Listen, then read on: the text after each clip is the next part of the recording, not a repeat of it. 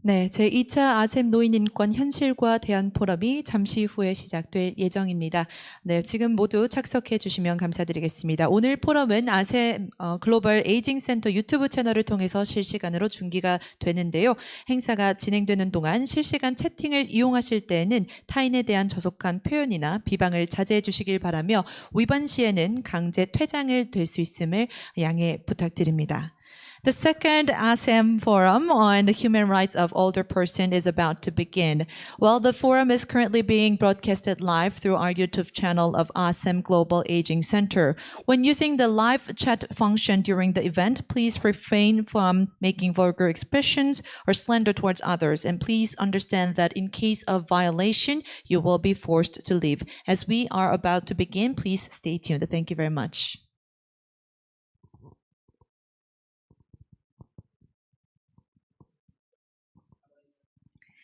Good morning from Korea. Welcome to the second ASEM Forum on the Human Rights of Older Persons. My name is Shin Ji-ye, and it's an honor for me to preside over this forum today. Well, this forum is currently being broadcasted live through our YouTube channel to welcome participants from all around the world to join us despite of this COVID-19 situation. Well, so thank you all the speakers and the participants joining us from all around the world on and offline to attend this meaningful event. To first give you a brief rundown of our forum, this forum was organized in order to discuss the issues related to the human rights of the older persons. And also, we are to seek ways to better protect and also promote their rights as well. And we are joined by many diverse stakeholders from all around the world, including the ASEM countries and also the relevant government ministries, international organizations such as the ASEM, ASEAN, EU, and WHO, and also the international NGOs, notably the Help Age International, Help Age Korea, and also the Age Platform Europe, and not only the national human rights organizations, but also the academia are joining us today. So under the theme of human rights and mental emotional health of older persons, the forum will be having 4 sessions over the 2 days starting today until tomorrow.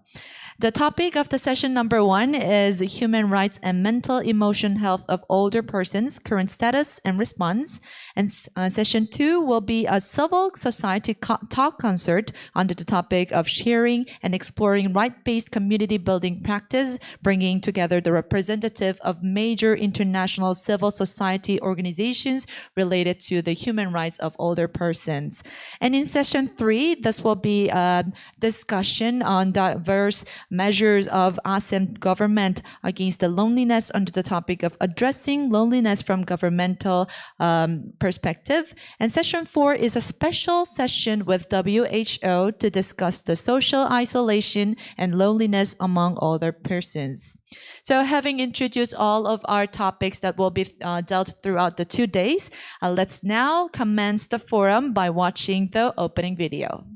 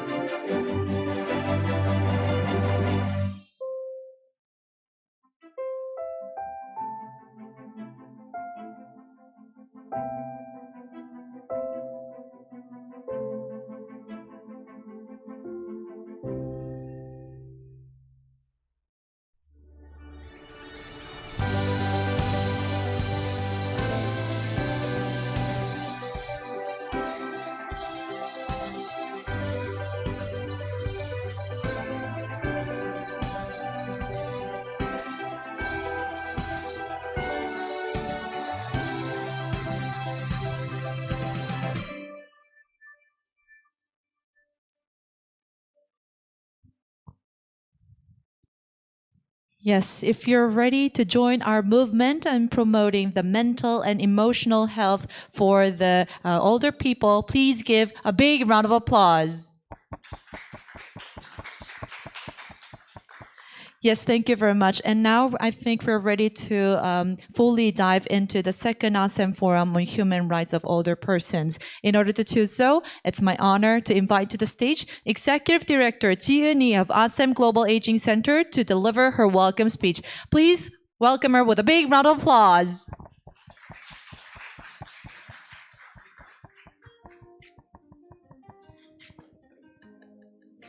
네, 안녕하세요. 아셈 노인인권 정책센터의 I'm 지은입니다. Executive Director 먼저 제2차 아셈 노인인권 현실과 대안 포럼에 공동 주최해 주신 한국국가인권위원회의 송두환 위원장님, Chairperson Duhan Song of National Human Rights Commission, and Ambassador Maria Castillo Fernandez of Delegation of European Union to the Republic of Korea for co-organizing this event. And my special thanks go to former Speaker Sang-hee Kim of National Assembly, as well as Foreign Affairs and Unification Committee at the National Assembly. And I'd like to sincerely extend my gratitude to Professor Diego D. Leo of Emeritus Professor of Psychiatry of Griffith University and Professor Yu In-kyun of Ewha University for your upcoming keynote speech. And my special thanks go to all the online participants. AJC before in the previous meeting in 2018 it was approved, and AGAC was aiming to promote this theme. So information sharing and education projects have been carried out by AJC. So human rights of elderly forum have been held together, and WHO and with major organizations reports were translated, and issues related to human rights of the elderly. So we have been sharing models, and also we are strengthening cooperation with organizations, and also UN agreement has been promoted by us, and we also taking part in many campaigns. So local communities, municipalities, and NPO have been communicated to promote the human rights of the elderly, and we are carrying a project for information sharing. And such governance will be a solution to solving issues regarding the elderly and its human rights. The theme of this forum is human rights and mental emotional health of older persons. As you saw before, the situation is very worse, but mental health in the elderly is regarded as just natural thing as we get older, and it has been overlooked sometimes. So mental and emotional health issues of elderly persons could lead to death alone and depression as well as dementia. But the severity has not been yet well identified.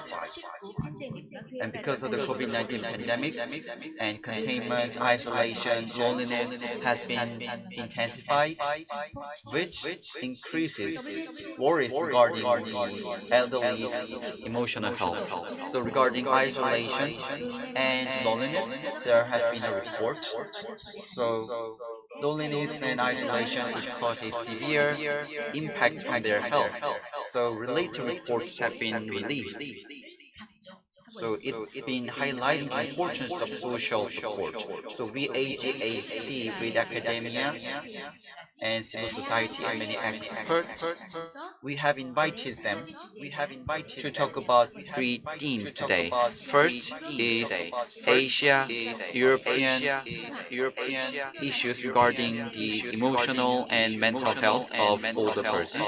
And second is sharing and exploring right-based community building practices. So practices and policies will be discussed at the second session, and at the third session, there are many reasons to cause isolation of the elderly, including loneliness. So we are going to talk about how to raise people's awareness and how to promote the issue. And as our MC mentioned before, we are going to have three sessions. And through today's forum, what I want to share is that the quality of life should be improved based on mental and emotional health of older persons, and we need to put emphasis on human rights. So rights-based community building practices must be dealt with, so that we need to prepare for a local community system. So with this, ASEM members should have been remain committed to building many communities. For example, Age Platform Europe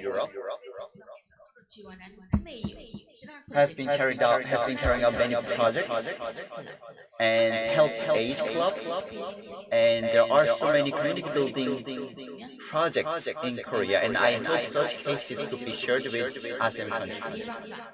And when it comes to solution to these issues,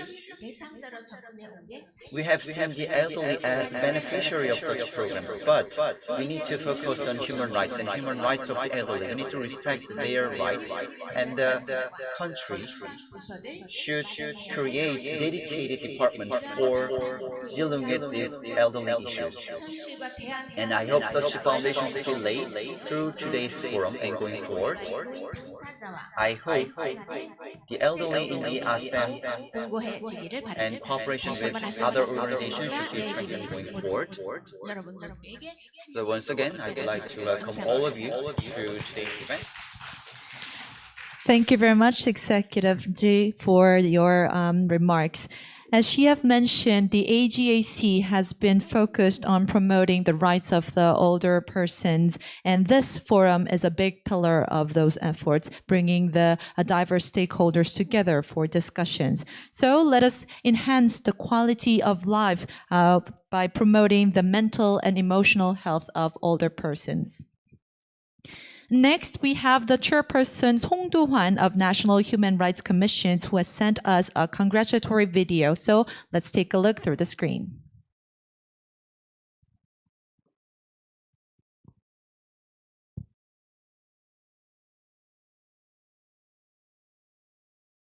안녕하십니까. 국가인권위원회 위원장 송두한입니다. 제2차 아셈 노인인권 현실과 대안 포럼의 개최를 진심으로 축하드립니다.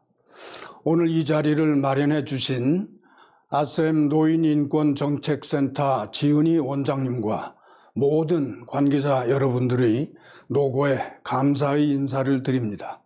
바쁘신 일정에도 불구하고 포럼에 참여해 주신 존경하는 김상희 의원님, 마리아 카스티오 페르난데스 주한 유럽연합 대표부 대사님을 비롯하여 아셈 회원국 정부 관계자, 학계, 시민사회단체 활동가 여러분 모두 반갑습니다. 코로나19 재난 상황이 종식되지 않은 가운데 우리는 인간의 존엄성이라는 소중한 가치를 되새기며 살아가고 있습니다. 전 세계 모든 사람이 힘겨운 시기를 감내하고 있지만 특히 노인의 경우 사회적 거리두기로 인하여 외로움이 가중되고 돌봄 공백이 발생함에 따라서 다른 연령대에 비하여 더욱 힘겹고 절박한 시기를 보내고 있습니다. 이처럼 코로나19 위협은 노인의 취약성을 더욱 심화시키고 있고 최근의 상황은 그것을 선명하게 보여주고 있습니다. 연일 발표되는 확진자와 사망자 수, 그리고 치명률이라는 숫자 속에는 우리 주변의 노인과 가족, 이웃의 소중한 삶이 훼손되고 있는 현실이 반영되어 있습니다. 기후위기 역시 모든 사람, 그 중에서도 노인의 생명과 생활을 위협하고 있습니다. 얼마 전 한국에서는 폭우로 인하여 반지하에 거주하던 분과 장애인을 돌보던 가족, 노인이 목숨을 잃었습니다. 기후 위기로 인한 어려움은 이미 재난에 취약한 노인의 고통과 희생을 가중시키고 있으며 앞으로 이러한 경향은 더욱 심화될 것임을 쉽게 짐작할 수 있습니다. 내외 귀빈 여러분, 우리가 코로나19의 종식과 치유, 기후위기라는 숙제를 풀어가기 위해서는 인류의 보편적 가치인 인권에 기반하여 세계 모든 국가들과 국제기구, 시민사회단체가 협력하고 연대해야 할 것입니다. 대한민국 국가인권위원회도 모든 사람의 기본적 인권 보호와 증진을 위한 책무를 충실히 이행하고 국제기구 및 인권기구 등과의 협력을 적극 수행하겠습니다. 최근 국가인권위원회는 세계 국가인권기구 연합 고령화 실무그룹 의장기구로서 유엔의 새로운 인권조약인 노인권리협약 성안에 기여하고자 추진단을 꾸려서 초안을 마련하고 있습니다. 이 초안은 국가인권기구와 정부, 국제기구, 시민사회 활동가 및 학계 연구자 등 인권 공동체 핵심 관계자들이 참여하는 국제회의에서 논의한 후 국가인권기구들의 회람을 거쳐 유엔에 제출할 예정입니다. 이러한 맥락에서 아셈 노인인권 현실과 대안 포럼의 개최는 국제사회의 협력을 도모하는 데 꼭 필요한 공론의 장이라고 생각합니다. 아무쪼록 여러분이 적극적인 참여와 의견 개진을 통하여 노인의 정신적, 정서적 건강을 증진하기 위한 다양한 방안들이 제시될 수 있기를 희망합니다. 끝으로 오늘 포럼에 함께 해주신 분들께 다시 한번 감사의 말씀을 드리며 모두 건강하시기를 바랍니다. 감사합니다. Thank you very much, Chairperson, for sending your remarks. As he have mentioned, let us propose a lot of fresh ideas in order to enhance the mental and the emotional health of the older persons. And next, our congratulatory speech will be delivered by Ambassador Maria Castillo Fernandez from the delegation of European Union to Korea. While Her Excellency was to attend this forum in person, however, she was tested positive of the COVID-19 that she was not able to attend. But today she will deliver her remarks through the Zoom platform. So are we on Connect with her?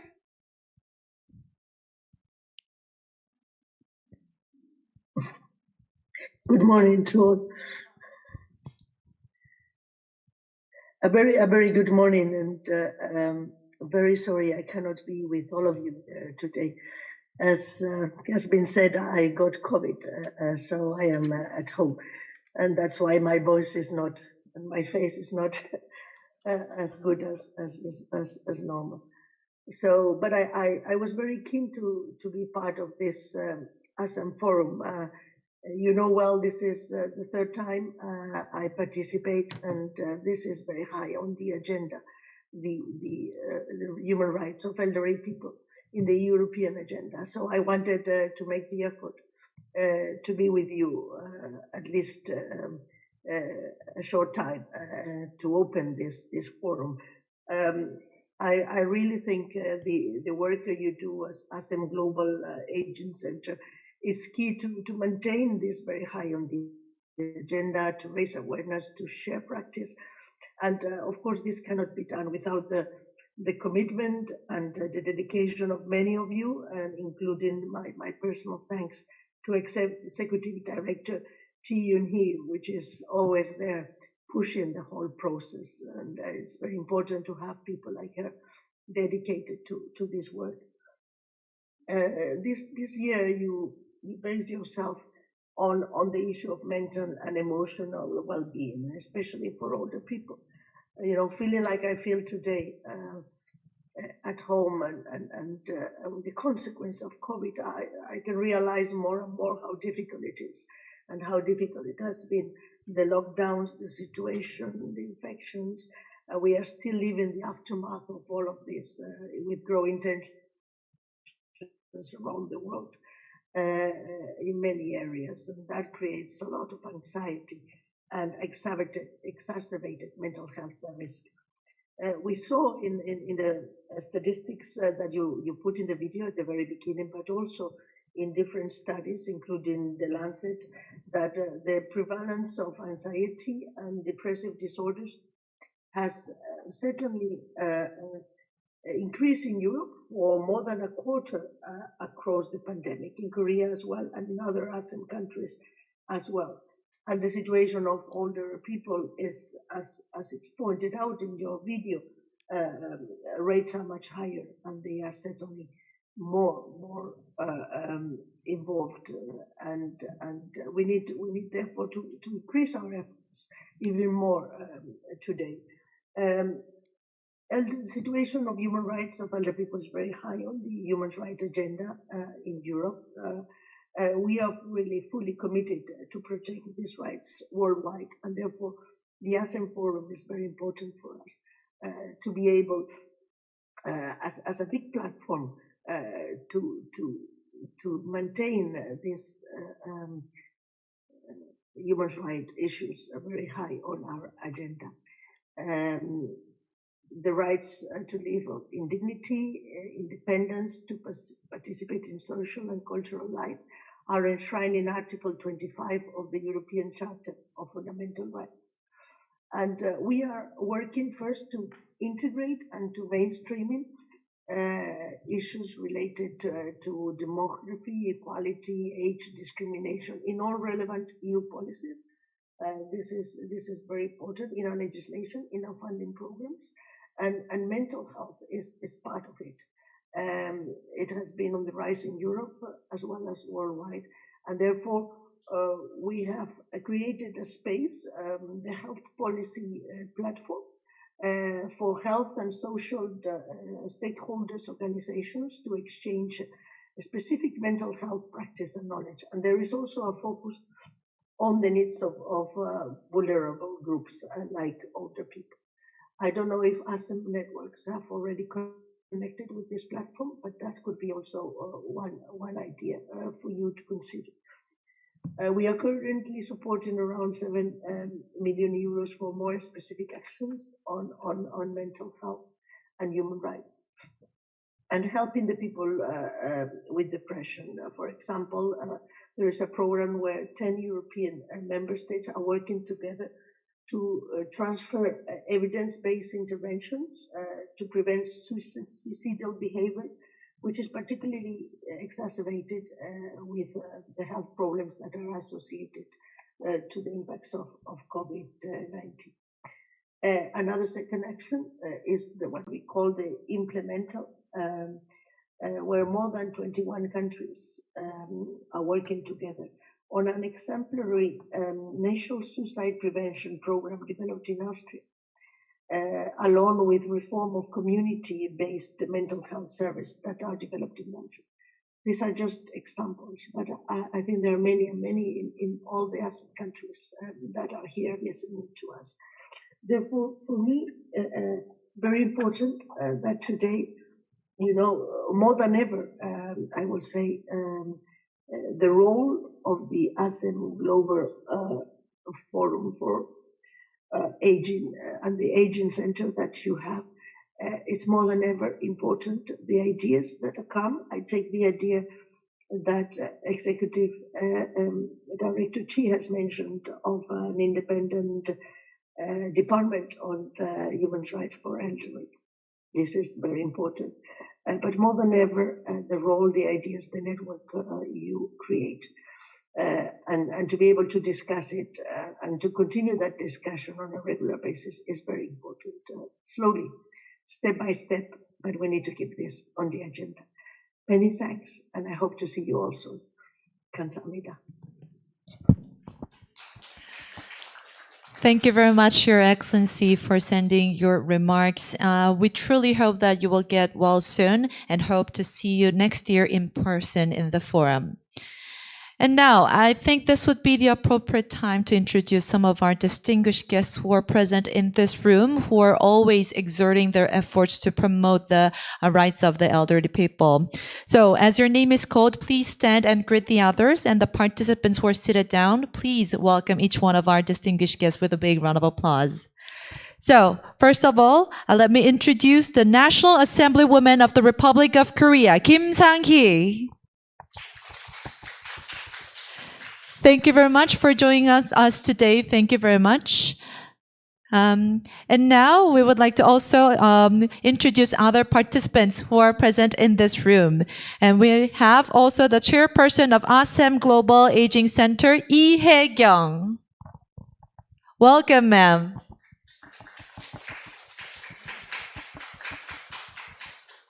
And we are also joined by the family members of the National Human Rights Commission of Korea. So I would like to call all upon them to stand and be recognized for their presence. We have the Director General for Education Cooperation, Lee Seok-jun, Moon Eun-hyun, Lee Dong-woo, Park Yu-kyung, and Oh Suk-kyung. Thank you very much for joining us today. They're all the members of the National Human Rights Commissions of Korea. And moving on, we are joined by the former Executive Director and current Special Advisor for ASEM Global Aging Center, current advisor, Im Hong-jae. Thank you very much, sir, for joining us today. Thank you. And moving on, we're also joined by the Professor Emeritus at Seoul National University, Special Advisor to ASEM Global Aging Center, Choi Sung-jae. And of course, we're also joined by President of Help Age Korea, Jo Hyun-se. And as for the last but not the least, we have the distinguished professor at Ewha Women's University, Ryu In-kwon. Thank you very much for joining us today. We know that we have a lot of participants joining us online as well, so thank you for your presence. Well, of course, there's many more to be introduced, but the time tells us to move on with the next on our agenda. We will be hearing another congratulatory remarks from Ms. Kim Sang-hee, a member of the Foreign Affairs and Unification Committee of the National Assembly of Republic of Korea, who was also a former Deputy Chair of Presidential Committee on Aging Society and Population Policy and Deputy Speaker of the National Assembly. Ladies and gentlemen, please welcome her with a big round of applause.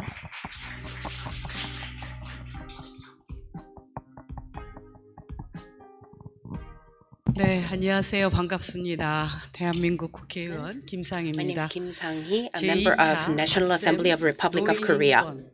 Welcome all of you to 2022 ASEM Forum on the Human Rights of Older Persons. From the first forum, I introduced myself as a Vice Speaker of the National Assembly, but it has been already 1 year.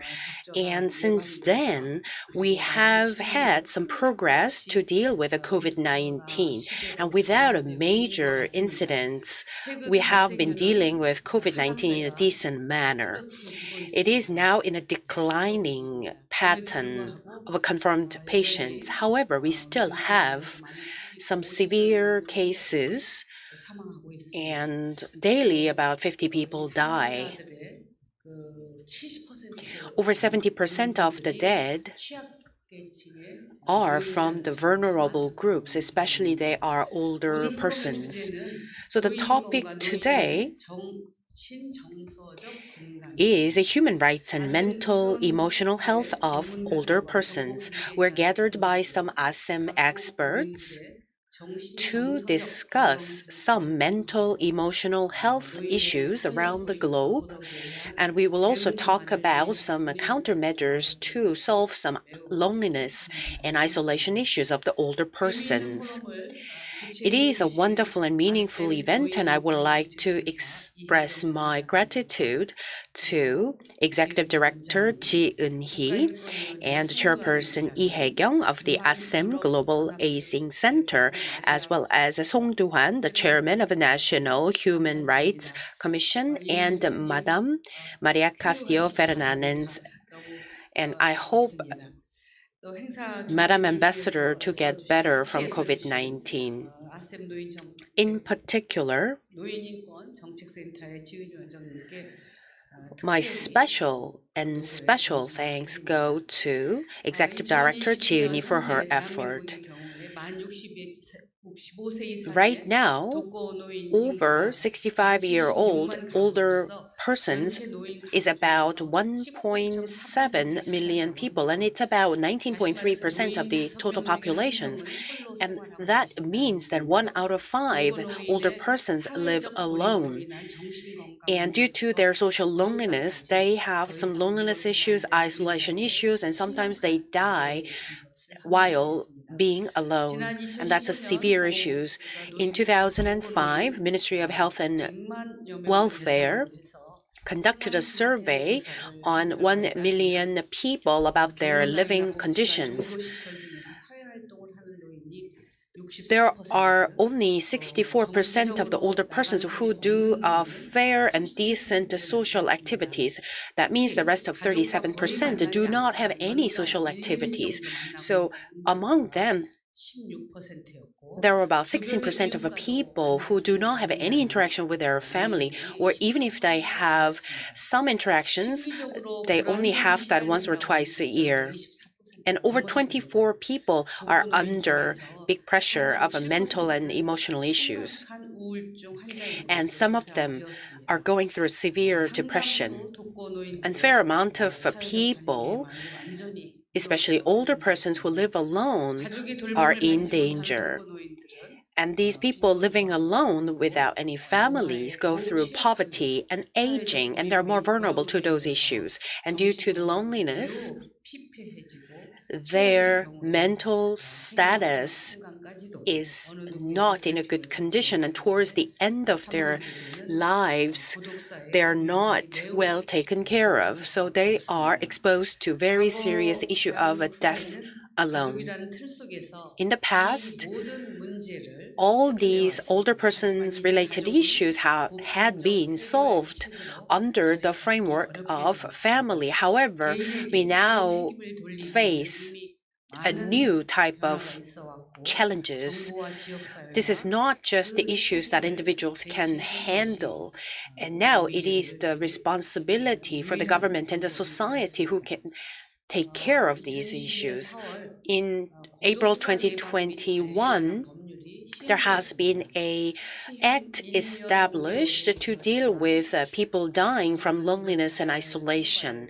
And however, since then, we do not have any progress at the government level, and not many people have the first-hand experience from that newly established act. And there are many blind spots that we cannot cover to help these older persons, which is fairly regretful. Sometimes you feel that it is late, but it's the earliest time you can do something. That means that we have some older persons in their loneliness and isolation who we can still help with some countermeasures and the solutions that we can discuss through such forums like this. And I hope we can have a fruitful discussions today. And as a member of National Assembly, I would like to convey your discussion results from today to the National Assembly. Once again, thank you very much. Thank you very much for your remarks and also for hoping for this fruitful discussion along the forum, and also for saying that the National Assembly will advance with a lawmaking regarding the outcomes of the forum today and tomorrow. And now there are many distinguished guests who have taken their valuable time in order to be with us today. So once again, thank you very much for gracing our event with your presence. So we would like to spare the time to take a commemorative photo together. So may I ask all the distinguished guests who are seated to join us on the stage for a photo together. Thank you very much. Yes, we'll be welcoming all the distinguished guests to join us on the stage for the photo. Well, as the distinguished guests are coming up to the stage, I would like to ask our online participants to patiently wait for us as we take the photo. All the distinguished guests are welcomed on the stage for the photo. Yes, the ASEM Global Aging Center has put together this forum this year on the theme of human rights and the mental, emotional health of older persons. This forum will be an opportunity to pay a close attention to mental and emotional health of older adults. And let us now take a photo together. First, we are going to take the photo with wearing the mask. Let's wear the mask for the first photo. Yes, please stand still. And yes, those who wants to take off their name tags, you can do so. And let's face the main camera. And on the count of 3, let's take the photo. 1, 2, 3.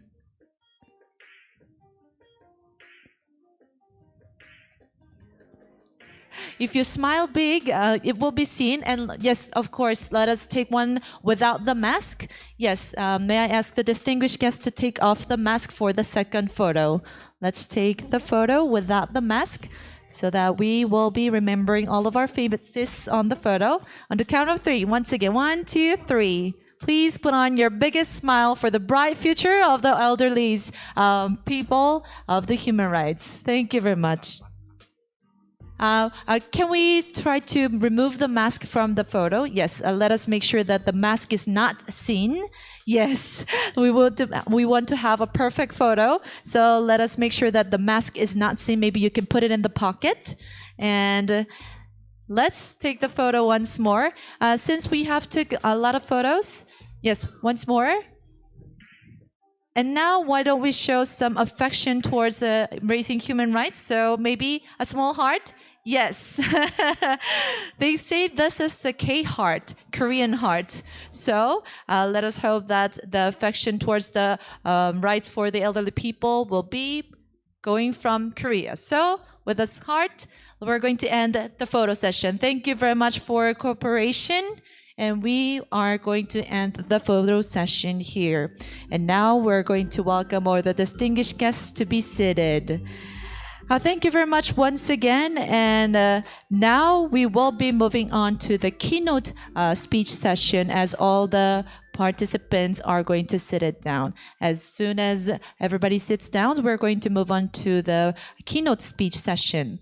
The first keynote speech is prepared by the Emeritus Professor Diego De Reo of Griffith University. To briefly introduce his history, Professor Diego De Reo is an Emeritus Professor in Psychiatry at Griffith University in Brisbane, and he served as the President of International Association for Suicide Prevention and is a co-founder and past president of the International Academy for Suicide Research and is also a co-founder of the Journal Archives of Suicide Research.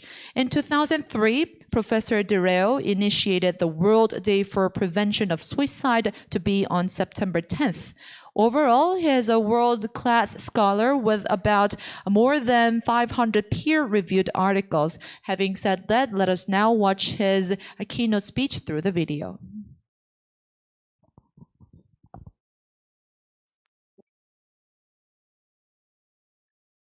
A very good morning to everyone, and I'm very thankful for having been invited to this important ASEM forum. My talk will be on things that we need to fight in the perspective of having the best possible well-being for older adults. I'm going to share the screen now with a series of slides. commencing with what exactly we should fight to achieve something. The first monster we need to abat, to counteract at least, is this form of bigotry called ageism. Ageism is due probably to Robert Butler, and is the prejudice based on the age group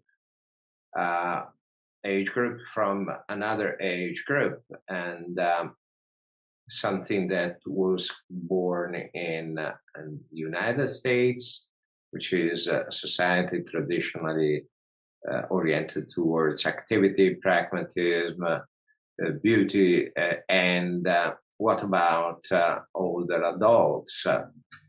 Older adults seen as less useful to society. Ageism, anyway, is not a phenomenon bound only to the United States, but is widespread. There was a very recent report from WHO called Global Report on Ageism, delivered March 21, so last year. This is the cover page of this report. And this report highlights that ageism is a phenomenon that starts early in the life of individuals. During childhood, we are learning to pick up elements around individuals that represent stereotypes and prejudices. And this stereotype version of reality are soon internalized. And they represent the future guidance of individuals. And unfortunately, this orientates also the judgment towards individuals of different ages. It's worth remembering that ageism is not only towards late life individuals, but also against young individuals. And there are different forms of discrimination and stereotype version towards, for example, sexual minorities, towards disabled individuals, towards different races, toward people with mental disabilities. Southeast Asia, in the global report on ageism, has been seen as one of the countries, one of the areas with the most expressed, most present attitudes in characterizing ageistic forms. And ageism is not just a cultural phenomenon, it's something that has consequences. And these consequences are on the well-being of the individuals, their health, their mental and physical health, their human rights. Ageism has been seen associated with a shorter lifespan and with a slower recovery from disability and clinical decline. It affects quality of life of individuals, increases social isolation and loneliness. And those conditions are both associated with serious health problems and suicidal behavior. We would say it in a short while, but also has financial, economic consequences, providing insecurity, particularly in older age. So the cost of ageism, it's really very important. We can imagine different forms of ageism. We have seen through the COVID how much the ageistic views have informed, unfortunately, health practices and decision.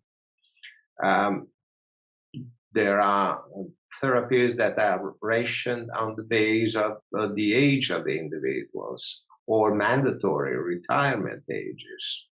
There are forms not only of institutional ageism, but also interpersonal ageism, which may be expressed by patronizing or disrespecting older adults, avoiding contacts and interactions, speaking in a peculiar way, which is known as elder speaking, So a type of use of language that infantilizes older adults and figure them as incompetent and incapable and treat them at the end impolitely, or considering individuals that they are worthless based on their age.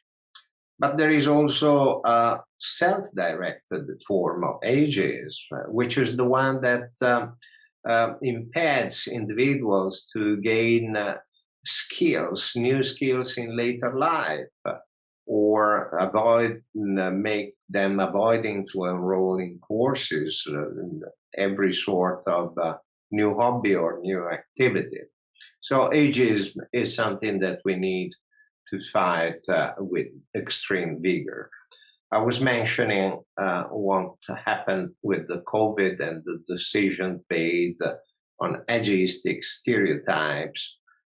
We have seen them particularly in retirement home or in nursing homes for older adults, where, for example, the scarcity of resources available, particularly ventilators or access to intensive care unit, were allocated according to chronological age of individuals. And this has been terrible.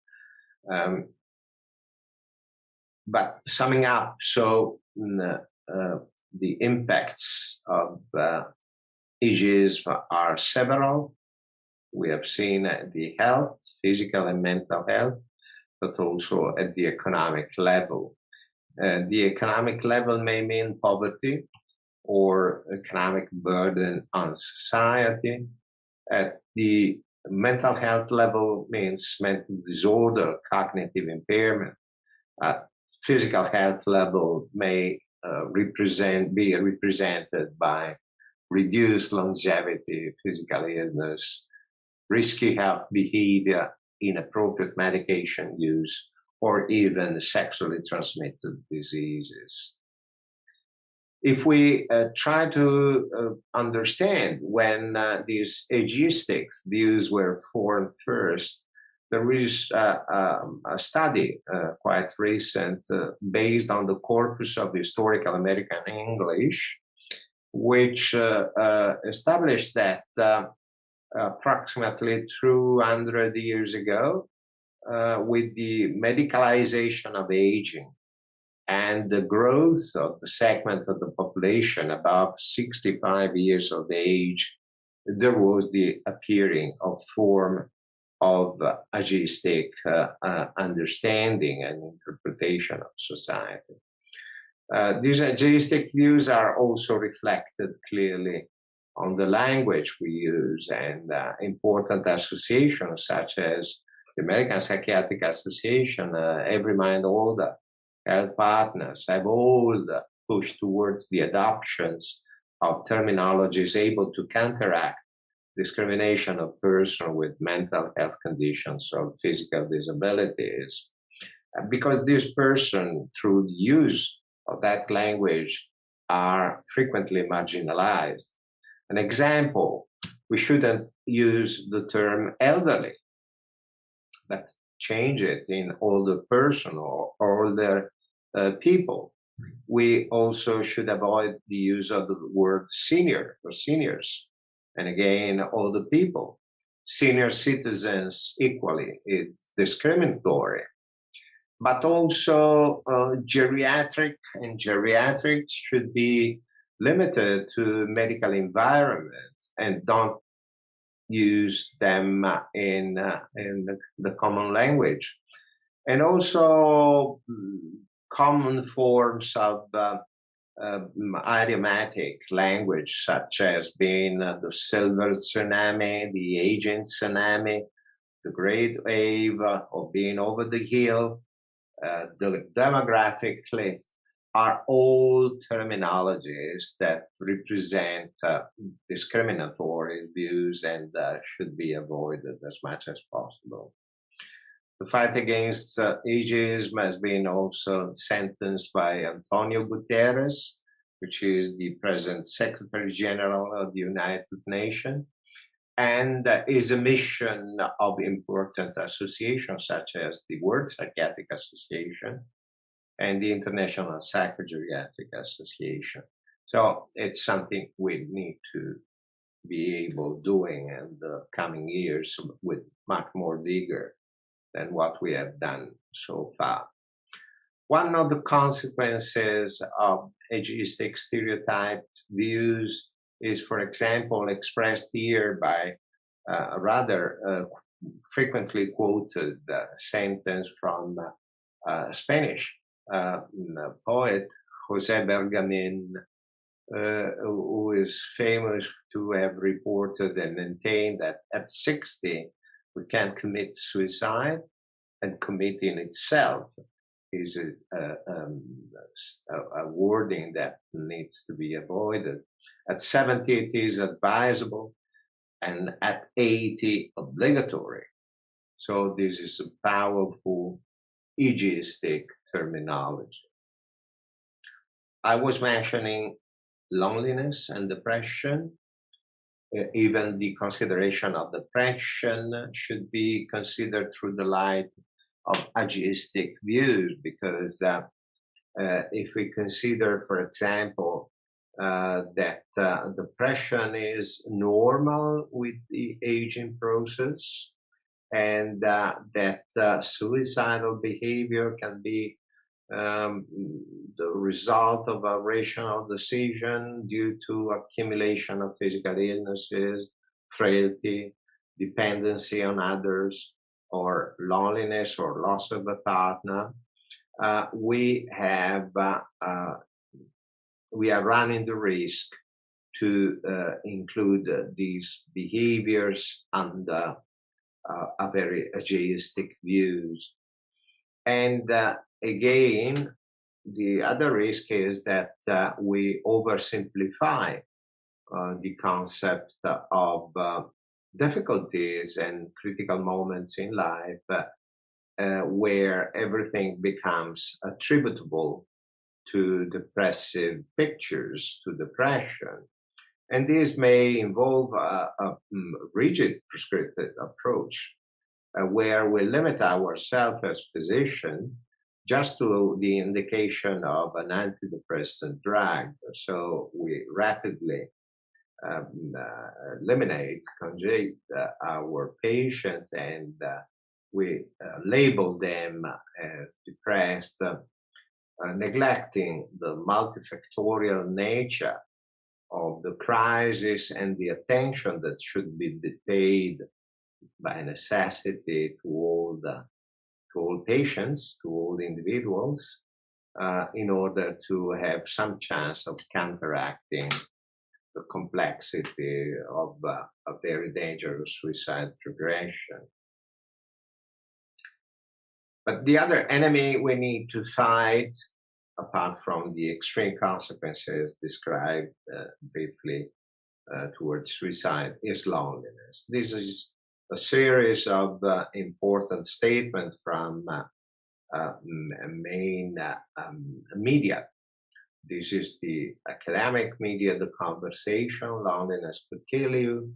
This has been Surgeon General in the United States stating loneliness kills.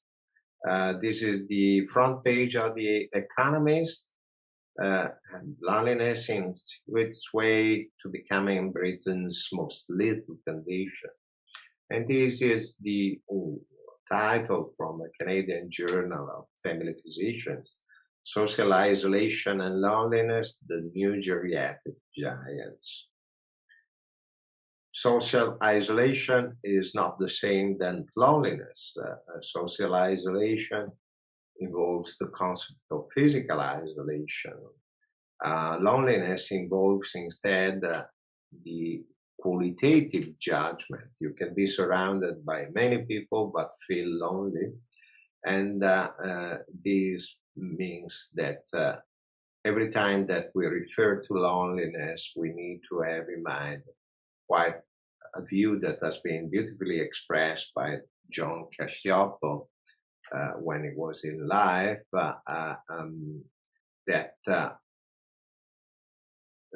loneliness is a qualitative flavor, something that make feeling people ununderstood by others, and not to have significant relationship with anyone. And this condition is particularly frequent among older adults, as this is testified, for example, in Europe. You can see the scores of questionnaires, the UCLA questionnaire that were involved in this study, demonstrating how much is different the score for older adults compared to younger generation. And loneliness kills, meaning that is a risk factor for many physical health problems, including dementia and cardiovascular diseases. It has been compared to obesity and smoking chronically at least 15 cigarettes a day for all life. This is the American government checking on its population and showing that more than 40% of older adults feel lonely on a regular basis, and that in those lonely individuals, 45% have an increased risk of mortality. And this is even prior to this data from the United States. This is the now famous report from Co-op and Red Cross in UK, showing that more than 9 million inhabitants of Great Britain feel lonely most of the time, if not always. And that 1 in 3 individuals aged 75 and over say that feeling of loneliness are out of their control. The only company is open just television. UK reacted by appointing a minister, and more recently also Japan appointed a minister. I'm aware that Australia and other countries are now trying to do the same, so considering loneliness as a major problem and trying to identify resources and administration able to organize or harmonize efforts to counteract loneliness. But why is so important? For example, I'm quoting 2 studies, 2 very long longitudinal studies. This is probably the most famous of all longitudinal studies, the Grant study, which saw among the recruited sample even a young John Fitzgerald Kennedy, then later president of the United States. And the results of the study, often reported by Professor Vaillant, say that love and friendship are more important for the life of an individual than their cholesterol levels.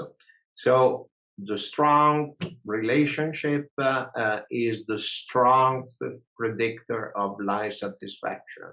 So well-being passes through having good connection and not feeling lonely, not being alone, and is a better predictor of long and happy life than any type of social class or wealth or fame, IQ, and genes. So important correlates of this study, which were paralleled by many other studies, but another famous study is the 90-plus study.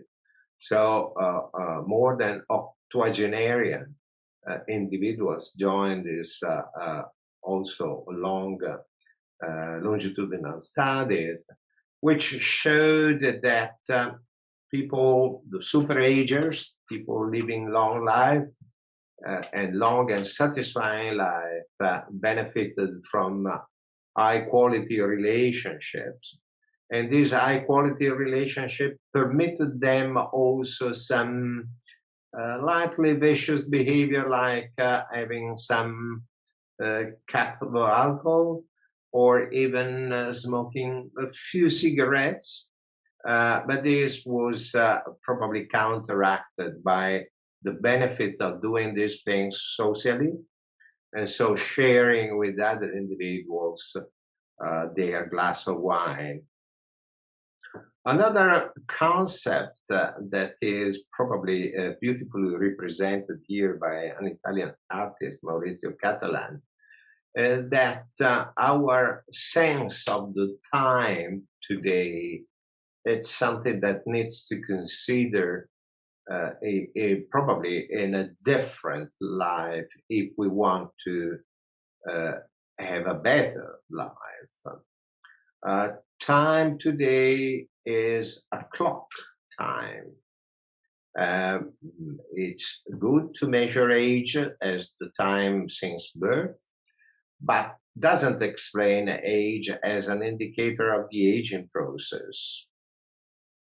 And this typical individualistic, instrumentalist culture of this society, of the current society, has difficulties in relating the elusive but inevitable limitation of the finite life.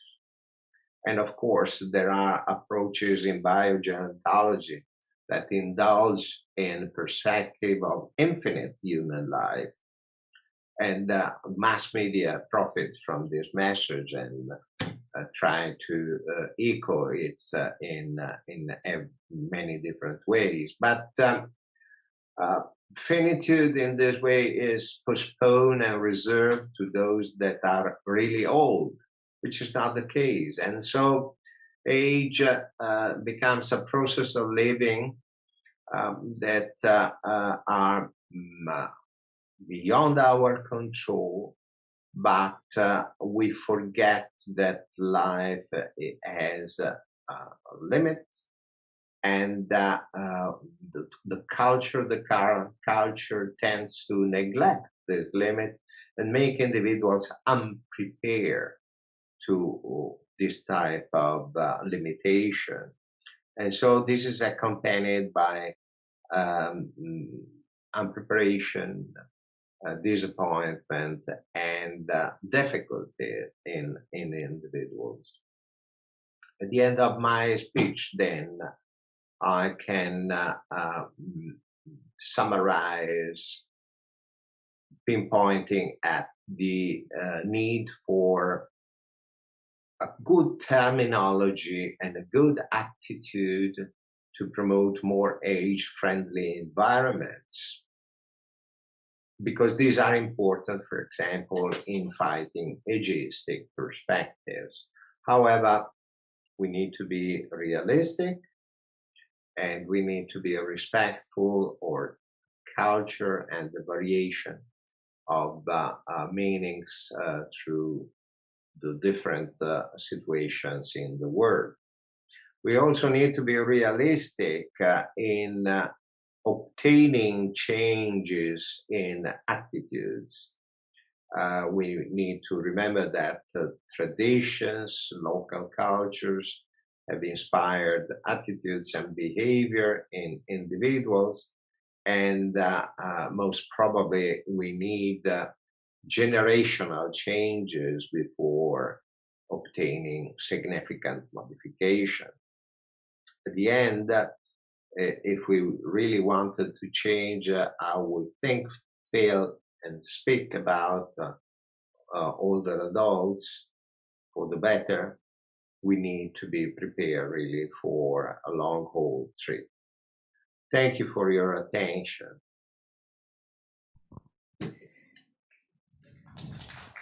Yes, thank you very much, Professor Emeritus Diego Dreo, for the keynote speech once again. Well, it would have been better if we were able to invite you in person, but the COVID-19 situation did not allow us to do so. So maybe next year we'll be able to see him on site here in Seoul. Moving on, we're going to hear the next keynote speech delivered by Professor Ryu In-gyun of Ewha Women University. Professor Ryu is a professor in the College of Pharmacy at Ewha Women University and also serves as the president of Ewha Brain Institute. He received his Bachelor of Medicine and PhD from Seoul National University College of Medicine. And he also majored in neuroscience at Harvard Medical School and served as a full-time lecturer in psychiatry at Harvard Medical School and also a professor in the Department of Psychiatry, Natural Science at Seoul National University. And he also was an adjunct professor at the University of Washington and University of Utah. Professor Liu is an expert in brain science, psychiatry, and brain imaging research and has published more than 170 papers in a number of internationally renowned journals such as the JAMA Psychiatry, American Journals for Psychiatry, and Molecular Psychiatry, and Nature Communications. So, as he's ready to deliver his keynote speech, why don't we welcome him with a big round of applause? It is my great pleasure and honor to be able to have this talk. I thank all for this occasion, and especially I thank for this invitation ASEM Director Ji Eun-hee and Lee Hae-kyung, and for this forum Chairperson Song Do-han and National Assembly Woman Kim Sang-hee. And I'd like to deliver a couple of clear messages about healthy brain aging. Since I know that my wife clearly knows that I'm not bright, so I'd like to focus on a couple of clear messages. And I have to work hard for about 15 to 20 minutes. My wife always recommends that I have to work hard, especially when there is a free meal after the talk. So I will first talk about brain development and maturation in children, adolescents, and young adults, and then move on to brain aging and compensatory changes in healthy seniors. I know that Dr. Lior preferred the terms of older persons and older people rather over the seniors or other terms, but I'll change it later. And then I'll move on to the psychosocial factors in brain function and late-life depression, and we'll come back to the suggestions for improving mental health and brain function. Pediatricians always say that children are not smaller versions of young adults, and I also know a little bit about this. Children, we need to add something like lots of minivan visit to soccer field to change the children to young adults, and like some pension fund and lavish life and cruise to sacrifice all those opportunities to move the children to young adults. And young adults, and we add some stupidity, and young adults will change into the middle-aged adults. And middle-aged adults probably will be transformed into older adults when we add some wisdom, at least for some women. Older adults, at least from the perspective of the brain, they have different function and different structure of the brain and different need for the brain. So it's not just numerically greater, larger versions of the middle-aged adults who will look in more detail into the brain part in this presentation. As we see that from the 7 years to 70 years, overall that there are decreases in brain volumes and thinning of the cortical thickness.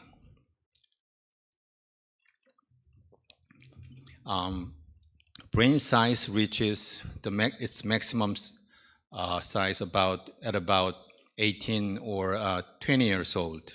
Let's say it's 20. And then brain size decreases about 3% by the decade. So if you are 30, 3% decrease. 40, 50, 60, it's like 12% decrease. 70, 15% decrease. So in a way, it's a substantial decrease in terms of brain volume. But there is another story to this. We'll look into that.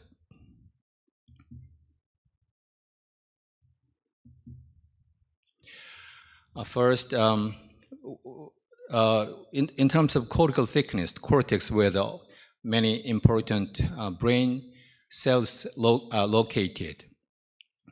When we open our eyes when we are infants, we need to see. So brain, like it matures in the rear part of the brain, and when our brains become more effective and efficient, we just prune unnecessary part of that cortex, and the cortex becomes thinner. So the thinning is not always bad. So, and then the infant stand up on foot, and then the sensory part and motor part becomes thin in the cortex. And when the children grow into the adolescence, they need to control their behaviors and instincts. So in adolescence, the frontal part of the brain, where all the regulation and inhibition and modulation occur, they need to control their behaviors and plan for the future. So the frontal part of the cortex become more efficient, and then the frontal cortex becomes thinner. So thinning doesn't necessarily represent bad things. So thinning in a way represent efficiency. So we can say that thinning occurs throughout the lifespan, but at the same time it can represent efficiency. So thinning or decrease in volume itself doesn't necessarily represent decrease in function. As you see that 20 to 50 years, there's a decrease, a continuous decrease from 20 to 50 years. And then over 50 years old, additional decrease occurs. So, but it is more of a physical snapshot of the brain rather than the functional decrease. We all know that a collection of knowledge and increase in wisdom occurs beyond 20 years old. Like it can occur, it continues beyond like 30 years old, 40 years old. The knowledge and wisdom collects and it expands.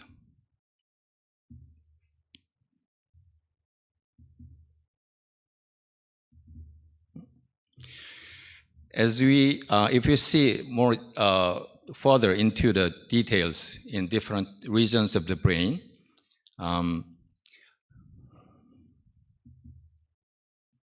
this is a frontal part of the brain where it's a mediation, inhibition, modulation, thinking, planning occurs.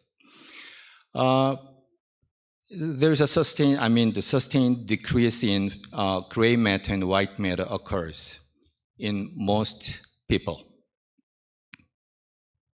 But it doesn't necessarily say that bad things are happening or a decrease in functioning occur.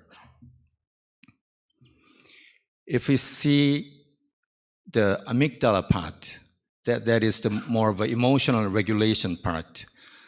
In the lower left corner, the black line, as you see that the volume of the amygdala still remains solid through the 40, 60 years old, even through the 80 years old. But the red line is for the Alzheimer or cognitive impairment, let's say memory impairment subjects.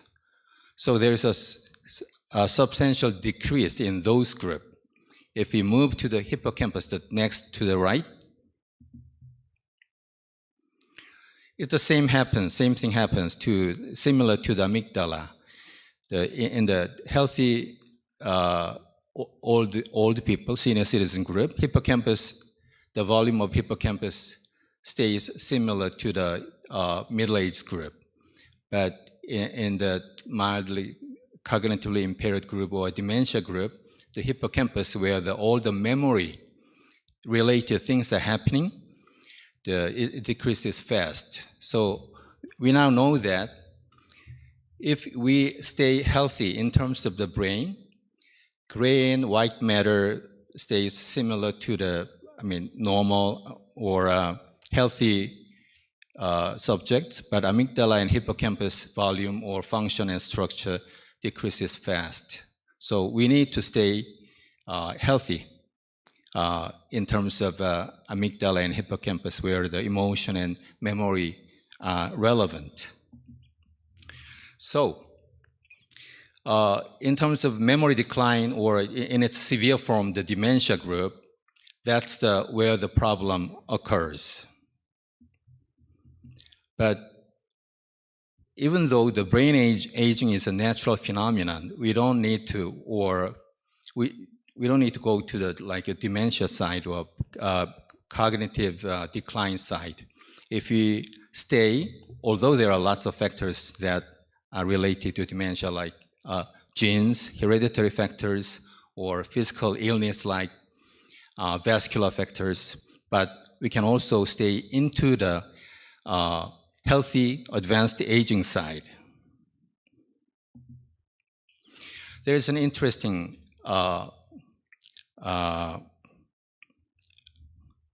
study, like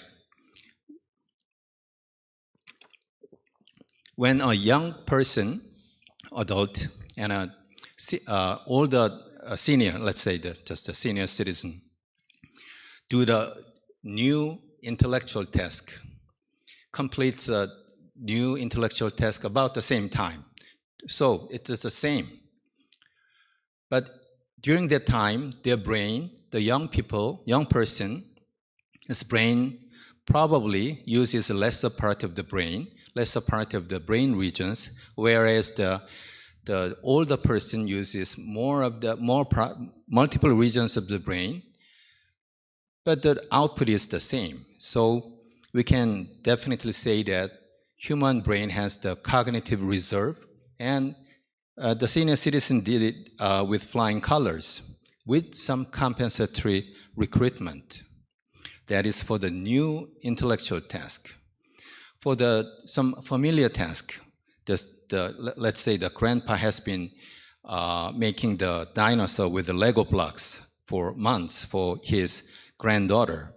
I think that the grandparent can beat his own son for this familiar task. Also, for the affective experience, they have different strategies. For younger adults, they tend to use more of an instinctual part of the brain, emotional part of the brain, like a subcortical part, whereas the older adult tend to use more of a thinking part, meditating part, thinking part of the brain. It doesn't necessarily say that older adult doesn't have a heart. They have the heart, but it's more by comparison. They use their more of a frontal part. I think that they also use the emotional part, but what's more prominent for older adults are their thinking and meditating and modulating part of the brain. So what's important here is healthy older adults, seniors, have different coping strategy and different cognitive reserve and compensatory recruitment. So it's not just like they are numerically greater versions of younger adults. So we need to take this into consideration when we plan for their treatment or for their social support. So we'll go into mental health and brain function in the older people. Well, when you talk about the late-line depression, we all know that depression is related to the psychosocial factors and brain biological factors. Psychosocial factors, I know that many distinguished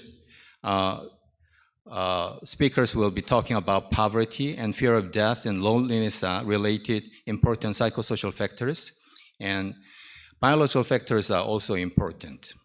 For example, COVID-19 is related to the, let's say it's COVID blue, and it's related to increased additional risk of depression and anxiety disorders. And it's also related to social isolation and also a little bit different in loneliness.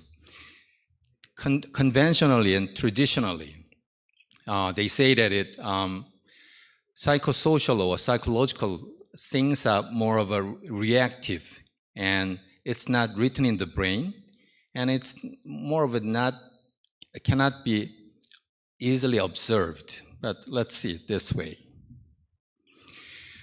Loneliness can be observed clearly, and it's written in the brain. In the brain regions, brain volumes of the regional volumes can be increased and decreased as you see this, and important brain networks it can be changed according to the severity or levels of loneliness. So it's not just the psychological or psychosocial factors. Loneliness should be taken with a substantial weight. And not to mention the biological factors of frontal cortex or the amygdala or hippocampus, which we discussed a few slides ago. As you see that, prefrontal cortex are important. When we have problems in prefrontal cortex in depression, it is quite closely linked to the risk for suicide. And also when it's related to decreased volumes of amygdala hippocampus, it's related to also with suicide. So I have some suggestions for improving mental health and brain functions today. Social interactions and support. When we improve the in any type of social interactions and support, it can mitigate negative emotions via controls over amygdala, which is related to the emotional outburst, as you see it here. Also, as you see it here, probably via, in prefrontal cortex, you can remember that in adolescence, you control your prefrontal frontal cortex thins when you have more control over in adolescence. And your control of the frontal cortex increases over amygdala. And then you control your negative emotions. So that's important for the mental health in the senior citizens, just like you see it here. So social interaction and support is really important. And increasing the positive emotional experience is very closely linked to the cognitive performance. So it can increase the cognitive performance. It's the same. Finally, there have been medications for dementia, but it's limited. There haven't been any new medications for almost 2 decades. But there's a new one earlier this year, but it's limited. Depressions are not responsive in 1/4 of all patients. So we have to do something before it goes into the deeper into the dementia or deeper into the depression. So even though it sounds too easy, but it's not just you just do exercise or you just have some social interaction or increase the positive emotion. It's written in brain. It has evidence. So I think it's really important also for the senior citizens' brain and mind and heart that if we increase the social interaction and positive emotion in older people, I believe that it'll increase the brain function and thereby it's linked to the improved mental health in the older people. Thank you. Thank you very much, Professor Ryu, for your keynote speech. He has dealt diverse information regarding the age-related changes in the brain and also the mental health and the brain function in the elderly. Well, with this, we're going to wrap up the morning session of the forum, and we'll be back at 1 p.m. Korean Standard Time to start the afternoon session also, which is the main session. So please stay tuned, and we'll be back at 1 p.m. Korean Standard Time. Thank you very much.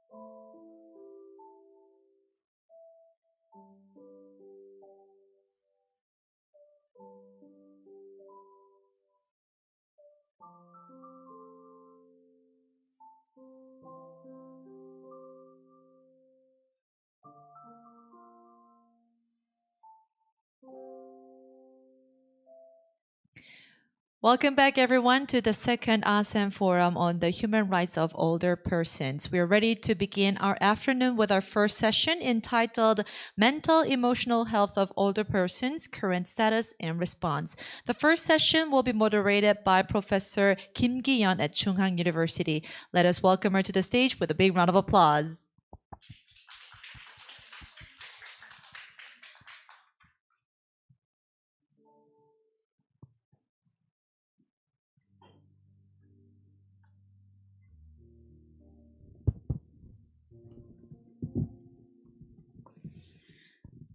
Thank you for the introduction, and I'd like to thank ASEM Global Aging Center for organizing this important forum.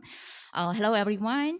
Again, I'm Gi-yeon Kim, professor in the Department of Psychology at Chungang University, Seoul, Korea. I'm the moderator of this session, and I'm very honored today to moderate this first session, focusing on mental and emotional health of older persons. It's an absolute pleasure.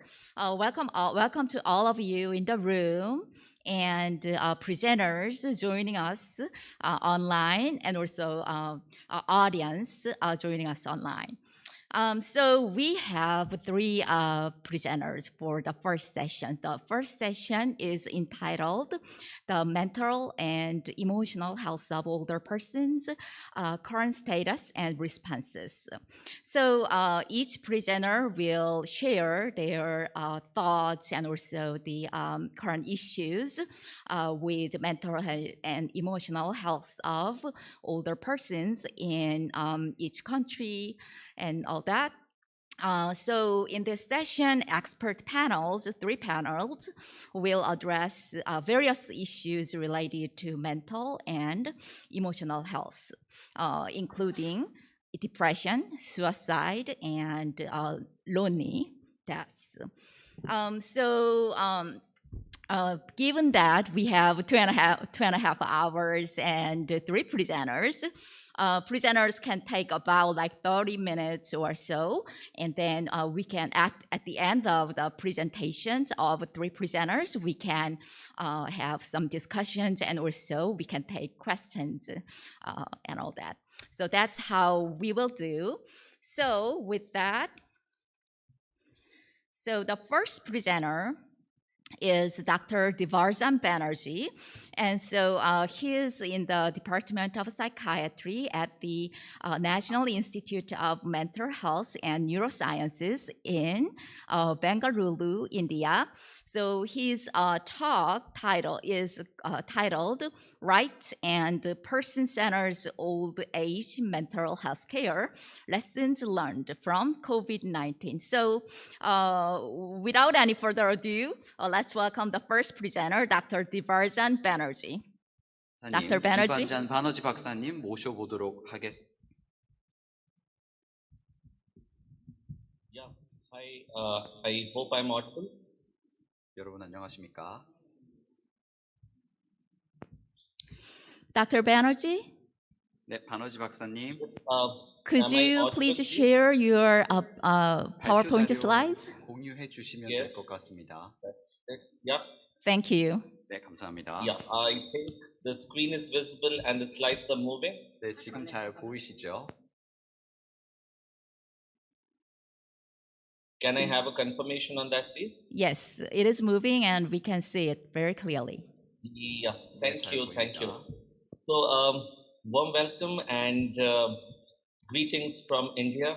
인도에서 It's, 인사 말씀 Always 드립니다. a pleasure, to be amidst a discussion on human rights and mental health of older persons. 인권과 Thank you, Professor 정신 Kim, for the 건강에 kind 대해서 introduction, and 말씀드리고자 합니다. I also thank all my co-panelists and 소개해 co-speakers for 주신 today.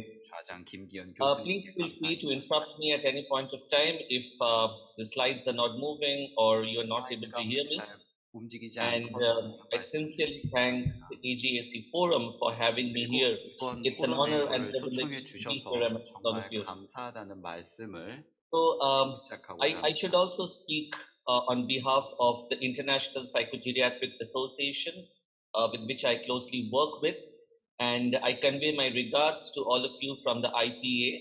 And again, it's always great to have a discussion related to human rights, especially in the post-COVID time.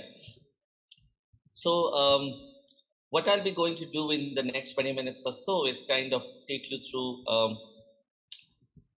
the different aspects of mental health care in older persons, especially in the post-pandemic times, and especially with regards to how COVID has kind of changed and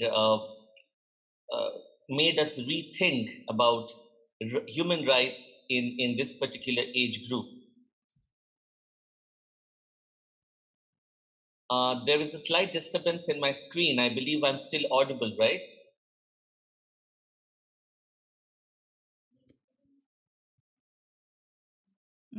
Yes, we can hear you pretty well. Yes, perfect. Thank you. Thank you. So, firstly, I congratulate your forum for selecting such a pertinent area because, just last year, the theme of World Mental Health Day was mental health inequalities or mental health in an unequal world. And this year, it's a global priority. So, this cannot be a more relevant time to discuss a rights-based psychological and emotional health care for older persons. And it's always been that when we talk about mental health as a psychiatrist, as a geriatric psychiatrist who work with older persons, especially when I talk about my country or in South Asia, there is always a predominant focus on symptoms, on symptom recovery, on reduction of the psychological burden of symptoms.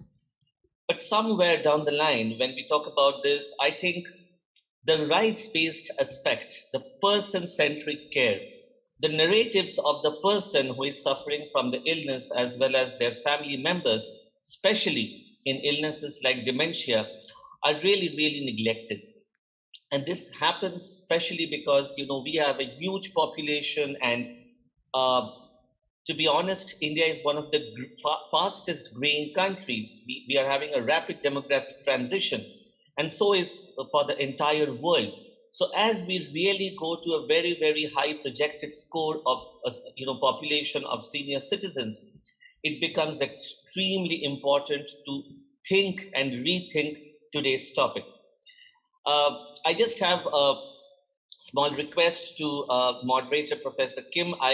It's actually morning time for us here, so maybe I kind of have to finish my presentation and then stay for a while and leave. So I'll be really happy if I can take the questions at the end of my presentation, and I'll be happy to answer them. So to move ahead with the presentation, this is something which has always been one of my favorite quotes or lines by Russell. Age is like a ladder which takes you high. It brings experience, it brings wisdom, it brings a lot of positive things, but it also brings risks. And if we are sensitive about that risks as physicians, as individuals working in mental health, as individuals working in area of health related to older persons, and especially as a community, I think it's very important that we safeguard their rights, especially at one time when they are very, very vulnerable. So to start off with this premise, as I was discussing with you, by 2050, based on the United Nations projection, number of individuals above 60 years are going to make up nearly 20% of the population. And just imagine in sheer terms of numbers, what that's going to get us to. Now, this demographic transition, this change in the population dividend, mostly affects lower and middle income countries. Rough statistics, 1 out of every 8 people across the world are 60 years or more. And what the pandemic, it's still going on for last 2 years with all this lockdown and consequent changes, what it has really made us feel is that, it's very important to reconsider and rethink how are we going to shape mental health services and policies for this age group, because the problems, the vulnerabilities, the inequalities, and the human rights crisis are forever increasing. And age is not a constant. We all will be aging. In fact, today I'm talking here, 30 years, 40 years down the line, I'll be in the same age group that I am talking about today. So if we have to make the world a place which is suitable and age-friendly, then we have to start working now, all of us. And only then will this dialogue that we are discussing today be relevant in the future times. Now, if we talk about rights, the Universal Declaration of Human Rights, it clearly mentions that all human beings are born free and equal in dignity and rights. This is irrespective of age, culture, creed, socio-economic status. So when we talk about human rights, there are no age bar. We cannot deny any age group of any particular rights, human rights. Now, the issue is that, a lot of these are considered to be implied. And as mental health professional working in this area, what I sincerely feel, I really welcome all your thoughts on this, is that because this is very much implied, we do not really take an extra step or a measure to protect these when these are more vulnerable. We talk about children, we talk about women, we talk about older people, we talk about the gender and sexual minorities. But the problem is, there is a very covert ageism that is present in all of us, all throughout. And when a person ages, when a person is probably not cognitively or psychologically capable enough to protect his or her rights, it actually is the onus of the society and the policy makers to protect them. Of course, taking into account their considerations.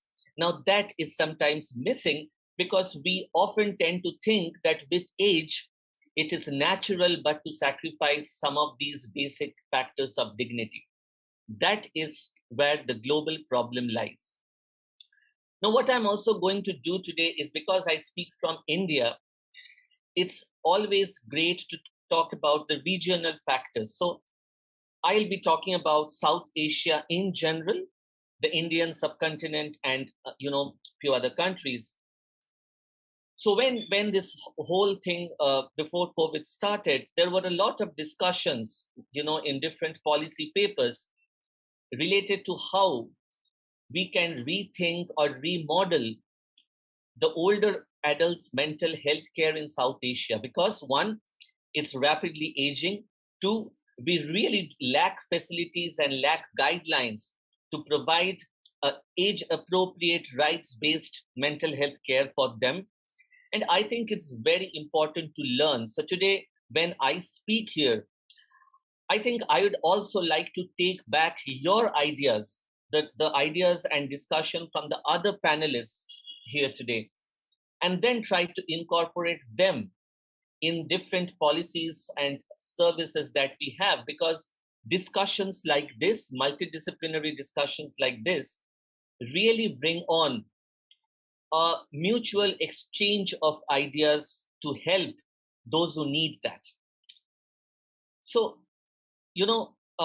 this was one of the documents that we published as a part of the World Federation for Mental Health. This was released last year, one of the regional position statements, and this was the position statement from Asia Pacific, and led by Dr. Roy Braham from India.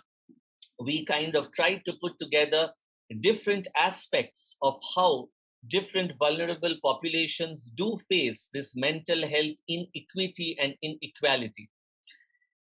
Now, when we talk about mental health care in the Asia Pacific region, and I'll come to the older adults part in a little bit, we talk about all these factors. We talk about the differences in politics, the changing of demographics and gender equality, mental health policies, the immense amount of climate changes, employment conditions, socio-economic disparities, differences in social security policies, human rights crisis, stigma related to mental health and vulnerable population, change in the family structure, which becomes very important when we talk about older people, because COVID has actually shown us a lot of separation, change in family dynamics, change in family structures. Nuclear families kind of tend to become more segregated. Income inequalities, climatic changes, the influence of the pandemic, and finally, the health-related behaviors and preparedness, disaster preparedness as we talk about it. So I'm sure that these are the factors which probably influence mental health in every single country. But I just wanted to bring this out to kind of show that how unique each region is, and hence an inter-regional dialogue or collaboration like this becomes very important for safeguarding mental health. Now, as I mentioned already, what are the specific mental health challenges related to aging? I already emphasized on a rapidly aging population, the ever-increasing trend of dementia, 1 million nearly each year, according to the WHO estimates. Limited primary mental health care resources, at least at our place, we are heavily biased towards tertiary care. So if you go to the rural areas, if you actually go to community health services, they may not be well equipped with dealing with mental health care challenges. There are the issues of migration, homelessness, unemployment, and finally, and most importantly, ageism and elder abuse, which I'm going to come in a little while. This was the largest mental health survey conducted in India. A little bit older though, 2015-16 by the National Institute of Mental Health and Neurosciences, of which I was a part of for around a decade. So this is one of the largest, in fact, the largest survey in India, one of the largest in any countries. And if you actually look at the data, it is alarming. 1 in 3 individuals over 60 years have some neuropsychiatric condition which may be detected or not. The other important factor is treatment gap. So out of every 100 individuals who have mental health condition, only 15 do receive some form of treatment. Considering our population, just imagine the burden it can create on our mental health services. I started off by mentioning that we cannot just look at symptom recovery. So it's very important to look at the social determinants. Now, we know that health is a composite, multidimensional, intersectional structure. When we talk about aging, when we talk about healthy aging, we also need to keep in mind the factors of digital literacy, social security, justice system, especially with respect to human rights, a spiritual dimension, which may be important for many of them, discrimination, health inequalities, and finally, the factor of abandonment and loneliness. Without these factors, when we talk about the biopsychosocial model, without these factors, it is literally impossible to conceptualize mental health services when a person ages. And this is probably one of the most appropriate forums where we can discuss these factors in detail. Let's see what the pandemic has done. We are all aware by now that older people were more vulnerable, both physically, medically, and psychologically to COVID. Nevertheless, besides the biological changes, there were a lot of other factors that came into being. People getting stranded, people getting deprived of basic amenities like food. Many people may not be having their domestic help. The fear of stigma, not letting older people to go out. Someone might, an older lady may just have 15-20 minutes walk in the afternoon as the only recreation that she had, but that was kind of taken away. So it was removal of autonomy and independence. A rapid burst of misinformation.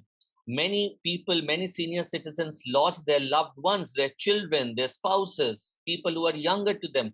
Existential issues come into being that, Lord came to us, we were operating an elder helpline.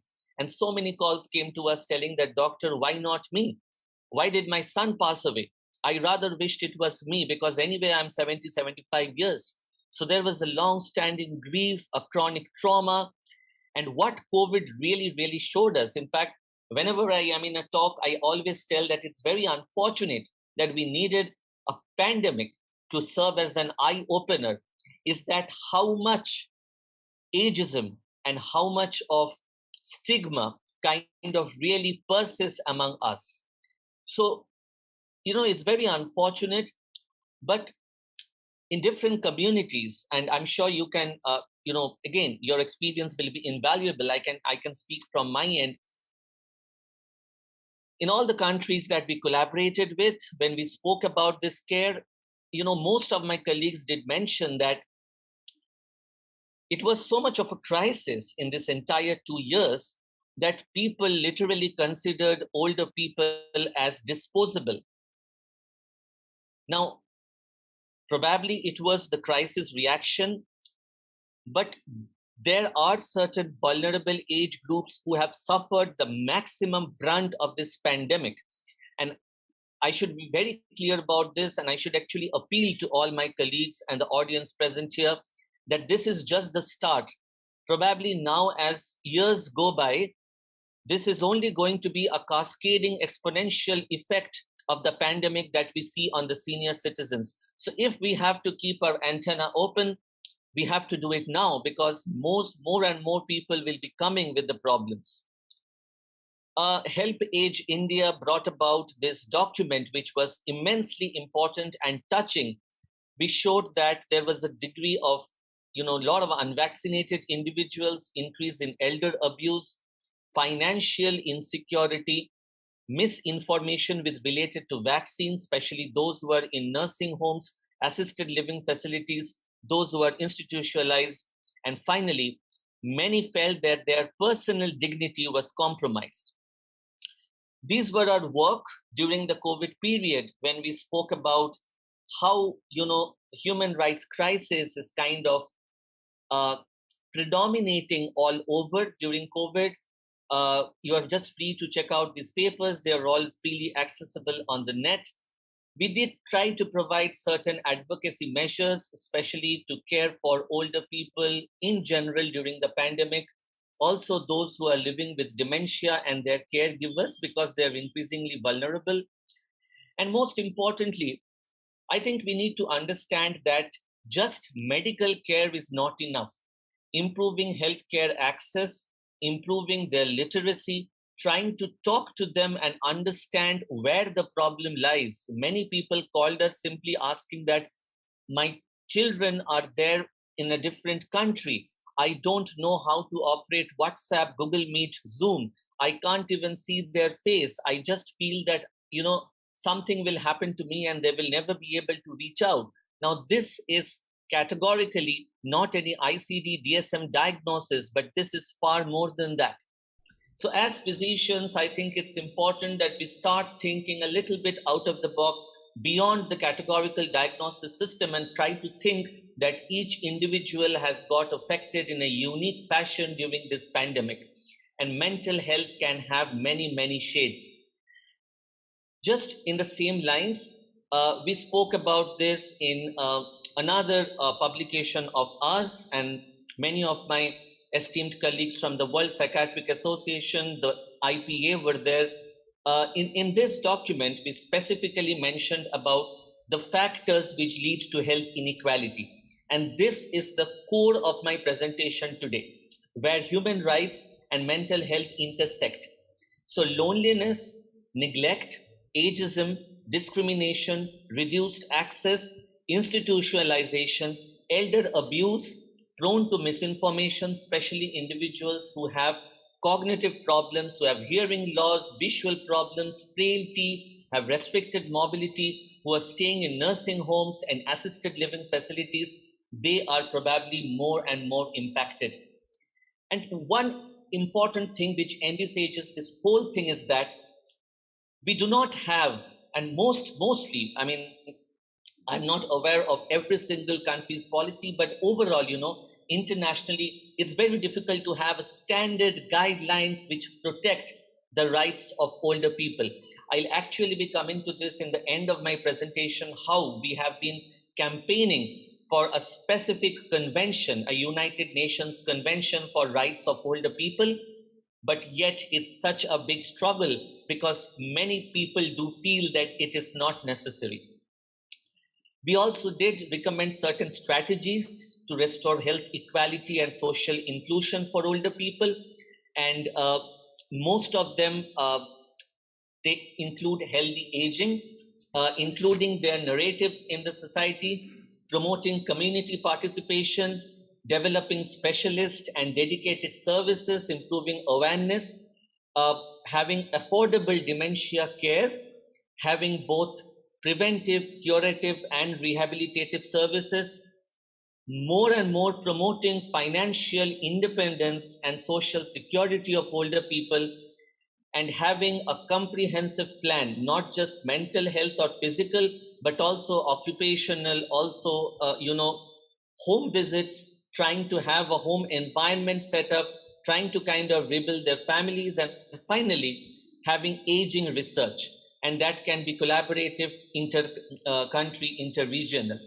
This was the paper that I was talking about, and this is pretty much the same discussion that we had a few minutes back. I just like to stress on the fact here that if we have to build services for them, it has to start right from an individual awareness, right to the point where the community is involved. And without mobilizing the policymakers, the local leaders, the government, it is impossible. So each one of us, and this will be my message today, to appeal to each one of you to serve as a messenger for this cause, so that you can mobilize, you can educate, you can make every person around you aware of the need to fight for the rights of older people. And this is often neglected. We focus a lot on symptoms, but supervision, the vulnerable groups, marginalization, cognitive deficits are extremely neglected when we talk about general health care. In fact, sometimes they are not even screened. So we keep in mind this increased risk of abuse and discrimination. And when we talk about elder abuse, it's a growing social evil. It is not just limited to physical abuse. It can be psychological, sexual, neglect, abandonment, medication abuse, chemical restraints, financial exploitation. And data is extremely restricted. In fact, back on June 15th, when we were having a discussion for this World Elder Abuse Awareness Day, we actually realized that how limited data is from lower and middle income countries, because many of them do not report because of the fear of legal hassles, because people may not believe them. And even though when we get sometime calls, the next time we call them back, they're invisible. I really like to stress on the fact that elder abuse does have a particular definition, and it's not an abstract term. So it's a single or repeated act or lack of appropriate action where there is a relationship, expectation of trust. Most perpetrators are actually individuals who know them, and the community prevalence is as high as 15.7%.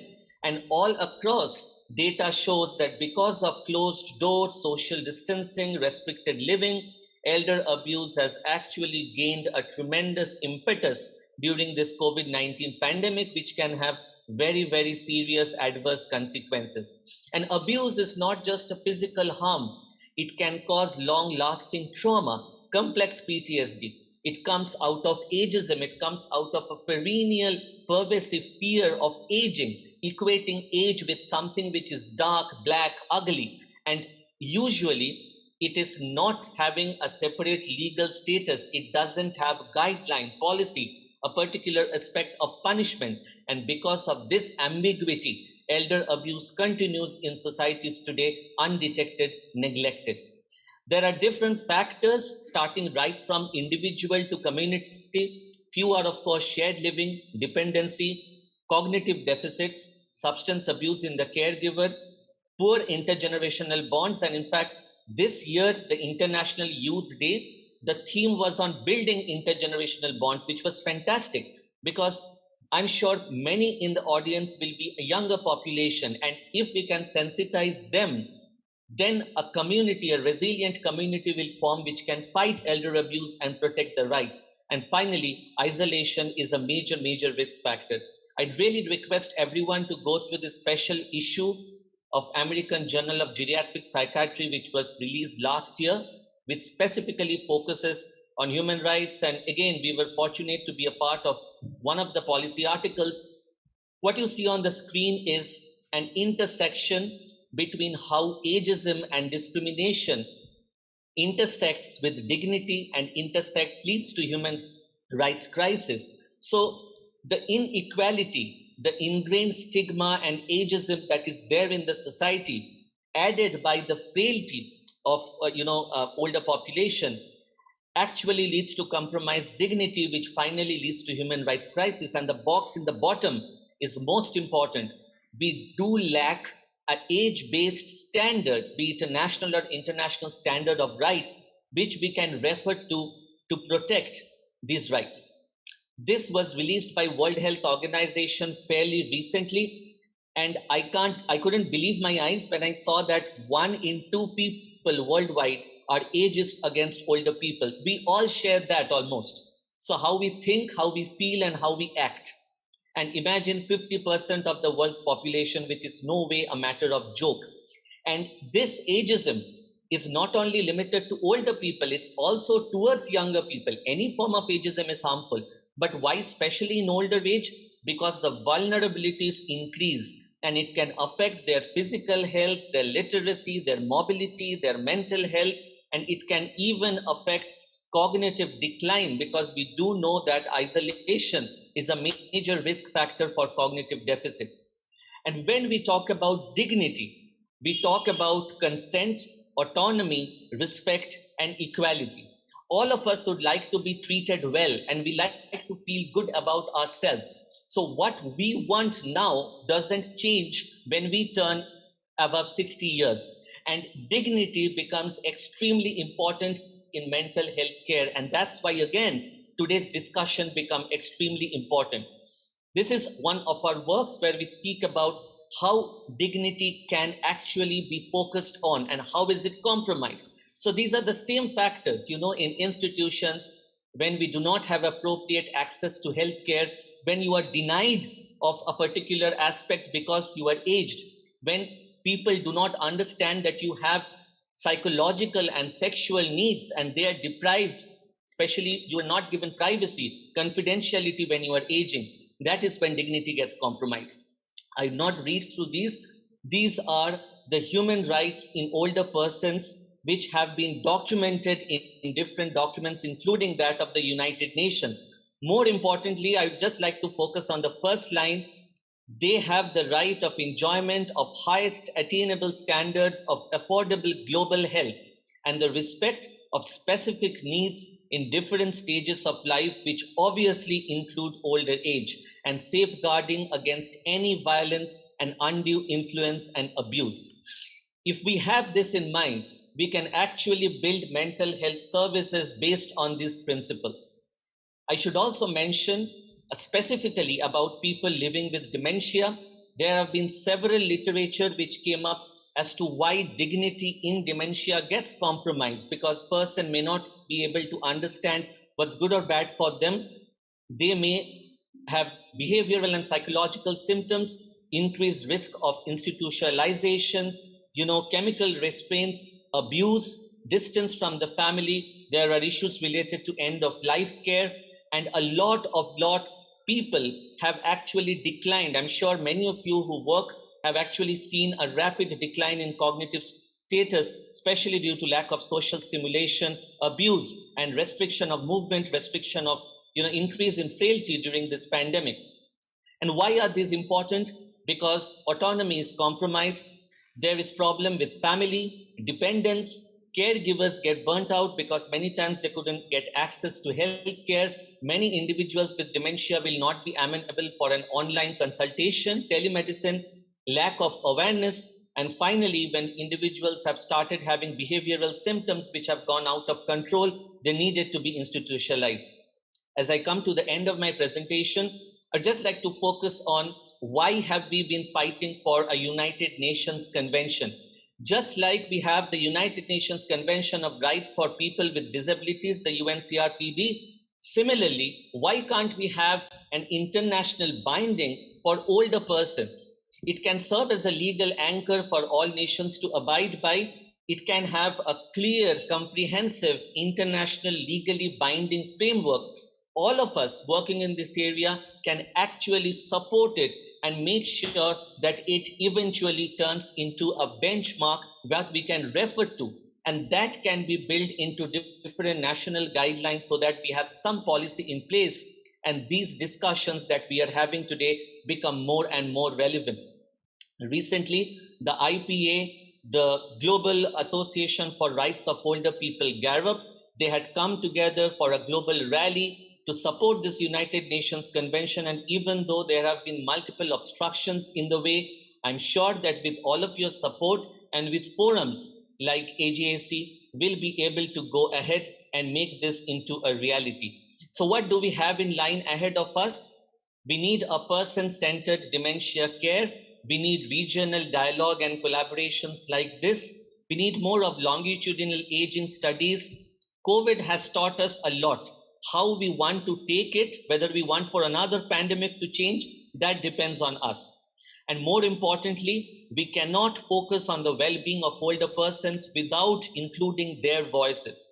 I always remember speaking to my grandparents and they telling that, probably we have seen life more than you, but you see life through our eyes. And that's what makes the difference. We need to think like them. We don't need to wait till we age 60, 65 for somebody else to make the decisions for us. Lastly, today we stand in the United Nations Decade of Healthy Aging, 2020 to 2030. So this discussion becomes all the more relevant, and let's make a difference if really want to. I should invite all of you to the upcoming Older Adult Mental Health Awareness Week. This is the website. Please feel free to refer for same.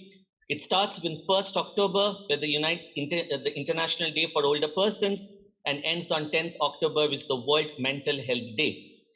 Finally, I'd like to extend my thanks once again to the forum for having me here, to the audience for their patient listening. Let's make the world age-friendly as how we want when we age one day. And here lies the difference. Thank you once again. Thank you, Dr. Banerjee. I really appreciate that you shared very in-depth discussion on human rights of older persons and mental health issues. Very much enjoyed your talk. And before we move on to the second presenter, Professor Ha, Dr. Banerjee gave us some special requests. So given Dr. Banerjee's special request, we will take a few questions for Dr. Banerjee before we move to the next presenter, given that he has to move a little bit earlier. So we received a question or two for you, Dr. Banerjee. So you can probably answer that right now. And then if we have some more questions from the audience or the audience online, then you can probably just share your email address. They can probably directly ask you. Would that be fine with you? Yes, thank you so much for accommodating the request. I mean, I actually would have loved to stay throughout the session, but it's kind of a little bit odd time for us. But I have actually shared my email ID at the last slide, and I really would. It would be my pleasure to answer any of your questions if you can just direct it to me via the mail ID throughout the presentation or even any time later. Thank you. Okay, that sounds very good. So we have a question from the, we received the question. So the question is, around the world, many older people with mental health challenges are deprived of their right to be treated as valued individuals. As you mentioned, dignity is considered a cornerstone of mental health care because people affected by mental disorders are often subjected to discrimination. Human rights principles are not always honored in mental health care, and essential services are not equally distributed. So this might be due in part to the unclear way we conceptualize the term dignity, as doing so may cause us to overlook this issue. So first, I'd like to ask at the facility level to determine how dignity should be conceptualized? That's the first question.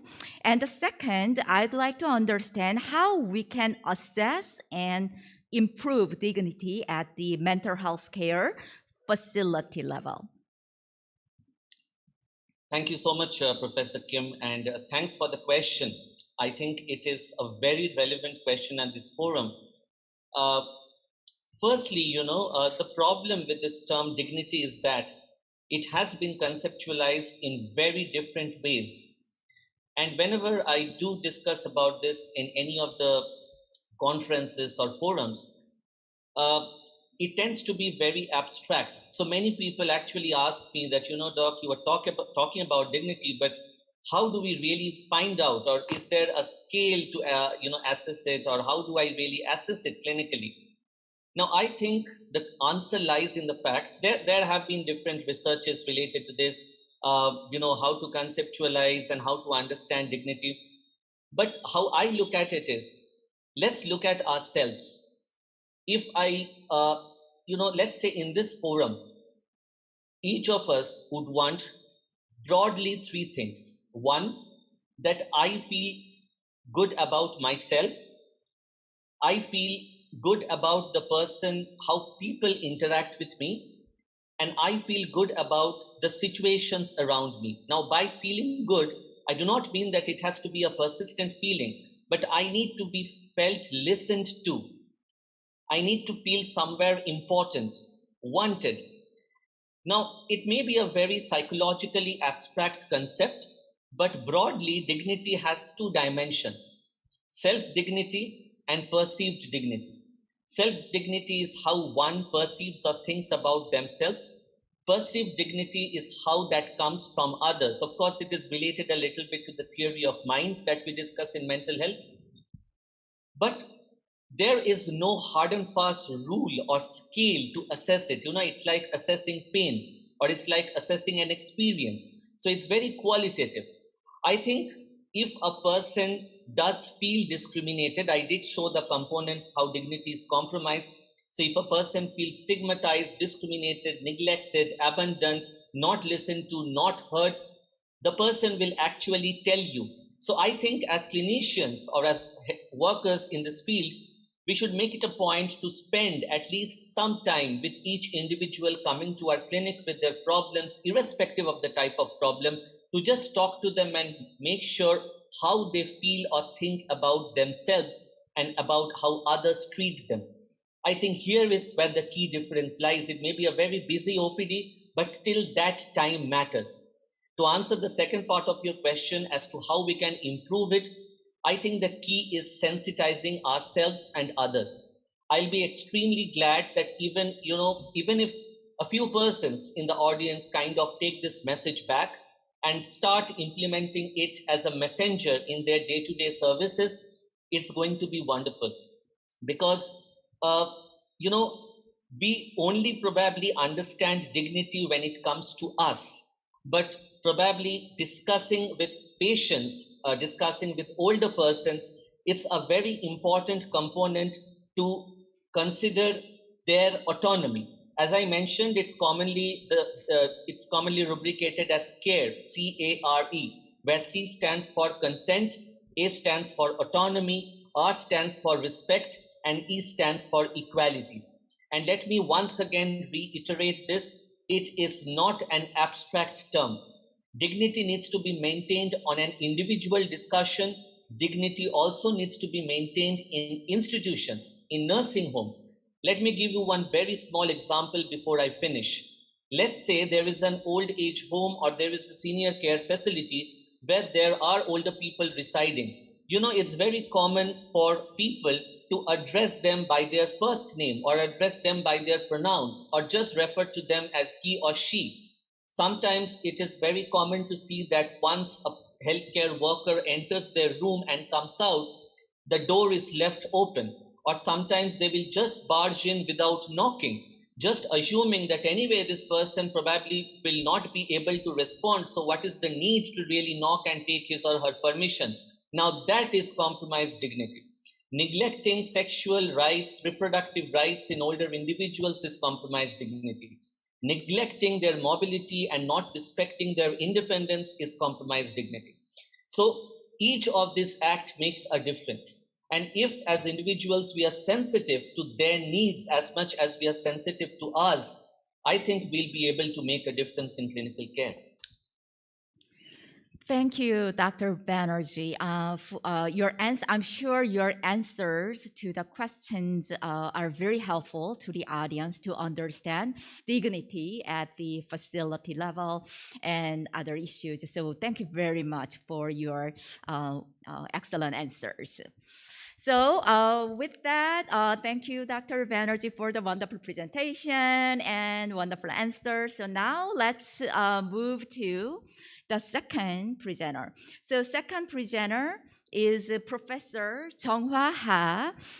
So her presentation title is Mental Health of Older Adults in Korea, Current Status and Policy Responses. Professor Ha is professor in the Department of Social Welfare at Seoul National University, Seoul, Korea. So let's welcome the second presenter, Professor Jeonghwa Ha.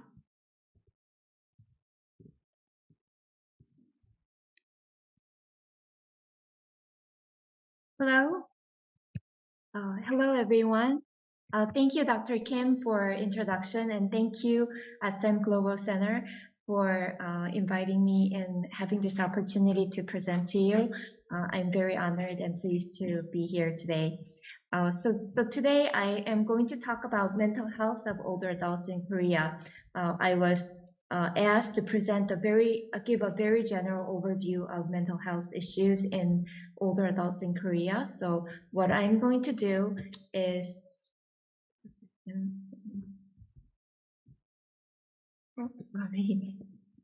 so first, provide you a brief overview of current status of Korean older adults' mental health and introduce to you some policy responses to mental health issues in Korea.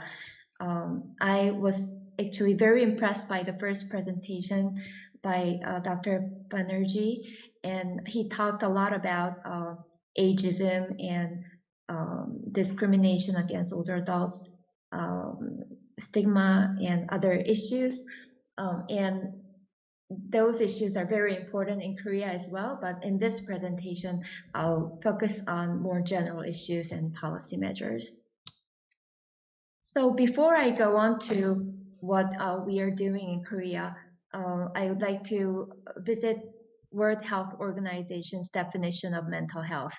It says on the World Health Organization website that mental health is a state of mental well-being that enables people to cope with the stresses of life, realize their abilities to learn well and work well, and contribute to their community. And mental health is more than the absence of mental disorders. So in this presentation as well, I would like to focus not only on the mental illnesses of older adults in Korea, but also general emotional well-being as well as other mental states that affect their emotional and social well-being. So let's get to the current status of mental health among older adults. So in terms of general stress, the recent survey shows that the overall stress of life among older adults, among people who are age 65 and over, are as shown in this slide. So about 6.2% feel that they're very stressed, and 36.6% tend to feel some stress, and 44.5% report that they tend not to feel stressed, and 12.8% say that they have no stress at all. So in total, about 40%, a little over 40%, say that they have some stress in their life. When we get to depressive symptoms, which are one of the most frequently used indicators of mental health in Korean surveys, we see that the level of depressive symptoms has been decreasing over time since 2014. So in the 2020 survey, we see that 13.5% reported 8 or more symptoms on the shortened geriatric depressive symptoms scale. However, we need to be cautious in interpreting these results as enhancement in mental health because these are repeated cross-sectional data and in the recent surveys, the new cohorts of older adults are added to the survey. So the new cohorts, especially the baby boomers, may have better health and mental health compared to previous cohorts of older adults. So we need to be careful about this trend. We find that depressive symptoms are higher among females than males, and those without a spouse than those with a spouse, and among those who are unemployed than among those who are employed. Also, more people show depressive symptoms in older age groups and among people with lower levels of education. In terms of clinical mental illness, we find that there's increasing number of older adults with mental health problems. So in panic disorder, sleep disorder, eating disorder, and depression, we find increases in the number of mentally ill patients. Of course, these are numbers, not percents. So over the last 10 years, the number of older people increased. So the number reflects that as well. But when I calculated the percent of those who have mental illnesses, the percent also slightly increased over time. Despite the increasing awareness of the importance of getting adequate treatment for mental health problems, Korean older adults are still reluctant to receive mental health services due to misperception and stigma attached to mental illness. So when we see older people who are depressed, they know they are depressed, but they don't want to go to see a doctor for that problem, even though older adults are very active in pursuing doctors or healthcare services for their physical problems. Also, mental health problems such as depression frequently get unnoticed by family members because older adults express them through somatic symptoms or physical symptoms. And this is somewhat problematic because depression especially is one of the most influential risk factors for suicide and is also associated with higher risk of dementia. And when it comes to suicide, you probably, people who are here probably know that Korea has been always at the front in the highest suicide rate among OECD countries. So even though the rate itself is decreasing, Korea is still leading the suicide rate, both among everyone and among older adults. Also, the red circle shows that 53 people out of 100,000 people committed suicide, according to 2019 data in WHO. Suicide rate is higher in old age group than in other age groups. So if you look at suicide rates of South Korea in 2020, we see that the rates are the lowest in the teens, and it's in the 20s. It ranges from 21.7% to 29.2% among 20s through 40s. And when we get to older adults, it becomes over 38%, and among the oldest old is over 60%. Some of the main reasons for considering suicide among older adults include health problems, economic difficulties, loneliness, death of family, conflict with family, and family care problems.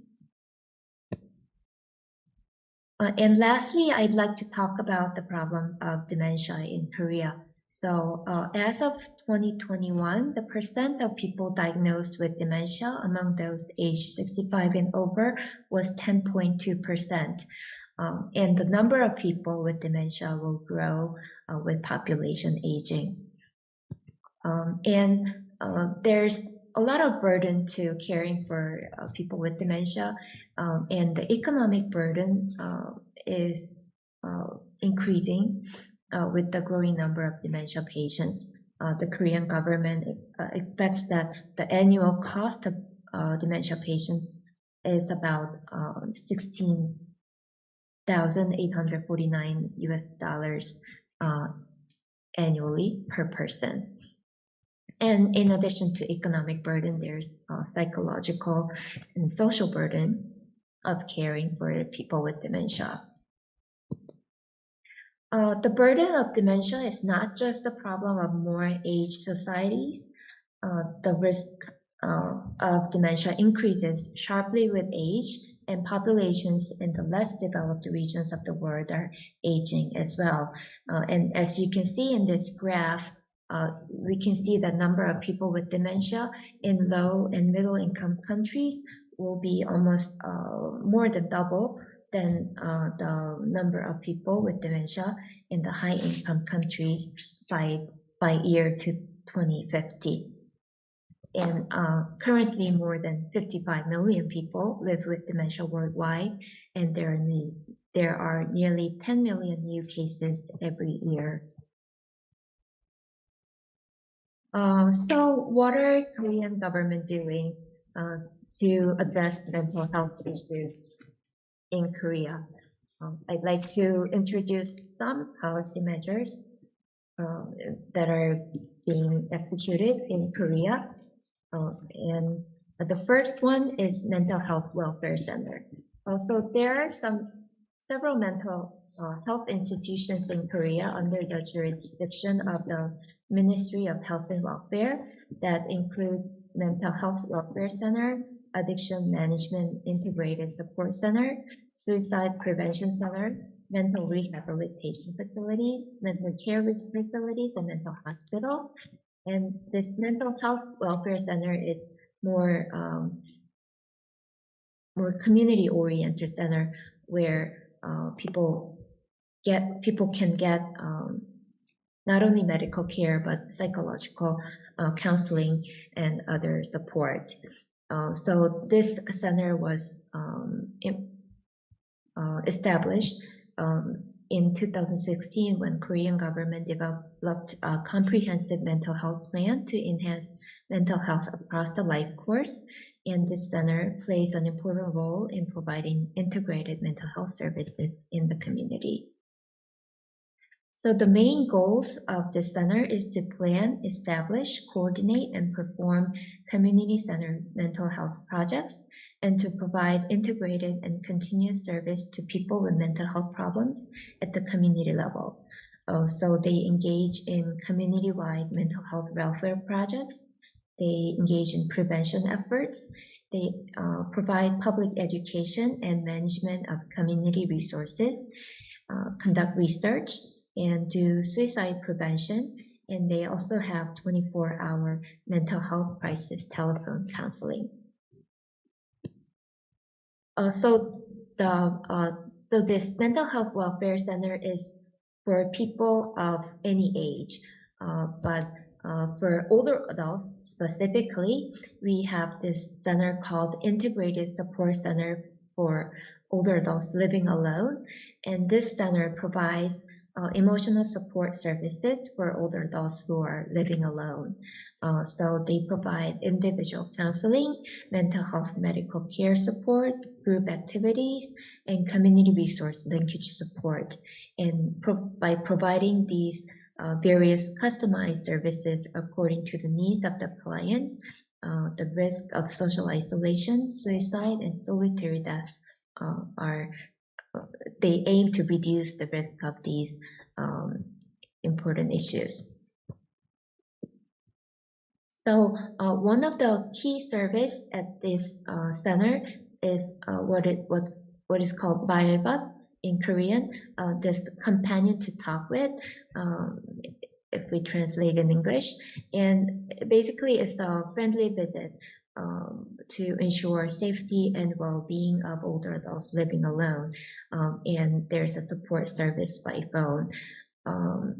During the pandemic, because of the COVID-19, the friendly visits has been suspended in many cases. So there has been a great challenge to this program, but people still provided services by phone, and they delivered meals and other materials to homes of older adults who are living alone.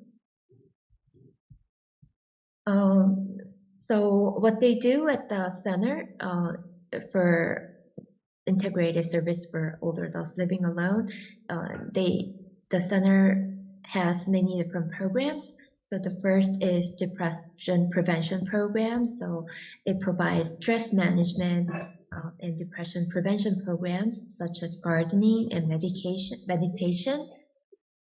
And it also provides social relations program, and it forms social relationship through group leisure activities, lifelong education activities, and supports fun and healthy leisure time.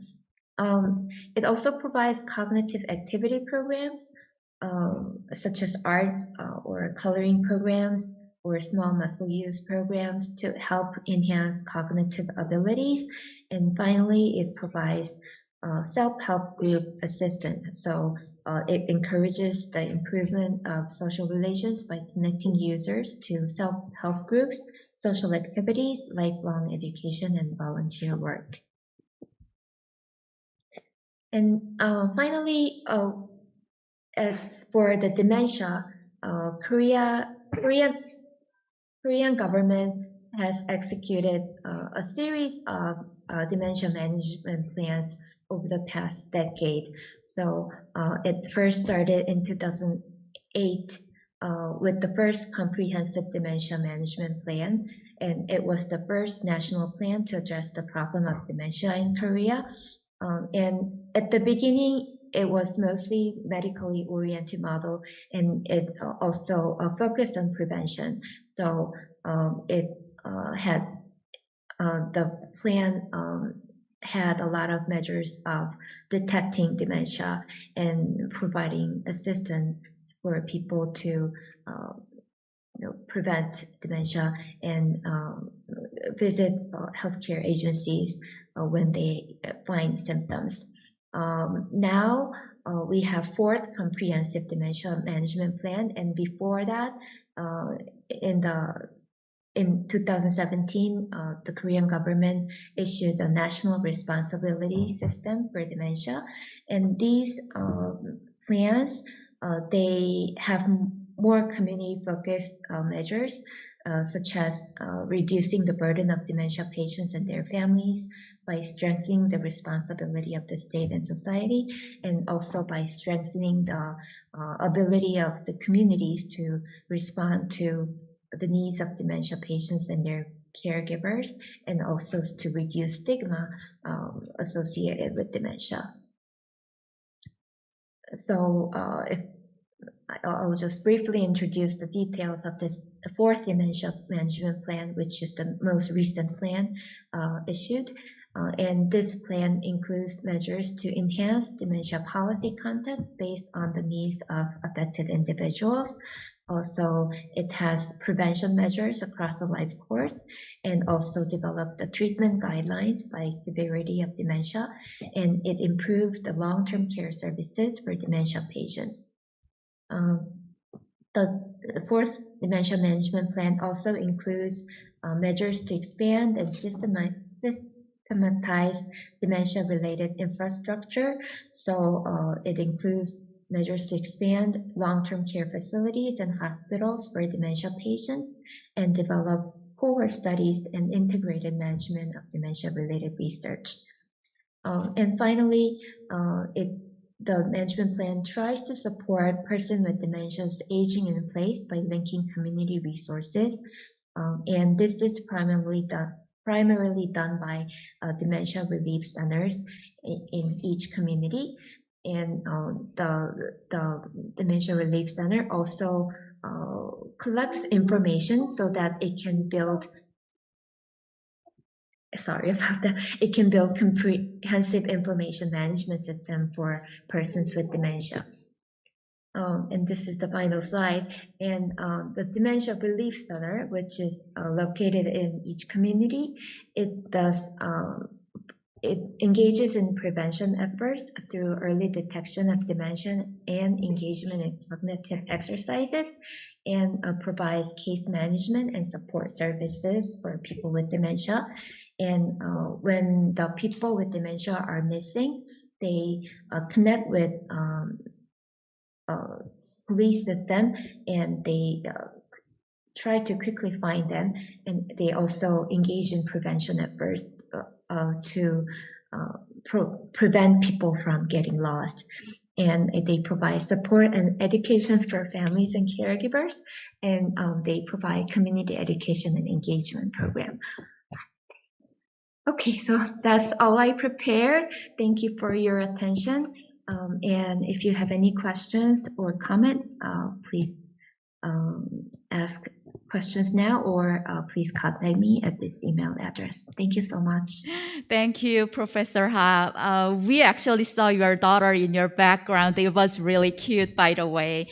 Thank you very much. So, thank you for thank you for giving us an in-depth overview of mental health issues of older Koreans and policy responses. It was very helpful. I'm sure the audience actually learned a lot as well. So we could take some questions, but given that we have only the last presenter left, we can probably just go ahead and learn from the last presenter, and then we can have a questions and answer session at the end of the presentation. So with that, let's move on to the third and the last presentation. So last presenter is Dr. Sonu Lee. Her presentation title is Psychological Well-Being in Older Adults During the COVID-19 Pandemic and Beyond. Dr. Sonu Lee is a Senior Research Associate in the Active Lifestyle Institute and a faculty of physical culture at Pulaski University, Olomouc in Czech Republic. So let's welcome our last and the third presenter, Dr. Sonu Lee. Dr. Lee? Yes. Yes. Thank you, Dr. Kim, for your kind introduction.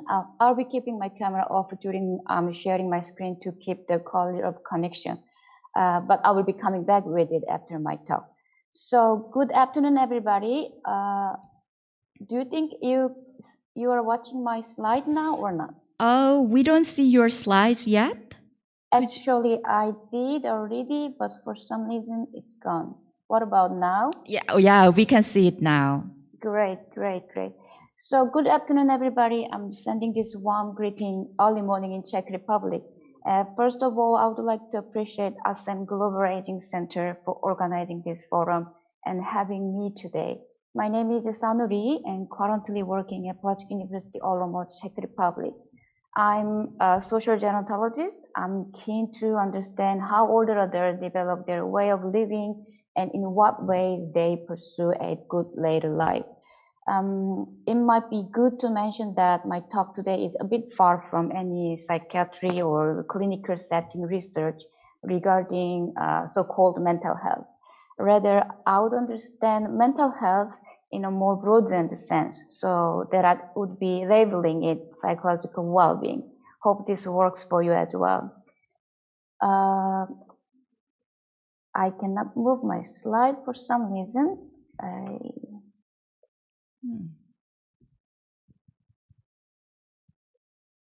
So are you okay, great. Okay. Yeah, it is working. Yep. Today, I would like to first discuss 3 studies in which I examine the different aspects of psychological well-being of older adults. And I will add 2 more studies specifically considering COVID-19 pandemic situation. And I will be finishing with some key thoughts based on my current and previous research. But please note that in the given material, I provided a comprehensive discussion about psychological well-being, including key references. But due to limited time allowed at the beginning, I decided to remove them from today's talk so that I can focus more on individual study. But again, now we may be able to come back to it after this talk if time allowed. So let's move to the first study. Social exclusion involves multiple disadvantages derived from various factors that are also highly intercorrelated. And why social exclusion matters? Because social exclusion in later life appeared to be significantly and negatively affecting a wide range of health, well-being, and quality of life in older adults. And one of the approaches on social exclusion suggests 5 domains of social exclusion that are exclusion from material resources, civic activity, social relation, basic services, or neighborhood cohesion.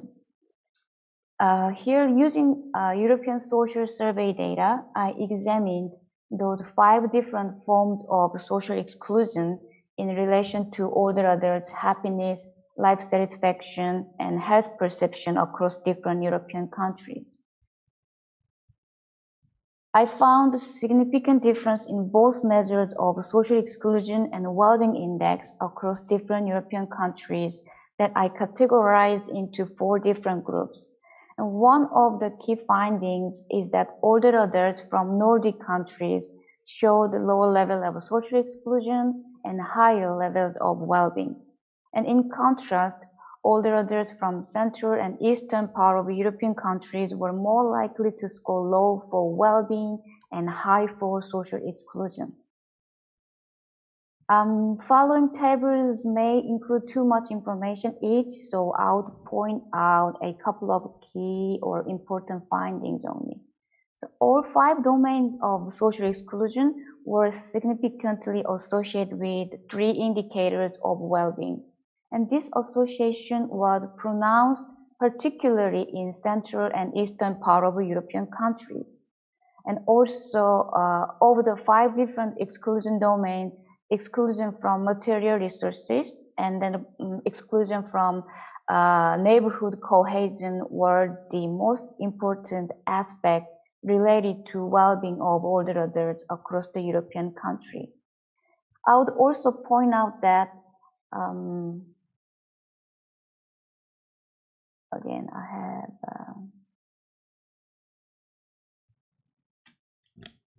and I also would like to point out that the civic participation was a significant factor that predicted happiness in Western and Middle Eastern European countries.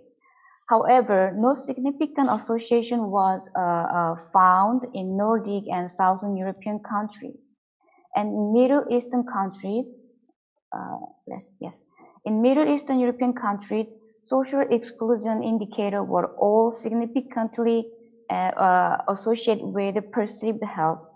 But in Nordic countries, only 2 exclusion, exclusion from material resources, which I used the household income, and the neighborhood cohesion predicted general health. So all these findings reinforce the inequality in well-being linked to social exclusion across different European society. So to promote psychological well-being of older adults, we need to tackle social exclusion in later life. And to do so, we need to develop better guidelines for the interventions at multiple levels, global, European, and national, maybe more specific community level strategy as well. The second study I brought up speaks about loneliness, and I know this topic will be discussed tomorrow, so I will try to keep it pretty short. A famous Harvard study of 75 years longitudinal observation concluded that a good relationship is the most influential factor of good later life. And we are well informed that a lack of social integration and sense of loneliness and chronic loneliness are harmful and negatively affecting physical and mental health and social well-being among older adults. And risk factors for loneliness include female gender and poor health status, and not married, being widows, and low social economic status, and lack of social network or lack of social activities, and depression. Since I have settled down in Czech Republic, I was wondering if what we know about loneliness was applicable to the national specific aging population. So expecting that I would retrieve such information, otherwise find any gap in literature, I used a sample of Czech older adults from shared database and examined how Czech older adults experience loneliness. And this study reinforced its significant association with the demographic, health, social, psychological variables, and that are well corresponding to existing literature. Yet some findings contradicted universal assumptions regarding loneliness. For example, there have been greater studies that being a woman and old age are more likely to experience elevated loneliness. But there was no significant gender difference found in the Czech sample data, and relatively younger groups were more likely to score high on loneliness. And also, I was expecting that Czech older adults would demonstrate higher level of frequent loneliness because the highest proportions of loneliness often observed in Central and Eastern part of European countries. But only 5% of Czech sample reported they often felt loneliness, which is quite similar to or even lower than European average of 5% or 7% of frequent loneliness. And this study of loneliness aimed at Czech older adults may suggest that to improve our understanding of loneliness over older adults, we should more carefully incorporate social culture and maybe even historical background of the society that might reshape or inform the meaning of loneliness of the older generation in a society. Next study is about passive suicidal ideation among older European adults. I may have to start giving you a quick background for the study. As you see here, suicide rate of the older adult ages 65 plus is significantly higher than average of the general population. And a higher rate of suicide among older adults exists in many societies regardless of how much advanced the country is or across different welfare regimes in Europe. Males, older age, or poor health condition, disability, or social isolation, and trajectory of alcohol, drug use, and psychological instability like depression, anxiety, are considered as key risk factors for suicide. And also importantly, desire for death or suicidal ideation is a critical antecedent or warning sign for the suicide attempt. So in this study, I provide an overview of potential risk factors for passive suicidal ideation aimed at European older adults. Passive suicidal ideation was at its highest level among older adults from countries named France, Belgium, Spain, Poland, and Germany, which is above the average of 6%. There was a high gender variation within and across the countries. We have been informed that actual suicidal rate is universally higher among males, but in relation to passive suicidal ideation, females accounted for considerably more than to older men. This not corresponding prevalence rate of suicide and passive suicidal ideation between men and women may suggest that we are not supposed to consider those older adults who express suicidal ideation as a potential suicide. In particular, in females, maybe instead we use this index as an important indication of considering seeking help or of actually seeking help. And over the gender difference, highest prevalence of suicidal ideation was found both in married couple and widows. And study sample also show that compared to other age categories, older adults aged between 65 and 74 years, which is relatively young old, also those older adults living in a rural area were more likely to demonstrate passive suicidal ideation. Passive suicidal ideation has numerous correlates. First, passive suicidal ideation is greatly associated with poor health or disability that would hinder older adults' independent living, which in turn increase negative thoughts like hopelessness, helplessness, and at the end, suicidal ideation. I also would like to highlight depression pathway to suicidal ideation, that depression may play a significant role as a pre-symptom of suicidal thoughts and behavior. And interestingly as well, different social roles were associated with passive suicidal ideation, but not in the same way. For example, number of children decreased the probability of a passive suicidal ideation, but number of grandchildren increased it.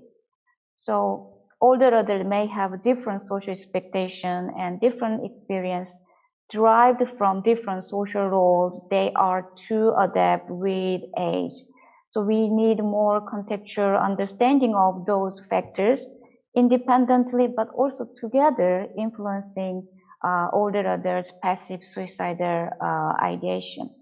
Furthermore, suicide attempt. Up to this point, I presented 3 of my studies that investigating different indicators of psychological well-being of older adults in Europe. I would round up by noting that there are factors persistently affecting psychological well-being, such as poor health and low socioeconomic status. But psychological well-being is multi-dynamic and involving high variability. So that is incorporating complexity of demographic, economic, and environmental, social culture, and even behavioral aspect of psychological well-being remains a challenge. But I would take it as an opportunity to answer what explains such a variation and to better understand how older adults are able to strive for their well-being in a given situation. Now I would like to bring your attention to more recent years of pandemic. Not surprisingly, a high volume of studies informed about negative effect of pandemic crisis on older adults. Likewise, in the European context, using shared COVID-19 survey data, research has evidenced for the significantly increased psychological distress and the mental health problem in European older adults. Here, what I noticed was that relatively little studies focused on any material or financial adversities the older adults might also experience during the pandemic and its impact on their psychological well-being. And I was interested in seeking potential intervention strategies. The European Foundation for the Improvement of Living and Working Conditions, so-called Eurofound, and this is one of the European Union associated agency. Eurofound developed online survey to investigate European psychological and behavioral responses to the COVID-19 pandemic. According to Eurofound survey data collected first in April 2020, 1 in 3 European older adults aged 65 plus reported a worsened financial situation since the pandemic outbreak. And about 20% of older adults reported difficulties paying for their basic necessity. And such a worsened financial situation was reported more in female and relatively young older adults and those with higher education and even in retired. And as expected, finance change during the pandemic crisis was significantly negatively associated with subjective and psychological mental well-being of older adults. Building on this, I complete 2 studies. First, exploring the role of institutional trust, and the second, exploring the role of psychological resources in the association between the adversities and psychological well-being. So institutional trust reflects a person's confidence in or satisfaction with or attitude toward state or non-state organization. And studies show that high level of public trust facilitates implementation of restriction and perceived sociality and preventive and help-seeking behavior. And in a society with a higher level of institutional trust, a lower COVID-19 death rate was found. So here I examined if older adults trust in institutions, including news media, the police, their national government, and European Union and national healthcare system affected their psychological well-being and mental health. Analysis revealed that institutional trust positively contributed to perceived well-being, and its moderating effect was statistically significant, which means institutional trust potentially mitigated the negative association between material adversities and well-being of the older adults. And this moderating effect was pronounced in the association between adversities and psychological distress. Additionally, I also found when you consider the effect of individual institutions, the role of national government and healthcare system could be highlighted.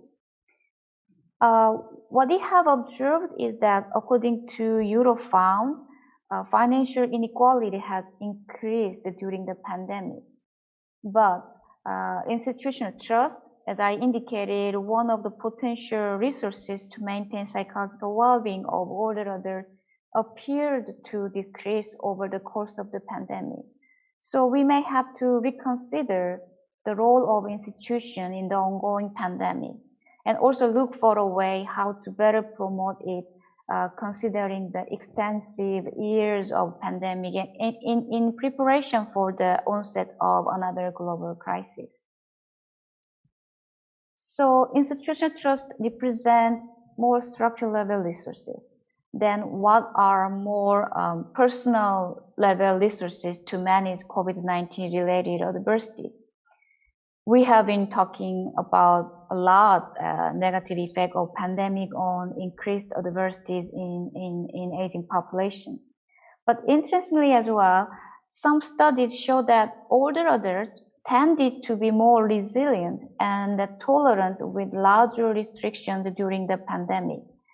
For example, a study indicated no significant difference in COVID-19 related stressor between older and younger adults, and that older adults even reported a higher level of coping efficacy than their younger counterpart.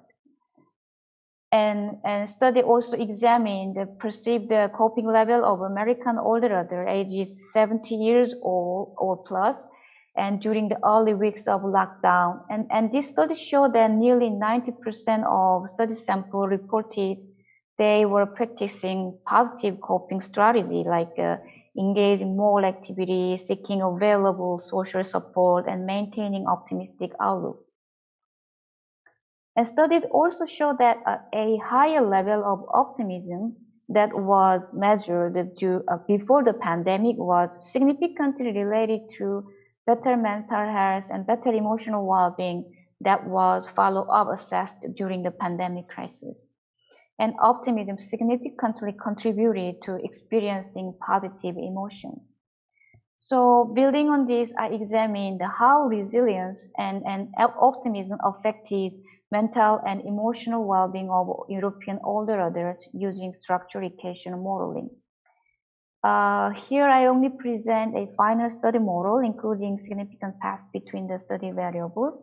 What this model suggests is that older adults who score higher for resilience and optimism tended to report greater life satisfaction and happiness, better health perception, and higher levels of mental health and lower psychological distress when controlled for potentially negative effect of pandemic adversities on well-being. And also importantly, well-being index like mental health, life satisfaction, happiness, and psychological distress tended to change over time, like up and down, up and down. But measures of resilience and optimism were relatively stable between different measurement points during the course of the pandemic.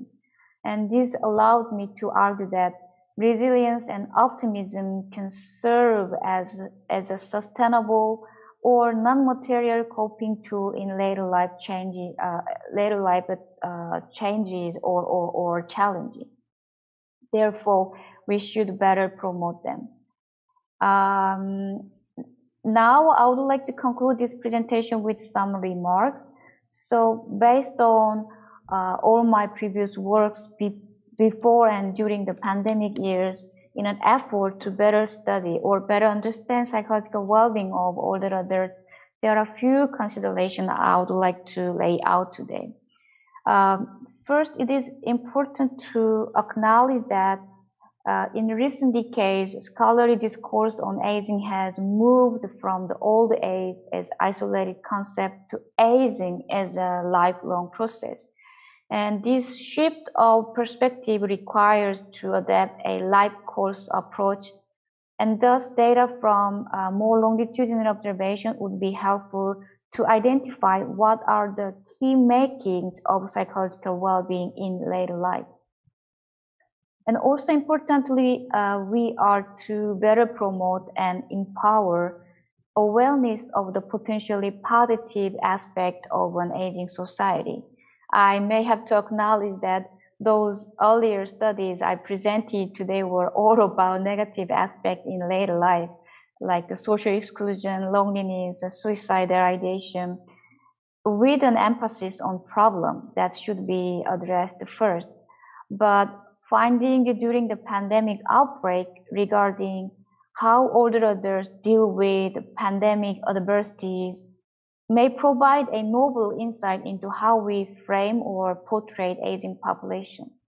So we have to work on the one hand, physical and cognitive declines in aging process, and so increased dependency of older people. But on the other hand, older adults' inner capacity or potential for development and potential to contribute to their own well-being and that of others. Aging populations become more diverse with increasing tendency of living independently. So I believe an equal importance has to be attributed to the promotion of older adults' readiness and preparation that can facilitate positive, active, or thriving aging, as we call it. And in time, the aging research should incorporate more diverse disciplines, I believe, such as positive psychology, humanitic psychology, and developmental psychology. So by doing so, we can improve our understanding of why and how some older adults can succeed in later life challenges.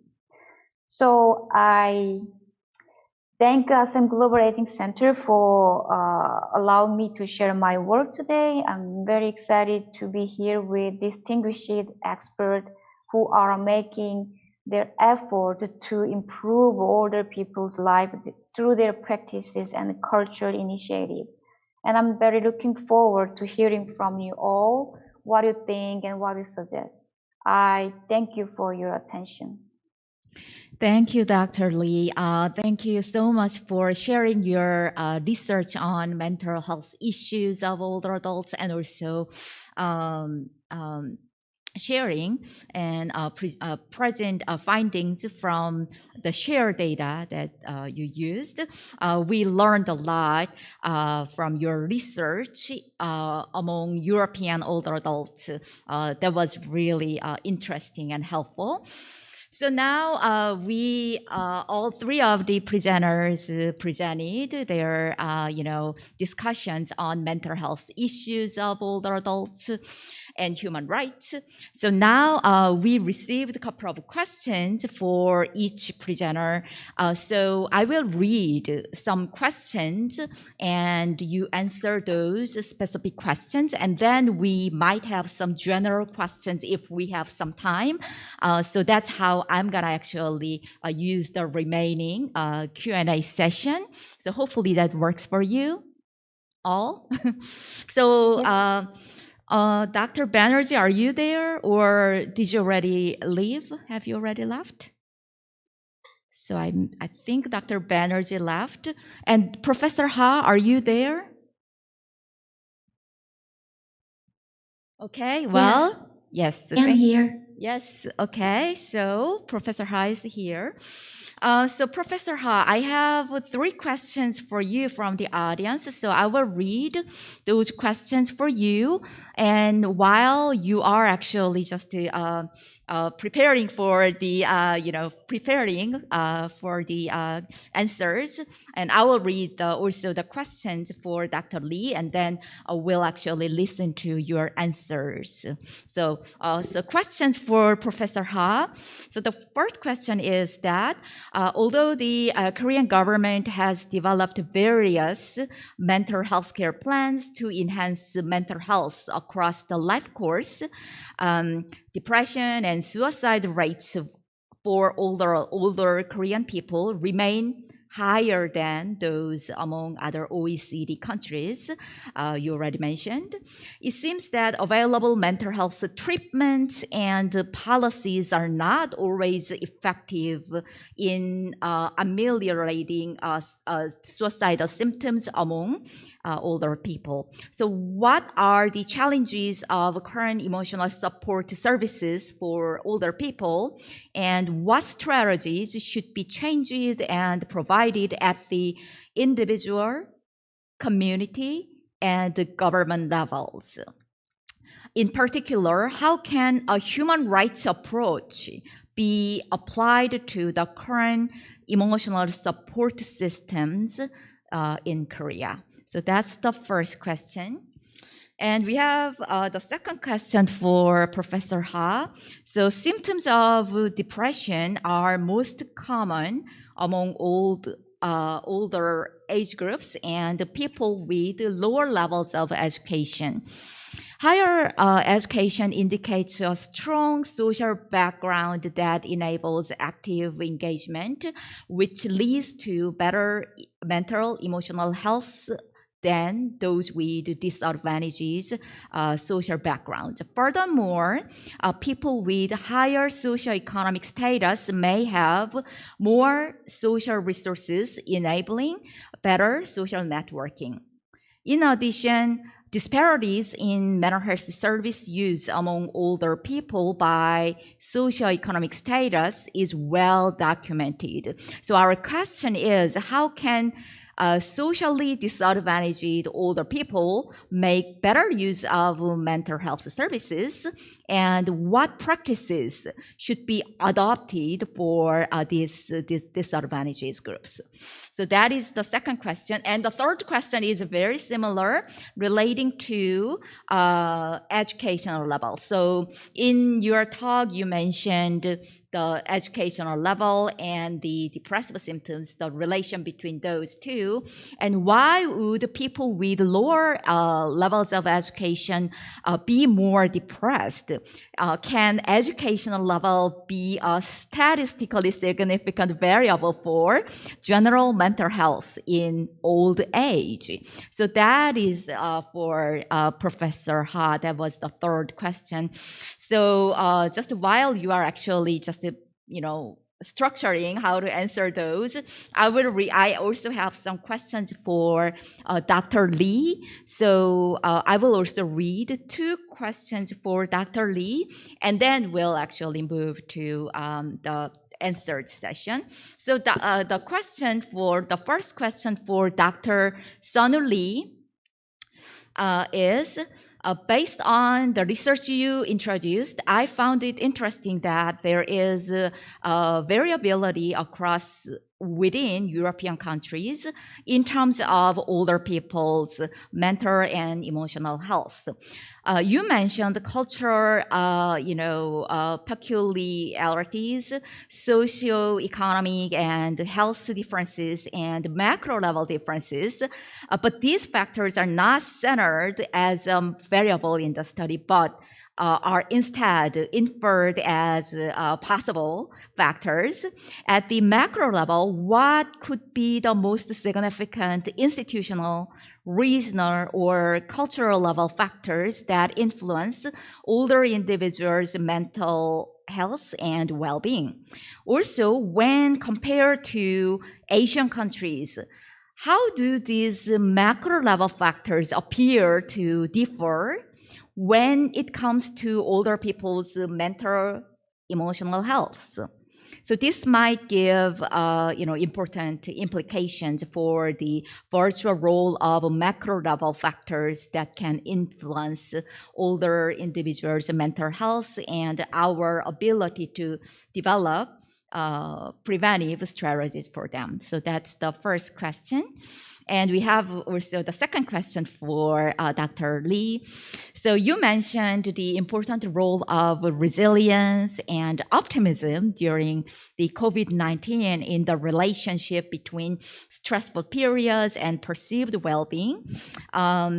This may require individual level interventions such as cognitive skills and behaviors and biological factors, etc. So these, let me see. So this may require individual level interventions to increase the resilience and optimism, but in different environments, like such as the COVID-19 pandemic. So I think local and the government's role could be even more important in this respect. So what kind of community efforts should be made to increase resilience or optimism among older adults? I also personally quite interested in this part of question as well. So those are questions we have at this moment. So while Dr. Lee is also, structuring your answer. So let's actually move to Professor Ha. So Professor Ha, what do you think about those questions, and also what is your answer? Okay, thank you for the excellent questions. So just a second, let me. Okay, so first question was about effectiveness of policies, right?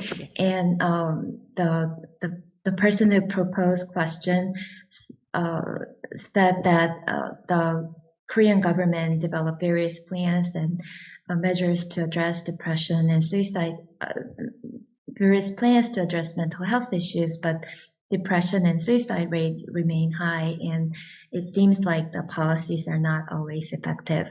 I agree to some part of that comment and not to all of the comments. I agree that these plans may not be effective in addressing all the problems that we have that are affecting mental health of older adults. For example, even though we have great mental health services, we cannot eradicate the poverty issues, which are really important for older people. And as you have seen, even during this very heavy rain, we saw that those who were living in an environment which are not adequate for health and even for going out, they are most disadvantaged to disasters. And older adults, similarly, when they have lower socioeconomic status, they might have many various problems that are prohibiting them from participating in society and working, and also having good food for nutrition. And those factors may all affect depressive symptoms or suicide rates. And also it can be related to access to health services. However, I don't think the policy measures are not effective at all. I think the welfare system is doing their best to address some of the important issues. So for example, what the welfare agencies are doing to promote the well-being of those older adults living alone is really, I think, applaudable. They're doing their very best to contact these people and see if they're doing well in times of difficulty. So I think we should keep doing that, and also make sure that we have strategies or plans to address other issues such as poverty and access to healthcare among older adults. The person asked, what are some of the strategies at the individual, community, and government level that are necessary to enhance mental health? I think, well, I've talked a little bit about it, but I think it all comes together. So at the individual level, I think each individual can do a better job of preventing mental health problems. So as I said, like nutrition is a very important issue, and checking on what are some of the factors that cause depressive symptoms or anxiety. Self-awareness is really important. And at the community level, we need to have a society where people can, as in the presentation of Dr. Benjeri, sorry, I can't pronounce well, Banerjee. but he talked about how it's important to care with consent, autonomy, and respect. Those are important. I think it's important in Korea as well. So we often think that we know everything about older adults and just do whatever we think is important for older adults, but we need to incorporate their voices in policy measures and think about how to give autonomy to them, as well as give respect to what they want to do in their life, and in making their life more dignified. And also at the government level, we just have to, I know the government is doing a lot, but we just need to pay more attention to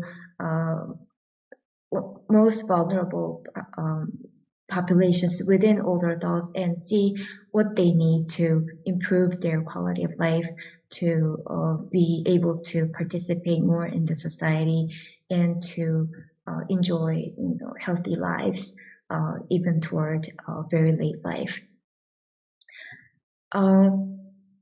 Human rights approach, I think, is really important. When we look at Convention on Rights for Persons with Disability, we see that there are many rights are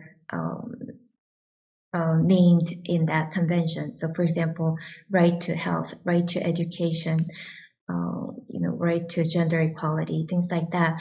And those issues are I think, as important among older adults as in people with disabilities. So we need to ensure that every individual within the population of older adults are respected, and they have a chance to pursue quality of life in their own life.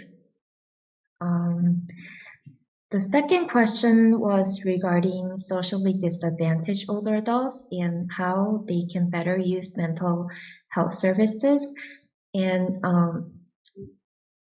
again, the poverty issue is such an important issue to tackle as we consider mental health of older adults, especially those with lower socioeconomic status. So how to ensure the basic condition of life is really important. And one of the issues that social welfare, one of the issues that workers in the field find very challenging is that some of these older adults, they are reluctant to getting the services, and it's hard to reach out to them. And I think in those cases, we really need to find out how can we, connect with them. Sometimes it's not just about, giving help to those who are in need, but also, sharing, how can I say, sharing what they need and like communicating with them. So,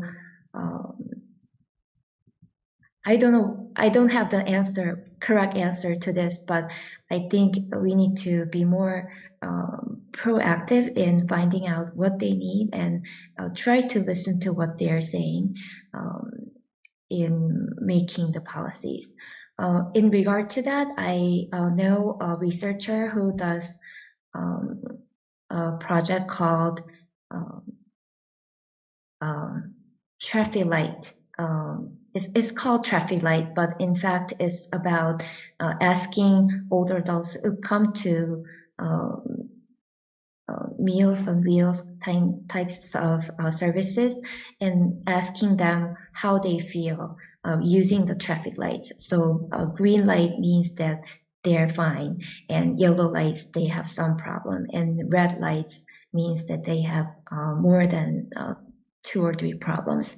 And it includes problems regarding social contact or health or their loneliness. So we need to also, develop measures to develop indicators to capture things with a very easily understandable measures. So I think that's important as well. I'm sorry, but I kind of didn't catch the third question. So would you mind repeating the third question? No problem. It was related to the educational level. So the question was, how would people with lower levels of education be more depressed? Can educational level be a statistically significant variable for general mental health in older adults? Okay, so I think, well, I haven't searched for research to provide the most correct answer, but I think lower education is related to other issues such as lower health, and lower physical health is related to higher depression. So that's one thing. And also lower education is related to a lower income and other living conditions. So that's another factor affecting depressive symptoms. Whether lower education itself affects depressive symptoms, I am not sure. I'll have to look for the studies relevant to that. Thank you for the very helpful answers to the 3 questions. I'm sure the audience would really appreciate your answers. Thank you, Professor Ha. Thank you. And Dr. Lee, Dr. Sonu Lee. Yes, I'm here. Okay, so we had actually 2 questions for you. So whenever you are ready, you can probably answer Well, actually, I was listening to Dr. Ha's answer, so I hope I can organize in a certain way. But the first question is a really big questions, and it's not about that my answer is more about how I think it's more about the question, and it's more about how we all discuss together about this kind of potential factors that also link to psychological well-being of older adults. So how I start with the first question, I would like to I would like to bring the first presentation and also Dr. Ha's presentation. She also answered like some structure level or what is the macro level of factors like social economic status. For me, this is a really key element that to understand, better understand older adults' well-being and their way of living. And in that respect, I would like to bring also some intersectionality, the concept of intersectionality. So when we are talking about different level of factors or all the variability across and then within European countries, it's not simple to answer what affect most in aging population and positive psychology or psychological well-being of older adults, because each country has a slightly different background and as a whole European Union, and you can see that there is some shared value and shared meaning and shared shared way of living that they would like to pursue together.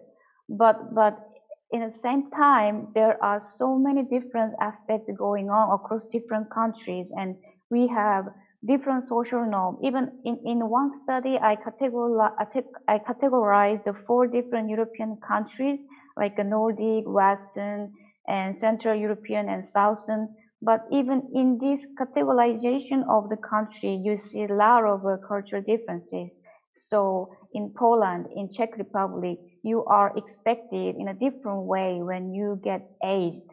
And due to, because of that reason, we have different social expectation and different social experience. And definitely across the different country, we have different gender norm and gender values. So even female, when you are old as a woman, it's also different that you have a different social expectation from your family member and even in a community, in a society as well. But again, I would like to go back to this socio-economic status. That's the kind of key element that I don't want to say that, but it significantly determines older people's and health and quality of life and psychological well-being, I would say. And the good thing is, the bad news is, once it's fixed like that, as just like the lower education level, most of the time it leads to like a low social economic status in the middle ages and old ages.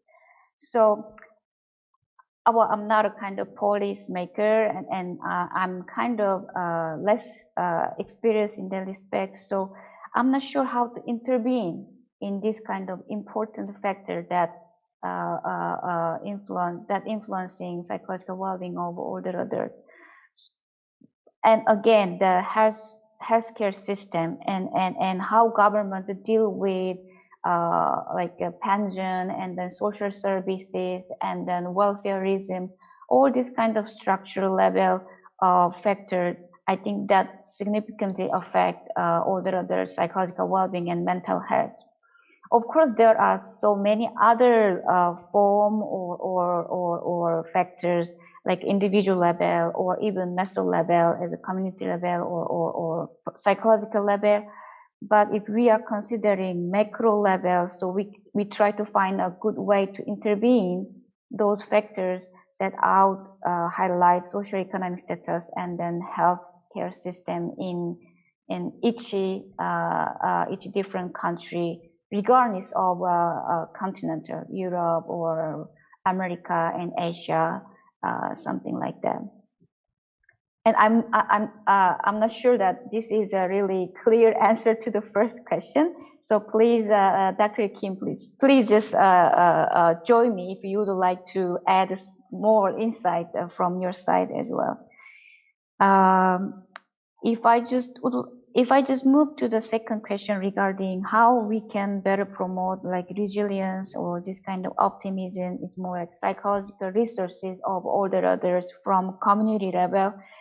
This is also really big question. And when we are talking about some intervention, like we are talking about bottom up or top down strategy, and from policymakers and health authority, we are trying to make some top down intervention to improve mental health, psychological well-being of older adults.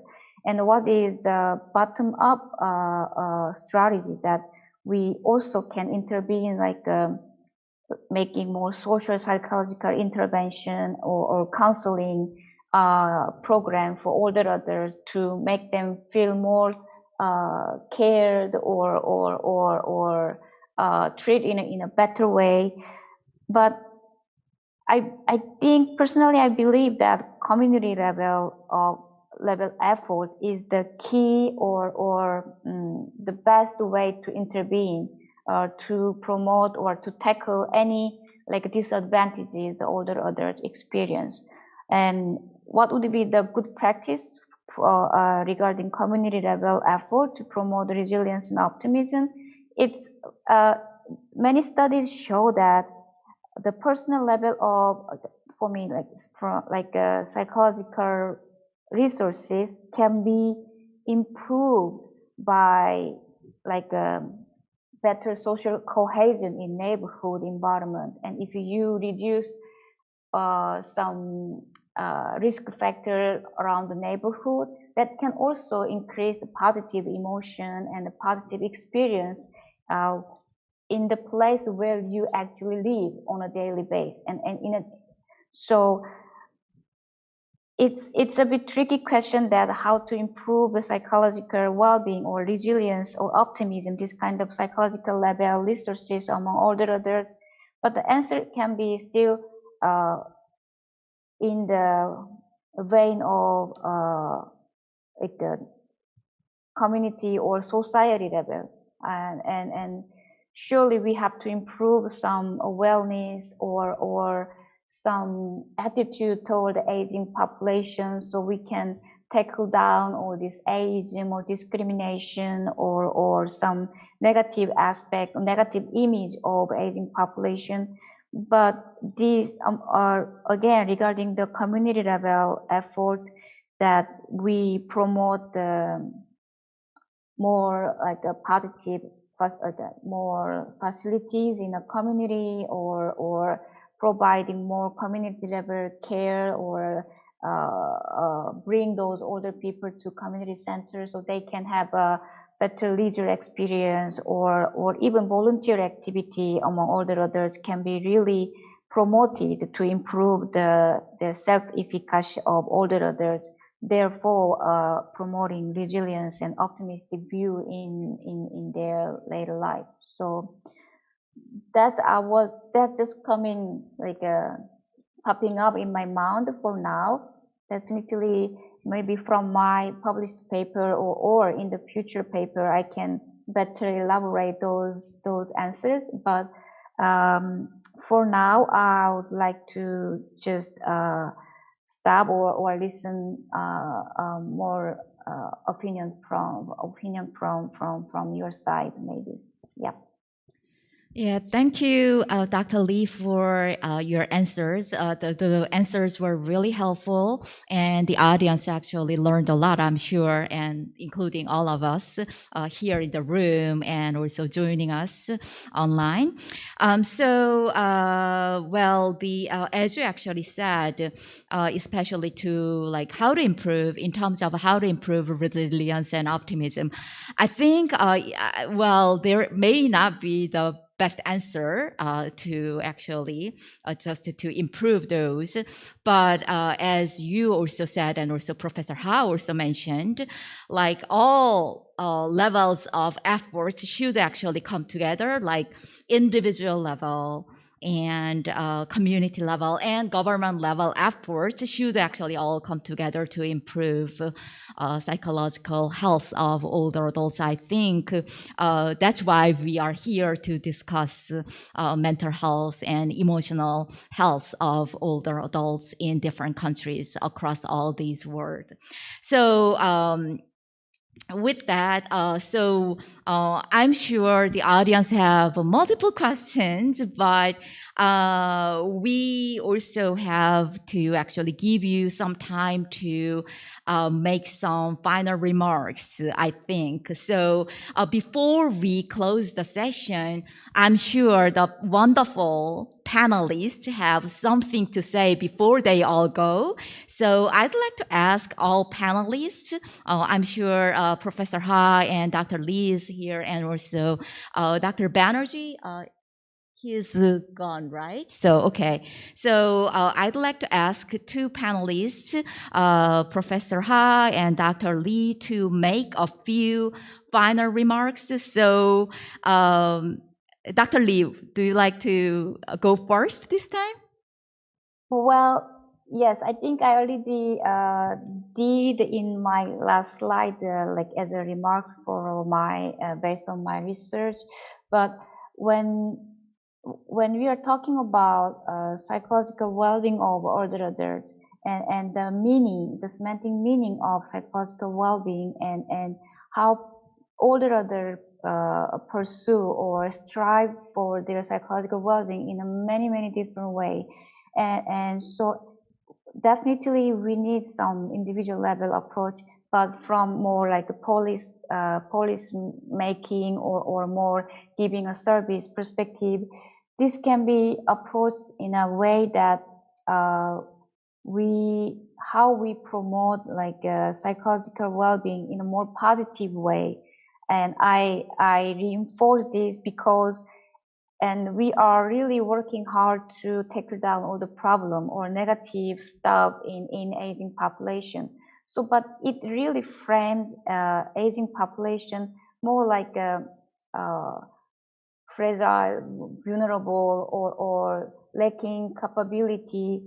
And I believe this kind of view or image of aging population should be confronted from like different viewpoint of some resilience or relevant psychological resources that older adults developed over their life course. So we can call maybe wisdom or spirituality and lifelong experience. So this is all like their asset. There is inner asset and inner capability that older adults can strive for their well-being. So again, I would like to emphasize that we have balanced the view on aging population, like working on what they cannot deal with much in a better way, but also promoting what they can do in a certain way in an aging society. So that would be my final remarks. Thanks. Thank you so much. So, Professor Ha, your final remarks? Thank you.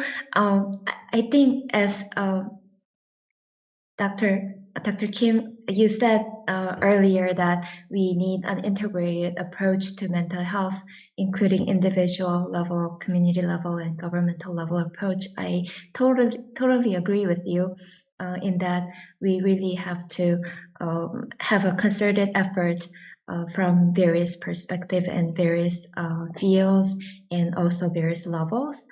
We need to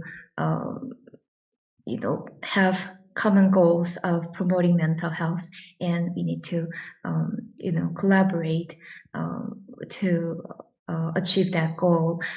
Also, I think we need to take into consideration that mental health is not alone. So it's related to physical health and social well-being, and interconnected. So we cannot think about just mental health issues alone. So I haven't had a chance to address a lot of these issues, but Dr. Banerjee addressed those issues in his presentation. So ageism is a very important issue to address in Korea, especially during the pandemic. We have seen a lot of, prejudice or, older adults have been isolated more than other populations group in terms of, visitations, and a lot of healthcare centers or nursing homes were isolated even from family visits. So those issues need to be addressed, not only as COVID issues, but also as a mental health and social isolation issues. So those things are important. And also elder abuse is another important thing to address. Many older adults, they try to hide the problem because oftentimes it involves family members, but it's very much related to mental health of older adults. So, and it's a human rights issue too. So we need to think about how we can enhance the social well-being of older adults to prevent mental health problems of older adults. So those two go together, I think. So that's what I wanted to say. Thank you so much for the opportunity to talk in this conference. Thank you so much, Professor Ha, for sharing your final remarks. That was very helpful. So our panelists actually shared their expert knowledge in their research and also sharing their the current issues of mental health issues in each country or cross-culturally. So thank you for attending. We do really appreciate your interest in this very important topic. Audience, you can ask further questions to the panelists via email. So let me close the session with thanking our distinguished panelists and also the ASEM Global Aging Center. Thank you very much. Thank you very much, Professor, for leading the session, and also the panelists for sharing your insights with us at the session number 1.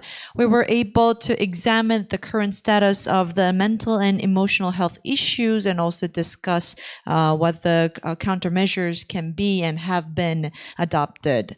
So with that, we're going to close the first session, and before we move on to the second session, we're going to take a break. We are to start the next session for Civil Society Talk Concert at 4:00 p.m. Korean Standard Time. So as we are to begin at 4 p.m. Korean Standard Time, please make sure that you will be here with us beforehand. Having said that, we'll see you all at 4. Thank you. Thank you very much.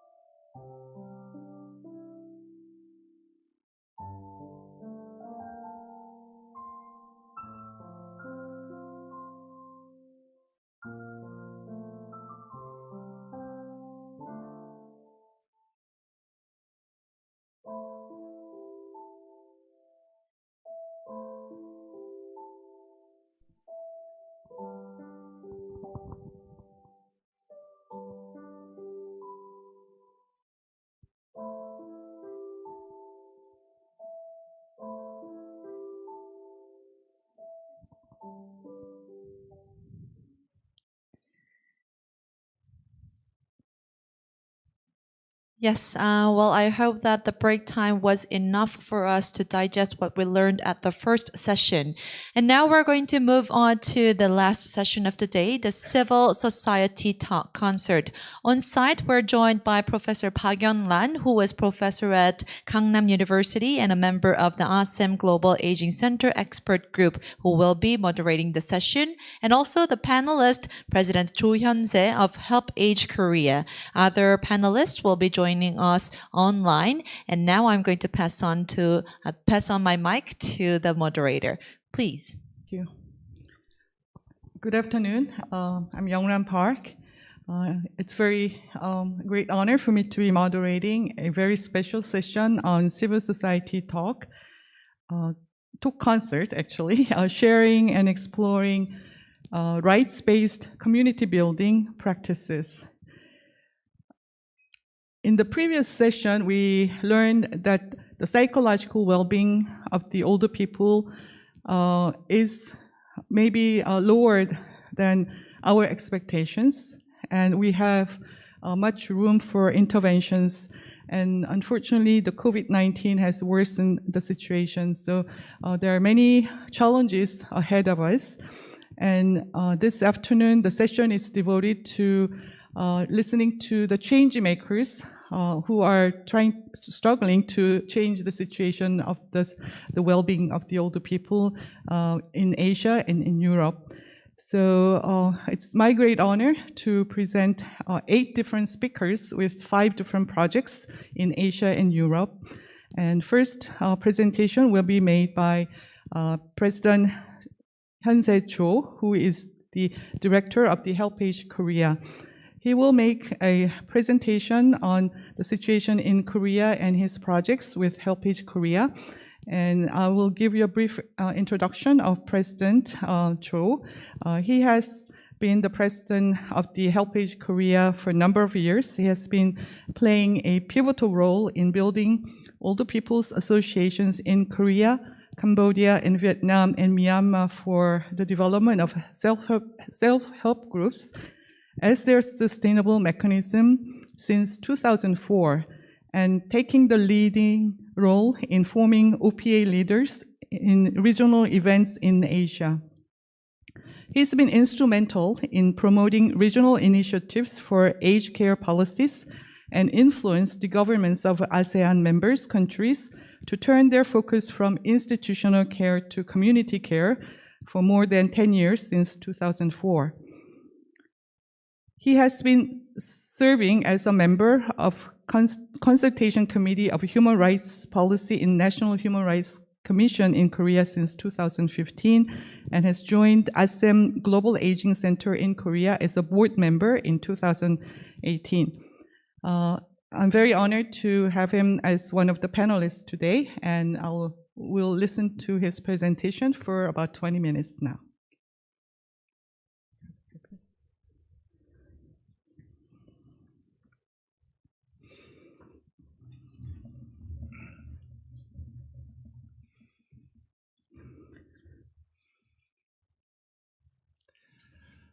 Thanks for inviting me to this event and giving me an opportunity to present our experience in Korea and other countries.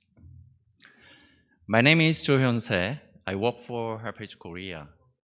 Help Age Korea is an organization working especially for low-income older people in Korea and other countries. In this session, I'd like to talk about the issue on social isolation and loneliness. And in responding to this issue, I will share our project, Older People's Self-Help Group.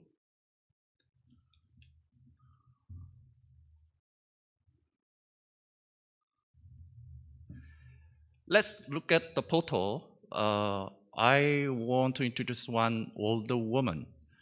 She is a low-income older people living alone. She says, I am always at home during the COVID-19 pandemic. I cannot go anywhere. I cannot do anything all day. There is no one to help me. Low-income older people live on a minimum standard of living without sufficient income in Korea. They are suffering not only from financial difficulties, housing problems, but also mental health. Older people living alone are more vulnerable to mental health without adequate family support.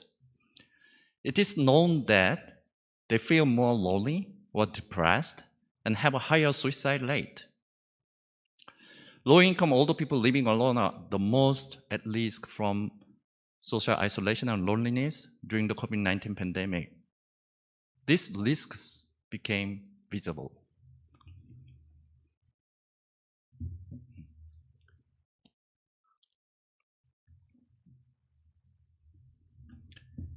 Let's look at the report of WHO on social isolation and loneliness first. Social isolation and loneliness among older people are widespread. For instance, 20 to 34% of older people in China, Europe, Latin America, and the States are lonely. Social isolation and loneliness are harmful. They shorten older people's lives and damage their mental and physical health and quality of life. In this report, WHO offers an opportunity for all stakeholders to act together internationally, regionally, nationally, and locally to reduce social isolation and loneliness among older people.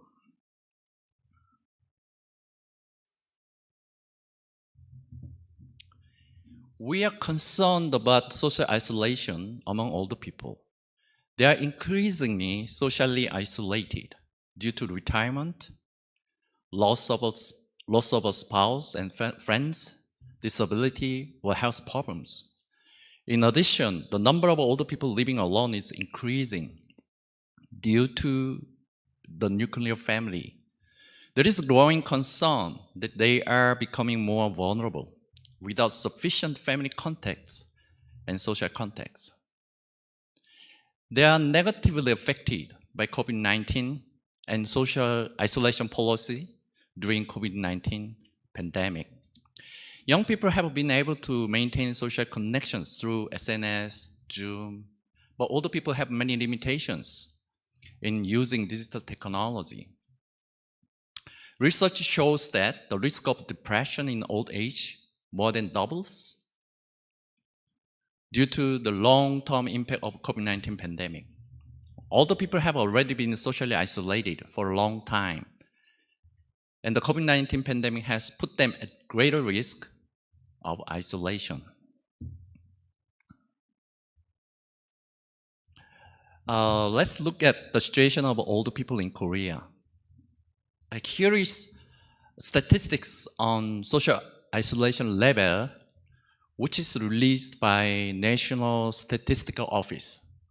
The social isolation level in 2021 averaged 34%, up about 6%, compared to 28% in 2019, before COVID-19.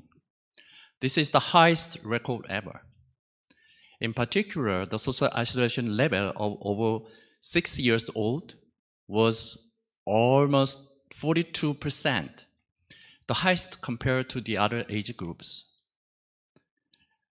On the top of that, the number of older people living alone is 1.67 million as of 2021, accounting for almost 20% of the total older people, and it is increasing. In summary, older people are more socially isolated than other age groups in Korea. Moreover, this problem will become more serious in the future. How to reduce social isolation? It is known that increasing social connections can reduce social isolation. There are various approaches in responding to this social isolation. Digital technology, co-housing, community care, community building. I'd like to share our experience based on the project that we are doing, self-help group for older people, self-help group for low-income older people.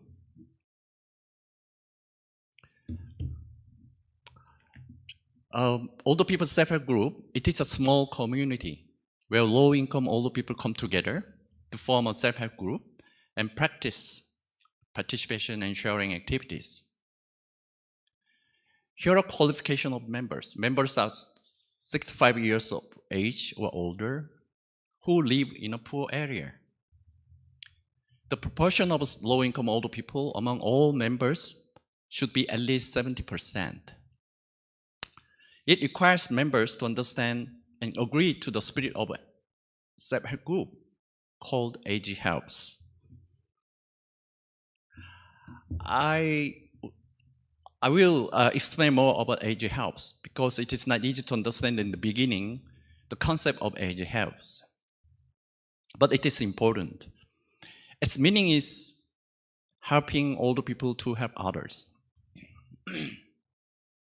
In order to implement AG Helps, there is a role of Happy Korea. It's an organizer. We are not just a service provider. We have older people organize and engage in self-help groups. There is also a role of older people. It's a contributor. Older people should not expect to receive services only as beneficiaries. They should engage in activities of participation and sharing for self-help groups and local communities. Actually, it is not an easy process for us to persuade older people accept this concept, AG Helps, because many of them say, I'm the one who needs help, not the one who can help. But we try to persuade them to get them to accept. I will brief the formation of self-help group. This is the formation process: selection of target area, recruitment of members, election of leaders, and all members meeting. The formation process is complete when all members at the all members meeting, all members agree to form this group. Once the group is formed, Happy Korea start to support their activities. There are three goals of activities: strengthening bond, improvement of autonomy, participation and sharing. The first goal is to strengthen the bond. For that, we support activities to help members become familiar with the self-help group activities and build close relationships among members. Activities include doing gymnastics together, making crafts, going on a picnic. Second goal is to improve autonomy. For that, we support older people to take ownership of self-help groups and operate autonomously. Activities include election of leaders, leaders meeting, general meetings, management of membership fees, leadership training. The last goal is participation and sharing. For that, we support older people to participate in community activities and sharing activities for their neighbors. Activities include children's puppet show. So members go to the care center and perform the puppet show for children. And members do some fundraising at the community bazaar and support for low-income children.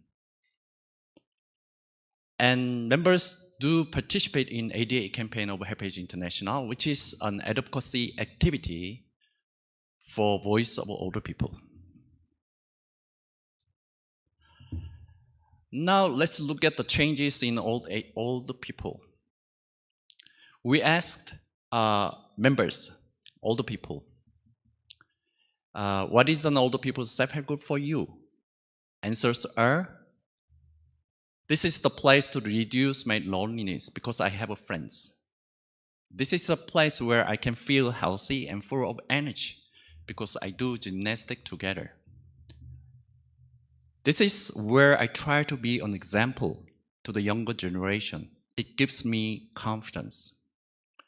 This is where we think about what we can do for society. We can get the joy of sharing. We also asked community people and local NGOs, what impressions did you get from older people's self-help group? Answers are, the negative perception of older people as stubborn, selfish, and helpless has changed. A bright smile looks good. It is moving to see low-income older people helping younger people in need. I feel like older people are contributors. Working together, we learn a lot and have a lot of fun. I picked up some keywords related to changes. We can see two photos, two people. The left one is low-income older people living alone. Here are words, keywords of them. Loneliness, depressed, weak, beneficiary, isolation, suicide, negative image, selfish, helpless. The other one is keywords related to members of self-help group. Positive image, bright smile, friends, contributor, healthy life, help others, communication, confidence, joy of sharing, and voice. It looks small, but we can feel the changes. I would like to share some status that what we are doing for self-help groups in Korea. There are 12 locations across the country, and we are working in a local area. We are working in collaboration with the 8 local partner organizations, and members are about 210 at the moment, and we are in the process to increase the number of self-help group in the future. And we've been supporting self-help groups in other countries for many years. Their characteristics are as follows. They target low-income older people living in poor areas. Their activities include income generation, health promotion, and home care. They also do fundraising and advocacy for self-help groups and communities. Here are numbers of self-help groups formed by HelpAge Korea since 2008. 85 in Cambodia, 68 in Myanmar, and 283 in Vietnam.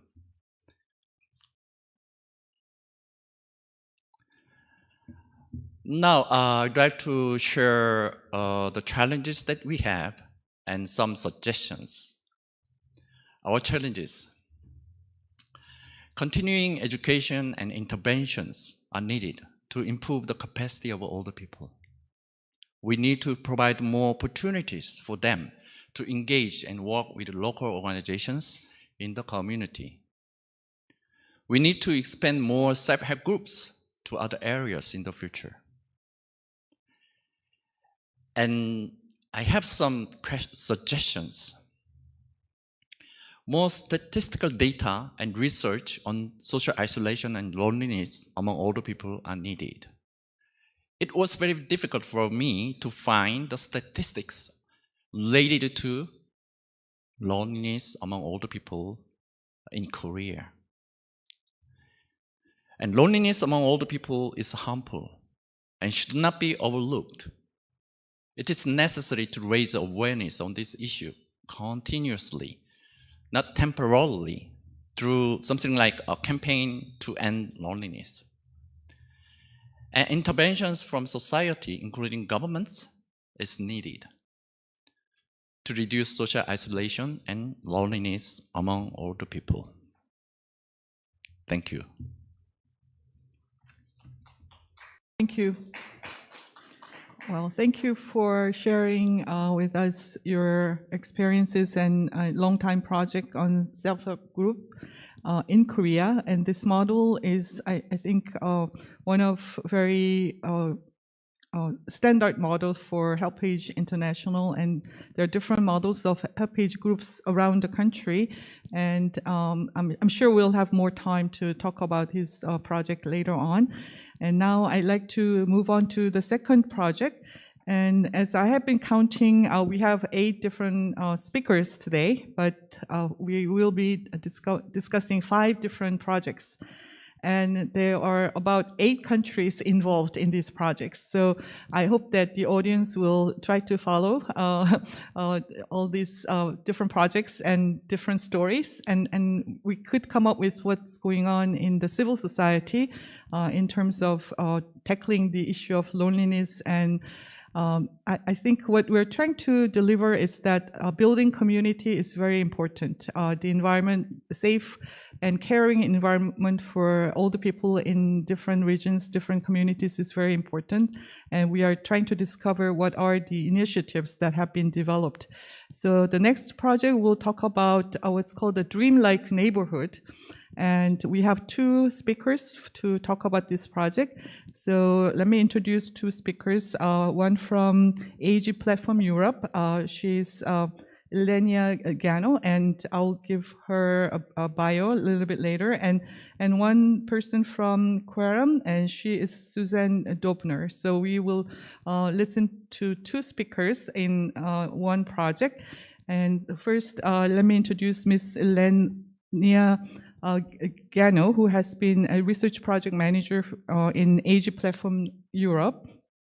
She has been working directly on European projects related to universal design, health and e-health, accessibility, new technologies, rooting for a genuine development of older adults in projects and disseminating the project's results with the goal to bring scientific evidence to European policymakers and stakeholders. So she has joined AGE Europe in 2009, and she holds a master's degree in European policies, an inter-university certificate in ethics and care, and also a certificate on healthy aging for impact in the 21st century.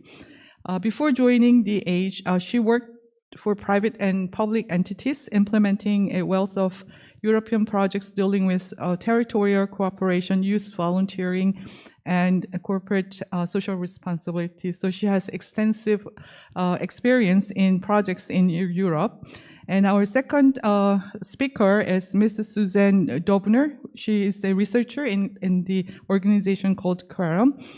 She joined Quorum Cultural and Social Research in 2019, where she is developing and implementing, coordinating European and national projects. Together with Anita Rapport, she is currently coordinating a Dreamlike Neighborhood project since 2004. Quorum has successfully planned, developed, and coordinated, and implemented, and evaluated, and supported projects at the local, regional, national, and European level as well.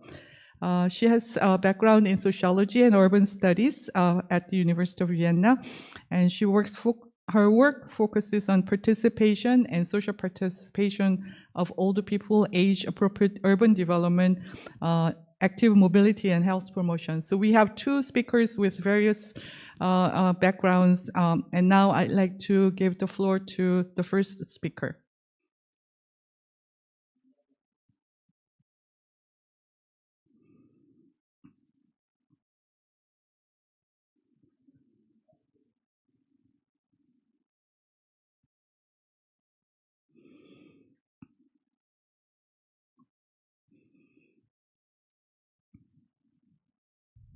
Hello, good afternoon. I hope you can hear me and you can see our presentation on screen. Just wave in case it's not the case, because I can't see you now any longer.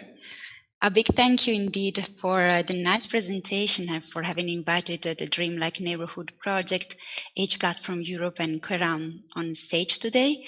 My colleague Susanne and I are indeed delighted to share some of our key insights and show you the impact of our work in various European countries. I will first introduce you to the framework of our action, its rights-based approach to community building, so the challenges we faced and the principles we embraced along the journey. Susanne will then provide you with an overview of how we designed and implemented activities at grassroots level in Austria, Slovenia, the Czech Republic, and the Netherlands, grounded on reciprocal connections and learning, raising awareness on older people's needs in their neighborhood and involving others. It has been so far a 20-month-long journey with over 80 people involved, where meaningful seeds, as we say, have been sown, and we hope to see some blossoms and plants in the coming years as well. As the UN says, human rights are the language of basic human wants, in keeping with the notion of dignity and equality of the human person. They help in articulating wants and the response of those who have to address those wants. Taking a human rights-based approach is about making sure that people's rights are put at the center of policies and practices, but it's not only about a top-down approach made of standards, of laws, of conventions. It's also a bottom-up flow of participation, accountability, non-discrimination, empowerment, and legality, the so-called panel principle from participation, accountability, non-discrimination, empowerment, and legality indeed. And this starts from our communities, from our neighborhoods, from ourselves, as eloquently said in this quote. Differently nurtured and cherished across cultures and geographical latitudes, at least in Europe, neighborhoods and local connections shapes the way we are and the way we grow across the lifespan. And this process does not stop at a certain age. Our neighborhoods also have a role in the way we grow old. And the Dreamlike Neighborhood project embraced this perspective to connect people, and especially older people at local level. With family ties getting weaker and geographical distances getting bigger, the project facilitated neighborhood groups where older people meet regularly and support each other in redetecting, in bringing in their talents, in fulfilling their dreams, in facing the challenges of everyday life, and finding ways to actively contribute to their communities. Our relationships in our local communities are precious. Local bonds and networks give us a sense of belonging, offer security, shape and support our own identity. Neighborhoods evolve with the people, as communities are alive as far as people are living there. As we grow old, we can benefit from neighborhoods even more. For those of us with mobility issues, with health-related restrictions, and who live alone and are at greater risk of social exclusions, as we just heard, local communities can be a precious source of support, as they are near, within walking distance, and offer opportunities to connect with others and exchange services, or simply a kind word and a smile. They are one of the most powerful antidotes against loneliness and contribute considerably to our well-being and our health. And you will hear, of course, more details on the stories gathered and the project impact from my colleague Susanne in a while. Despite this key role in shaping our identity and quality of life throughout generations, our communities suffer from chronic and structural challenges, such as, and I named only a few here, pure access, for instance, inaccessible public spaces, gentrifications of cities, organizational issues, such as including the lack of coordination between communities, shortages of human and material resources, insufficient funding, administrative barrier, bureaucracy, and of course, prejudices and stereotypes affecting people differently. Let us think only about the LGBTQI communities, people with disabilities, children, and older people, among others. And with respect to this latter group, the very large and very heterogeneous group of older people, ageism is particularly widespread. The WHO report, Global Report on Ageism in 2021, stated that globally 1 in 2 people are ageist against older people. And in Europe, the only region for which WHO had data at the time, 1 in 3 reports having been a target of ageism. As WHO says, ageism has a serious and far-reaching consequences for people's health, well-being, and human rights. For older people, ageism is associated with a shorter lifespan, poorer physical and mental health, slower recovery from disability and cognitive decline, and among others, ageism reduces older people's quality of life, increase their social isolation and loneliness, both of which are associated with serious health problems, and contribute to poverty and financial insecurity in old age. And one recent estimates, and this is still from WHO, shows that ageism costs society billions of dollars. It is then easy to understand why neighborhoods are crucial, and their empowerment alongside with the empowerment of their people is key. As stated in the Dreamlike Neighborhood Handbook, we need neighborhoods that don't marginalize the residents, but make them visible and honor them. We need neighborhoods that celebrate their inhabitants, neighborhoods that invite each of us, regardless of our diversity, to connect meaningful with each other, contribute our ideas, our talents, and to co-create our social environments. Neighborhoods that enable and empower us to live and age well.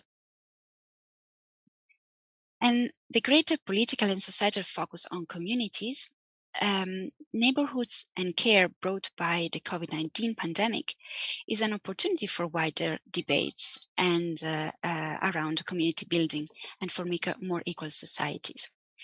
According to Age Platform Europe, the views of older people, and especially those with care and support needs, have most often been overlooked in debates. Yet, a right-based approach involves, first and foremost, listening to older persons and representative organizations to ensure their participations and enabling a true societal debate to define directions reform should take. As stated by the UN, human rights standards and principles are a value-based prescriptive narration, essentially anchored in a legalistic language of the treaties, and are not always directly amenable to policy making and implementation. They have to be transformed into a message that is more tangible, more operational, and indeed there is a need for human rights advocates to be equipped with an approach, methodology, and specific tools to enable a better communication with a broad set of stakeholders. And that's indeed the role that Age Platform has been taking. As the voice of older people in Europe, we call for environments and systems that empower older people at all stages in their lives, enable their participation, and support their autonomy, ensuring older people can be part of the society as equal and full citizens. Being an association of and for older people, we consult them, we work with them, and set opportunities for older people to participate directly in the debates that they are more interested in. Participation, especially of those at risk and of those experiencing some form of vulnerability, is necessary for policy to become more inclusive and more appropriate to address diverse forms of disadvantages. Participation also involves empowering individuals to participate in decision-making and to claim their rights. And as experienced in the Dreamlike Neighborhood project, the best opportunities for older people to participate are those set up by them and with them rather than for them. People know best about what makes encounters and activities meaningful to them. And now Susanna will show you different ways of building communities and participate. Yes, thank you very much. Screen again. I hope you can see my slides now. Okay. Yeah, thank you very much also from my side for inviting us to this forum, and thank you to my colleague Elenia for kind of setting the stage for me now to be able to talk about some more concrete activities that we have been doing and that have been implementing within the Dreamlike Neighborhood project. As also we have heard before, and I'm sure all of you are aware and have made various experiences, there are many different ways and kind of strings to build communities and participate for and with older people. Within our project, the Dreamlike Neighborhood project, we had throughout our activities identified four ways, which for all each one of them we have brought some concrete activities and examples with us today. Older people get together and connect. Older people express their perspectives, contribute their knowledge, and raise awareness for their own issues. Older people explore their neighborhoods and involve others. And older people learn and support each other. So these are all things that we were lucky to have experienced within our project and our activities that, as Elenia was referring to earlier, have been implemented in different European countries. I will now talk about some examples for kind of the theme of getting together and connecting with other people. Within our project, we have made various experiences with the formats of storytelling cafes and informal chats, which were very well received. On the picture on the right-hand side, you see a neighborhood group in Prague in the Czech Republic that have organized a kind of informal chat or storytelling meeting with the topic of their childhood. So everyone was also invited to bring a photo, which really also helped to break the ice and establish new and deeper connections among the group of participants. And the setting and format of having these informal chats and storytelling cafes, really also often makes the common but also different perspectives visible. People are being heard and have the chance to chat and express their opinions and their experiences within a group and a nice kind of safe and comfortable setting. And the experiences that we have also made is that often you start with one topic, it being your childhood or being traveling or cooking or exchanging recipes, that every theme contains the entire world. So you start with one topic and then you end up with a lot of other topics, and also starting from one topic, often it breaks the ice to talk about other, sometimes more also sensitive and personal things. So this is one of the formats that we have made experiences with and that have been implemented. One also example from Vienna, where we've been implemented kind of regular informal chats at a pensioners club in Vienna. A pensioners club is there is situated all over the country, in almost in every district in Vienna in Austria, where people can get together and have get a free coffee or water and can play cards and join certain activities. And also within the last 2 years, which I'm sure all of us here made experiences with, personal, but also within our work, due to the COVID pandemic, the club was closed and contact was quite loose. So we really tried, also within the frame of the Dreamlike Neighborhood project, with our cooperation partners, the Vienna Pensioners Residence Fund, to with setting up a format or trying an activity to really bring the people together again, and also build a sense of belonging, and with setting what seems a rather small impulse to offer new activities also to the clubs. So what we've been doing is organizing regular chats, as we call it. Also, you could also call it a storytelling cafe, but with a very low threshold. We would say we had this every 2 weeks, and chose different topics to start with. But as I was saying earlier, you often start with one topic, and then while chatting and exchanging you end up with somewhere completely different. And also after the first 1 or 2 chats, the participants often chose their own topic for the next kind of meeting. So we have also asked what they would be interested to talk about. You can see an impression of my colleague Anita Rampauer with the one of the informal chat sessions. Where she's holding up some questions for everyone to join in. We've also collected some voices, which I think might bring some flesh to the story. So to say, one of the members, Elfriede, she said, "I'm also visiting another club and play cards there. However, we don't talk, we just play, and I miss it. That's why I come here, because I would like to talk, to share experiences, and I would like to learn from others. And it's wonderful. I haven't laughed as much as I did today for a long time." And another member, Helene, said, "It's a good way to bring people together. People get to talk they might not otherwise talk to."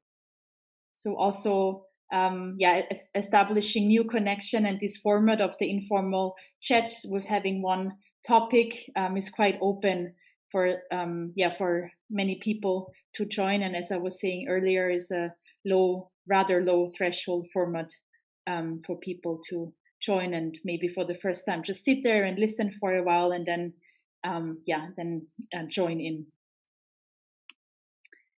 There is also a short video clip that we did that I don't think we have enough time now, but I would definitely invite everyone to have a look at our short video of the informal chats. It's also with English subtitles. I assume you will receive the presentation afterwards. As for another kind of topic or string that we have identified throughout our projects is the importance for older people to express their perspectives and contribute their knowledge, and also to raise awareness for their own issues.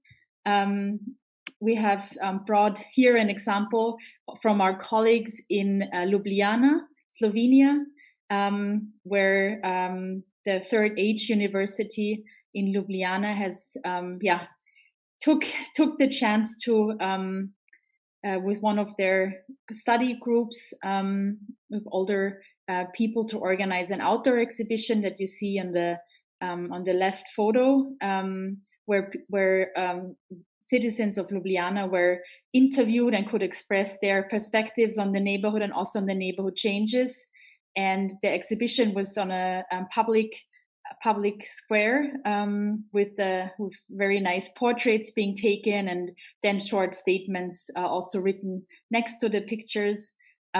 So really having the importance of being visible, and also being visible in public space, older people in kind of all their facets, and also being an opportunity to share their opinion and voices about neighborhood and neighborhood changes. There is also a film that our partners in Slovenia did, also with English subtitles, if someone wants to have a look at it in a bit more detail. Another activity that our partners in Ljubljana organized, where we were lucky enough to be able to join, was an outdoor public event that you see on the photo from the members of the Third Age group in Ljubljana organized together with an architecture magazine called Outsider, where their older learners, participants of the Third Age University, organized kind of an open air discussion table, also sharing their thoughts and their demands and their wishes on neighborhoods in Ljubljana. And it was very nice because the event was open, as you can see here. It was really on the street next to a sidewalk. So people were of course invited, but also some passers-by were able to, just stand there and listen. And this again, kind of stressing the importance of older people also being visible in public space as one example and one activity that has been going on. I'm now kind of going back to an activity in Vienna, and also back kind of to the storytelling and informal chat event. We have also, you can see on the picture, had a kind of outdoor informal chat session organized with the participants from the Pensioners Fund that we've been cooperating with. And yeah, this was also quite a big event also for our participants to go out. It happened in another district, so it was also kind of a little excursion for them. They formed a small group and organized their way there together. So it's all of these things that sometimes appear small, but then have really big impacts on kind of the connection and getting to know each other in the group. And we had an informal chat on kind of what is your dream neighborhood? And it was a public event that we were able to join with our chatting table, and also everyone was invited to sit down and talk to our participants. So this is another kind of example of also being public and being visible. And in the kind of theme of older people exploring their neighborhood together and also involving others, I would like to say a few words about what happened in Prague in the Czech Republic. Our partner there, Letokruh, organized many excursions with their group of volunteers to different places, and also kind of breaking the barrier of visiting new places and exploring new things. Just to give you an example, in the area, in the neighborhood where the organization Letokruh is situated, there is a lot of new development, a lot of high rises being built, a lot of modern buildings. So the group kind of took this as a chance together to explore some of these new places and also talk with developers and architects. So they were able to exchange some insights, but also for older people kind of being heard about their fears of what the changes are going to bring to the neighborhood, but also their demands of what it needs for also them to feel comfortable and safe to move in this rather fast changing neighborhood. So they have organized this. Then we have another example that you also see on the picture. Together they visited a virtual game room, so also kind of these new kind of digital topics they were able to explore together, and had quite some fun from what we have heard. And also that kind of excursion, then being leading to a lot of discussions and exchanges among the participants. And then kind of the third string, older people learn and support each other. We have kind of gathered some experiences from our partners, Academy in the Netherlands, where within their neighborhood groups, they have also set up different activities. And you see a short citation from Jamal here, a member of one of the neighborhood group, who said, "I want to learn and I want to get to know residents from other neighborhoods." So also, yes, setting kind of the frame and offering formats for people to getting to know sometimes their neighbors, which maybe they see, but they don't really talk to each other, but also people from other neighborhoods. So they really did a lot of activities and trying things in the Netherlands. You see some pictures here. They have within their neighborhood group, they have set up cooking sessions. We also believe kind of food also brings people together. So that was very well received. And then on the left-hand side, you also see a discussion and exchange among a group about kind of their wishes and dreams for themselves, but also for their neighborhood, which similarly to Prague, the neighborhood in The Hague in the Netherlands, where the group was meeting, is also quite fast changing. A lot of redevelopments happening, but besides that, also, the group, kind of the topics that came up in the group was also quite diverse. Healthcare, also digital skills, of course, very, very important, and financial information and supplies. So very various activities, but also coming together regularly and kind of going with the flow of asking also what the group wanted, which topics they are interested in, but also kind of which hands-on activities they might enjoy. And some voices from the groups. Ine, a participant in The Hague, said it feels good when you can do something for and with each other and contribute to a better neighborhood. And a participant in Prague said, the neighborhood group again opened the world for us. Now it's a different world for us. We start living again. And from Helene, participant of the informal chats in Vienna, it's a good way to bring people together. People get to talk to people they might not otherwise talk to. So some voices and insights from our participants directly.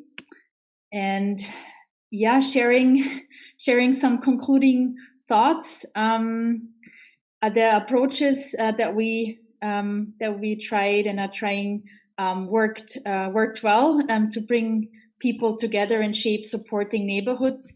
And as you can see on the drawing on the right-hand side, and also what Elenia was referred to, the kind of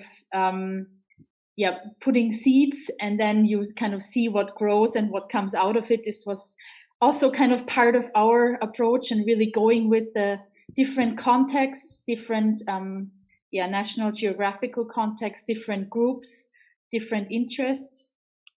And one very important aspect, which is always important when implementing projects for us, is kind of the question of what comes afterwards, how sustainable, so to speak, our activities and implementations. And just to give you some examples, in The Hague, in the Netherlands, the welfare organization that our partner has been cooperating with is still continuing to organize more neighborhood groups, which is wonderful. And also in Prague, in the Czech Republic, the volunteers of our partners Leto, now kind of the volunteers themselves organize regular meetings. They set up a WhatsApp group to connect and organize themselves. So it doesn't really need a moderator anymore, which is nice. Our partner even said that now they are kind of invited to their activities and not the other way around, which is, I think, quite nice. And in Ljubljana, in Slovenia, also the Third Age University, our partner there, they have kind of included their results and findings and discussions also in their learning groups, and are going now further, especially also with being publicly visible. And in Vienna, which is the activities that my colleague Anita and I have been implemented together with the Pensioners Fund, they are also interested now to transfer the concept and the format of the informal chats, the storytelling cafes, to other clubs situated in the city. So we're in discussion with them to also see how to transfer the format and activity to other clubs. And then I have one last slide, I think. Some lessons kind of learned, trying to conclude from our various activities. Some of the lessons we learned are that words matter, how you call activities or formats, to keep a rather low threshold. Also that structure and regularity helps for people knowing how many meetings there will be, who is going to be there, what time. So to have sort of some sort of plan while still keeping a bit flexible, for example, with the topics of a chat, for instance. And people really connect via their stories, via their personal experiences. The groups kind of meander and grow, which also an experience that we have definitely made. The snowball effect, which I'm sure is probably nothing new to many of you here. And also visibility empowers and inspires, and also inspires others. And then kind of the step of also letting go of a group, and at best the group kind of grew together and then organizes things themselves, or a cooperation partner or some other moderator is willing and able to continue with the group. But that's of course quite different regarding in regards to the context. And just some short information. We have we're currently working on our last publications for the project, which you can all find on our website, the dreamlikeneighborhood.eu. We have a fact sheet and a handbook where we've also kind of gathered and discussed our results and our activities and some concluding thoughts. And there will also be an online resource kit with many of our methods and activities that we've been using within the project. So everyone is invited to have a look here. And then the really almost last slide, we have a final event within the project on October the 5th. It's an online event, and a warm welcome to everyone who wants to hear more about the project or our activities and get to know our partners, which we are just representing here today. But the Dream Like Neighborhood partnership, as you can see here, consists of many great organizations and very motivated and enthusiastic people. And now I want to stop the presentation and thank you for listening, and hope that jumping between different countries wasn't too confusing. Thank you very much. Thank you. Thank you for sharing very innovative and inspiring project, which is called A Dream Like Neighborhood. You have been working so hard to develop this project for a number of years, and hopefully we have learned about how to prevent isolation and loneliness through your project. And I think one of the key elements of your project is building a relationship among older people, and also having them do things together. And I was really stuck with what you said about how the seeds grow over the times. And actually, in the beginning, I thought about allocating about 20 to 25 minutes for each project, but we spent quite more on this neighborhood project because we were talking about 4 different countries. We visited Netherlands, Slovenia, and Czech Republic, and Austria. So we have visited different countries in Europe, and now it's time to move to Vietnam in Asia. And now I'd like to introduce to you our next speaker, who will be talking about comprehensive community-based care services through international self-help clubs in Vietnam. The speaker is Ms. Chu Vien Nga. who is the senior manager of the HelpAge Vietnam, and she's currently working in this project as one of the national specialists on intergenerational self-help club, which is called ISHC, and it is a model of sustainable, inclusive, and cost-effective community-driven development model initiated by HelpAge. And this organization has been a local partner since 2006.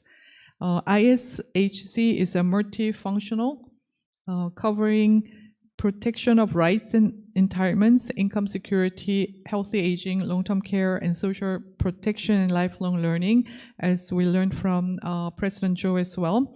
And the model has received first prize of Healthy Aging Prize for Asian Innovation.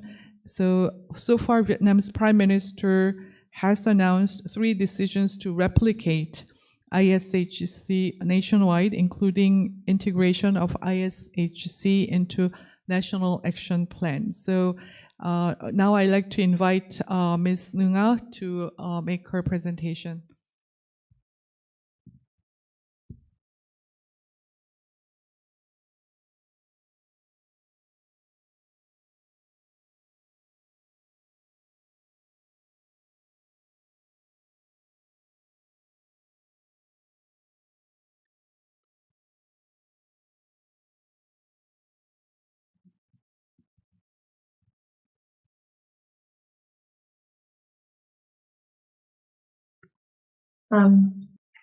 Greetings. I hope you have been able to see my screen. Hello, my name is Nga. I'm manager at HelpAge International in Vietnam, and it is my pleasure to invite you to Vietnam and visit a community development model that currently is providing comprehensive community-based care services directly to more than 400,000 people in Vietnam. And this model is recognized by the government as a national model, and in 2020 won the grand prize of the Healthy Aging Prize for Asian Innovation. So for the start, the intergenerational self-help club model that I'm introducing to you, or ISHC for short, was established in the context that Vietnam is rapidly aging. In fact, the population of older people in Vietnam will double in the next 2 decades. And meanwhile, we are a lower middle income country with limited resources. As a result, we are facing with the situation of getting old before getting rich, and we will have some challenges to meet the increasing care needs. And as a result, we will need a model that is not only be able to replicate in Vietnam with the current resources available, but also to be able to meet the diverse and growing care needs of the population. In Vietnam, the rights for care, healthcare, and social care is put in the law of older people in 2009, and so it is a basic right of older people protected by the government. And when we speak about the care needs here, let's look at the situation in Vietnam. So according to a 2019 census, 15% of older persons have difficulty in self-care. And that means for 100 persons, 15 will need long-term care services. That is the situation in the pictures in Vietnam.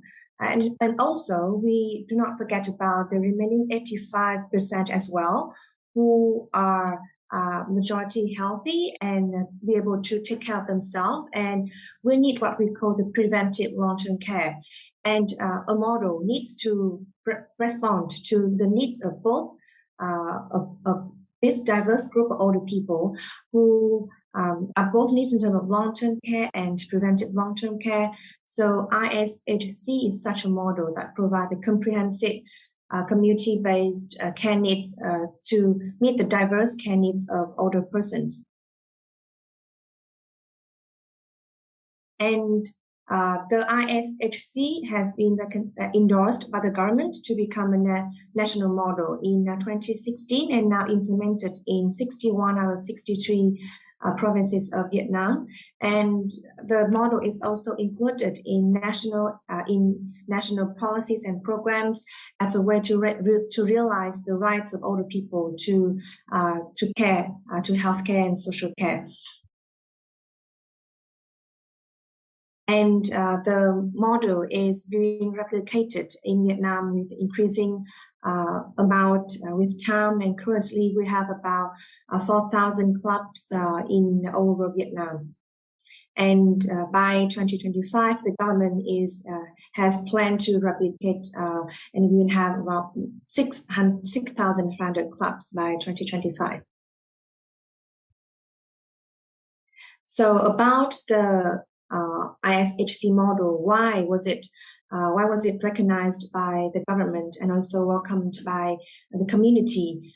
It is because in the design of the model, it's for the older people and by older people, and the club is community-based, village-based, so it's very highly accessible to older people at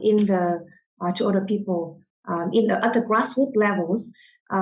And it is important because many times we have policies and programs at the national level, and to implement and to translate those programs at the grassroots level, we need foundation at the grassroots level to be able to translate the benefits to older people in the field. And so the ISHC it's village-based to be available and approachable to even the most unreached.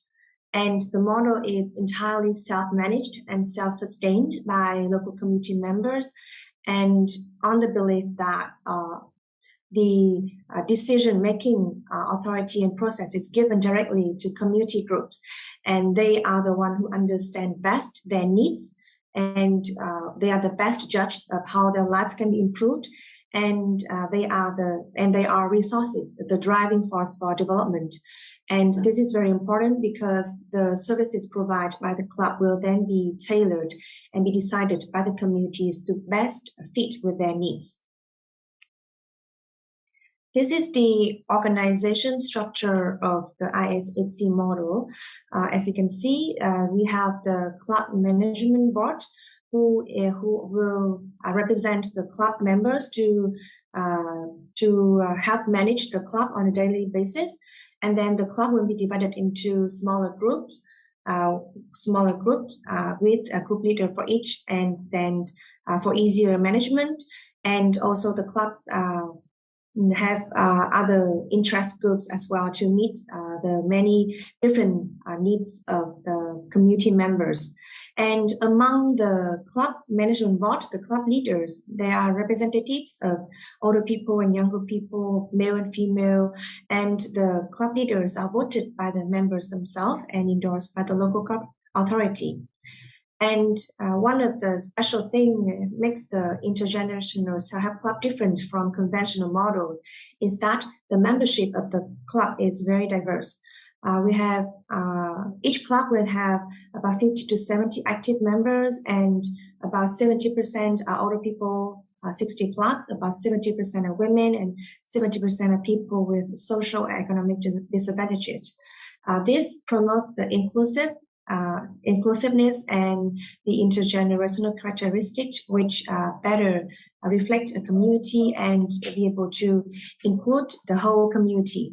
As a result, the club's membership is highly inclusive, and anyone can be a member of the club, and it helps to reduce the generational gaps, as well as it brings people together, increase the solidarity of the community. And for the club activities, as I mentioned earlier, the needs of older people are very diverse, and older people and community in general are very diverse. So to meet with this, the club is multifunctional with at least 8 core components. That is social bonding and control, and these this first activity helps reduce the loneliness and provides the social care and increase the mental well-being of older people and the community members with songs and dances and games and home visits, and it increases the connection, the bond, the social bond among community members. Next is the income security activity area, which provides microcredit to older people and people in need to invest in business models to improve their household's income. And in this activity area, it promotes the sharing among people. We have income support groups, like for example, chicken raising group, where people will share experience in raising chicken or doing business to help improve their livelihood. And the club will also provide training on age-friendly livelihood models to members. And next is the healthy and active aging activity area, which the club will provide, will promote healthy lifestyles, like practicing physical exercise daily, or taking proper nutrition, and removing bad lifestyles like smoking, or addressing bad lifestyle like smoking or drinking. And also the club will provide communication on self-care knowledge, so that people know how to take care of themselves and their family members, especially for members who have NCDs and other diseases, to better monitor and take care of themselves. And the club also organizes monthly health screening of blood pressure, weight, the body mass index, to inform members of their basic health indicators, and advise them to go to medical facilities when there are symptoms of disease.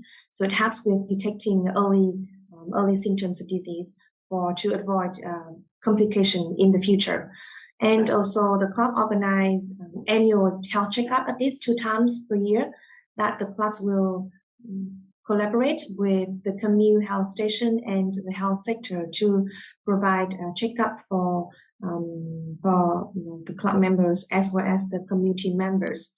And the health checkup is carried out directly at the club meeting venue or in the other village, so that all people can come to the checkup and have their health checked by the local doctors.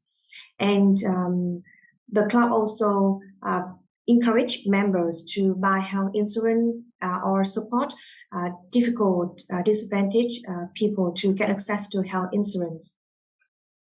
The next activity at the club is community-based care. And these are carried out by both the club recruit home care volunteers and carry out need assessment to match home care volunteers with people who are in need of care. And also the club, apart from sending volunteers, the club also provide other in cash or in kind support to the needy community members. And I will go into a bit more details in the later half of my presentation. Other activities include the self-help and community support. So for older people, it's very important to have a sense of belonging and supporting the community. And they have very high social responsibility and a aspiration to contribute. So for every month, the club will discuss to find resources and find solutions to support at least one difficulty case in the community.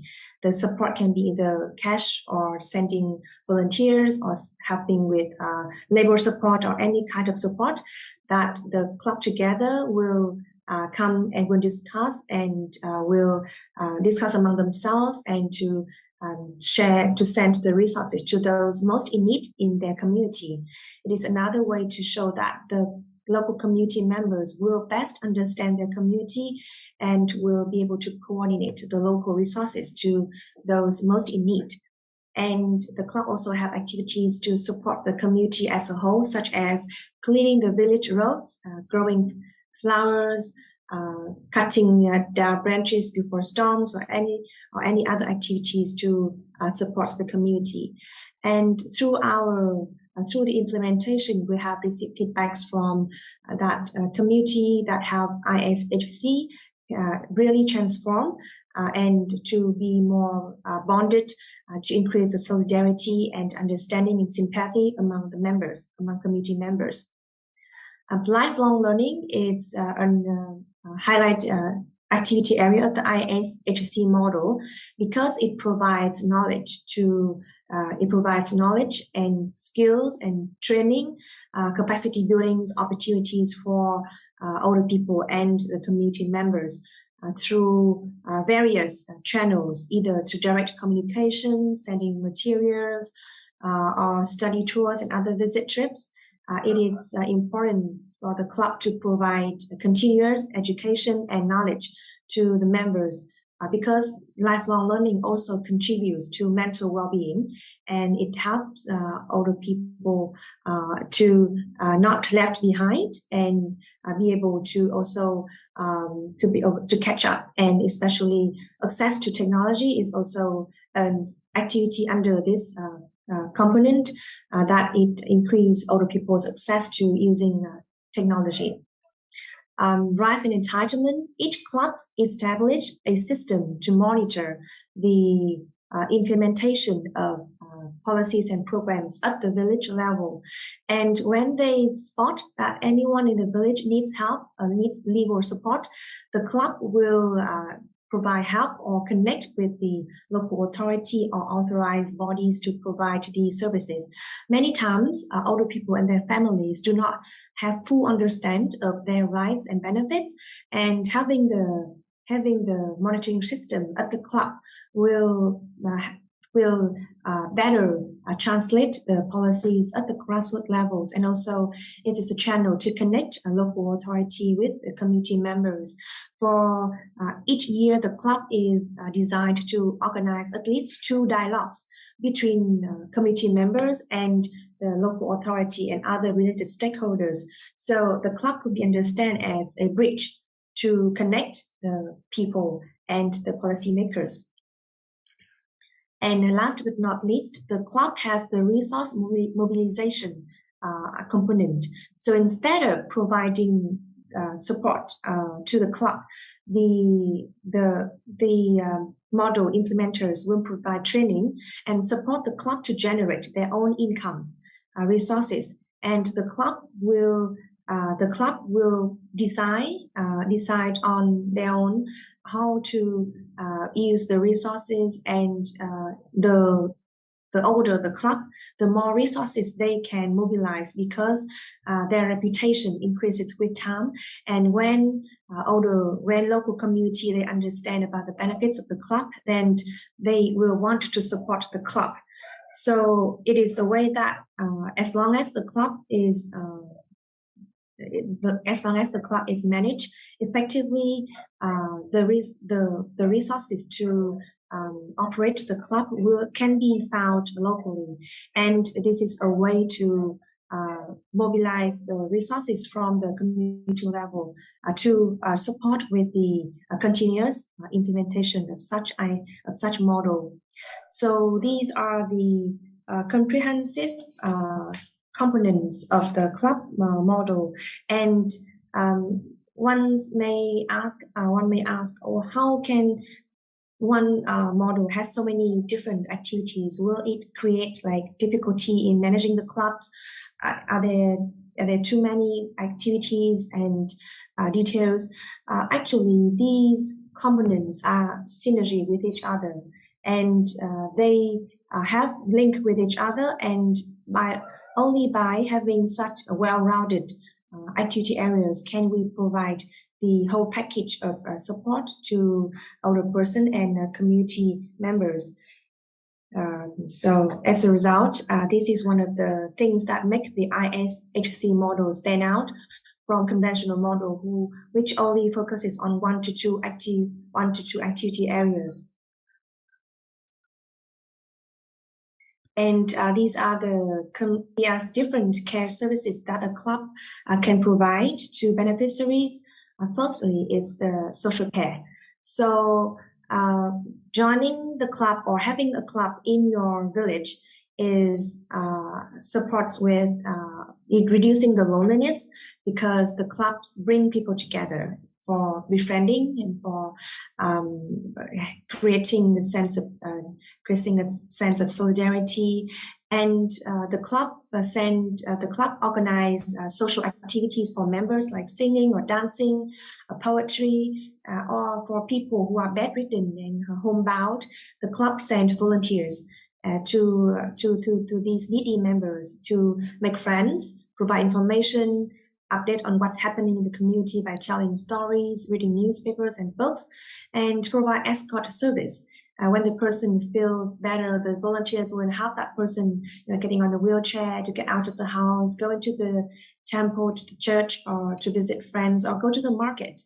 And during our implementation, we have heard many stories of change after having the club.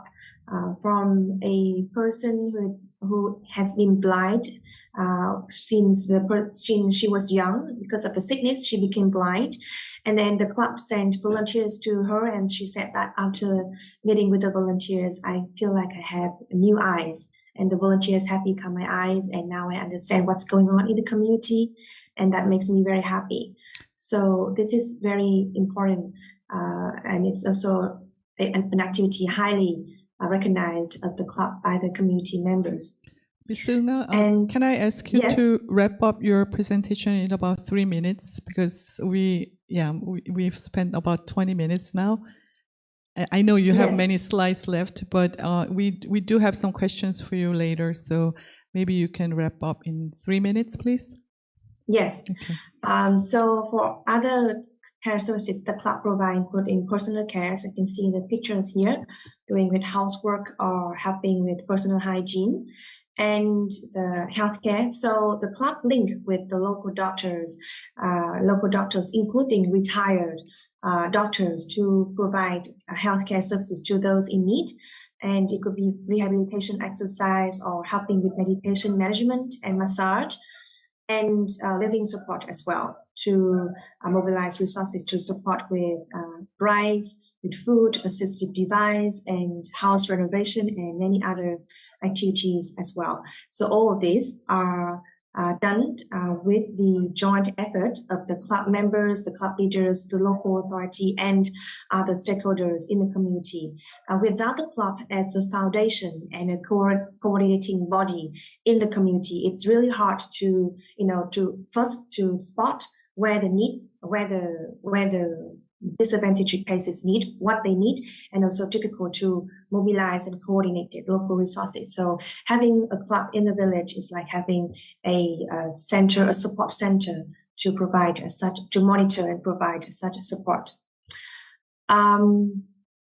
For the club is financially sustainable because the club can generate its own incomes, as I introduced before, and it has at least 4 different types of income resources from the interest from the revolving loan fund. That's why I say the club needs the income security and resource mobilization activity component to be sustainable and comprehensive. If the club just provide health and care services or health and care component, it will not be able to self-sustain without these income resources. And other small membership fee, local fundraising, and also collective livelihood models, where the clubs will invest in business models, and the in profit from that model will be invested back in the club fund. And these are some impact results of the club. This is from the interview with more than 8,500 club members from a project supported by KOICA and Happy Korea from 2018 to 2020. We improved not only healthier, but also happier, more confident, and improved the local solidarity. And the club is recognized not only nationally, but also internationally, and now currently being implemented and replicated in other countries as well. And so for the lesson learned, the ISHC model can contribute and meet the growing care need of the community, especially in low and lower middle income country. And the club also established and improved the link between the community and local authority and other stakeholders. And it focuses on and it addresses not only the needs of the current older people, but also future older people with prevention, and it delays the time that we need the care and helps people live healthily. And also the club, investing in the club model will provide it's a one model, but it has comprehensive services to the local community. And it is also managed by the community themselves. So it is something that it is highly adaptive, and it promotes, it empowers the role of older people in meeting their care needs and also contribute to the development of the society. The clubs, as introduced, was piloted in Vietnam in 2006, but will continue to evolve. It will not stop at this moment because it will continue to be improved to meet with the new and the new situation and the new demands of people. And because the club is a foundation, so it's easy to integrate other activities in the club as well. And especially with the new situations such as COVID-19 or the climate change, having a club model at the village level will help increase the resilience of the community to such ever-changing situation. That is the end of my presentation. Thank you for listening. Thank you. Thank you very much for your excellent presentation on this very comprehensive model of a club in Vietnam. And hopefully all the speakers will stay with us to entertain some questions we have for you later on. Now we are ready to move to the next country, Japan. And we have 3 speakers for one project. And let me introduce each speaker. The first, I don't know the order of the speakers, but we have 3 names. The first presenter is Professor Natapat Saboro of Thammasat University, and she's the faculty of social administration in the university, and she's a social worker by training, and she has been doing her research and working with many communities for 15 years until one of her studies could be the policy for promoting the quality of life in one center organized by a local organization in Thailand. So she has been enhancing her abilities about community development and innovation program. From her experience working with these issues in the community, she has expertise, especially in the elderly issue, and she has been working as a consultant for many community programs. The second speaker is Ms. Titinan Nakpu. She's a MD in Thailand in one of the municipalities, Bueng Ito. She's a medical doctor at the Department of Public Health and Environment. And she has a background in medicine, as I just mentioned. And her research topic for her master's degree is self-reliance, health empowerment, health literacy, and happiness of older people. So she has been working in the field of aging and medical services, and she has been involved with this project, which is called the STRONG program. And the third speaker is Ms. Tomoyo Suzuki.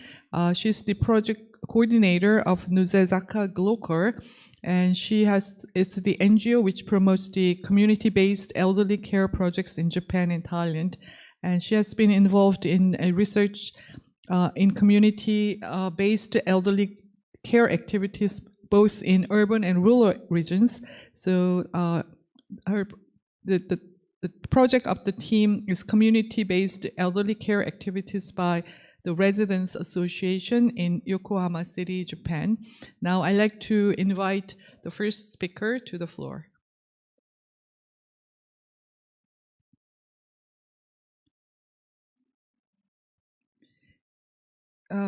the order in the program is Mrs. Suzuki, so I suppose that she'll be the first presenter. Yes, thank you. Hello everyone, I'm Tomoyo Suzuki, a project coordinator from one of the Japanese NGOs, Nogezaka Grow Card. So I'll share my slide. Yes. So today, I want to introduce the community-based elderly care activities by the Residents Association in Yokohama City, Japan. Yokohama City is located in the middle part of Japan and the south part of Tokyo facing the ocean. The population of Yokohama City is about 3.7 million. Focusing on our community-based elderly care activities, the field is in the West Ward Residents Association number 4 in Yokohama City, and their population is about 15,000, and the aging rate is 25% currently. So this area has many characteristics which can be the barriers for residents to live, such as the narrow roads, dense wooden houses, and the sloping ground. Because of such geographical characteristics, it is difficult to access the transportation by bus, and also this area is vulnerable to the disasters as the barriers to the fire trucks and evacuation routes. Of course, these characteristics can make the elderly person challenging to go outside because of the limited access to the neighborhood stores and the physical difficulties walking around. So based on this context, the area of the Westward Resident Association number 4 tries to foster the collaboration of various sectors, especially the mixture of the residence-based and theme-based organizations. Different from the public sectors like the local governments, Resident Association and the Resident Welfare Support Association are composed of the residents. And uniquely in this area, they are cooperating friendly to work for the overlap contents of their activities. More than that, the theme-based NGOs and CSOs, such as the environmental conservation or education organizations, can also collaborate with the resident-based organizations. So this collaboration of various sectors is usually difficult in other parts of Japan because of the conflicts among the different visions or concepts. So the Resident Association number 4 have achieved its community-based activities thanks to the positive interaction and collaboration among the different types of the organization. So these are the examples of the resident-based events in this area. Community integrated the festivals, sports festival, and the Christmas concerts, and so on. And residents also created the disaster hazard prevention map by themselves. Such local community initiative activities can also raise the disaster risk management literacy of residents, experiencing the fire extinction, the emergency cooking, and the evacuation training. So in terms of the community-based elderly care system in this area, the uniqueness here is the home visits and the monitoring of elderly persons by various types of the volunteers. From the perspective of this residence-based association, conditions of the elderly persons are categorized into 3 groups based on the level of need for nursing and caring. Different types of the resident-based volunteers, including the senior clubs or neighborhoods, support the elderly person based on these categories. By doing so, the health and welfare volunteers, called Minsei-in in Japanese, can focus on their caring for the people most in need of care. So not only such medical caring and nursing, but also the opportunities of gathering and sharing time together are very important for the community-based elderly care. As the photo shows, outside meal party or health checkup is held through the residents' initiatives. So such events can be the opportunities to confirm the elderly's condition and safety, revitalize overall activities at one local district, and learn how to prepare food in case of the emergencies. So because such open events are held close to their houses, it is easy for many residents to participate. Through such activities, community members can become more interested in the welfare of the elderly people. So finally, these are the examples of activities among elderly persons during the COVID-19 pandemic.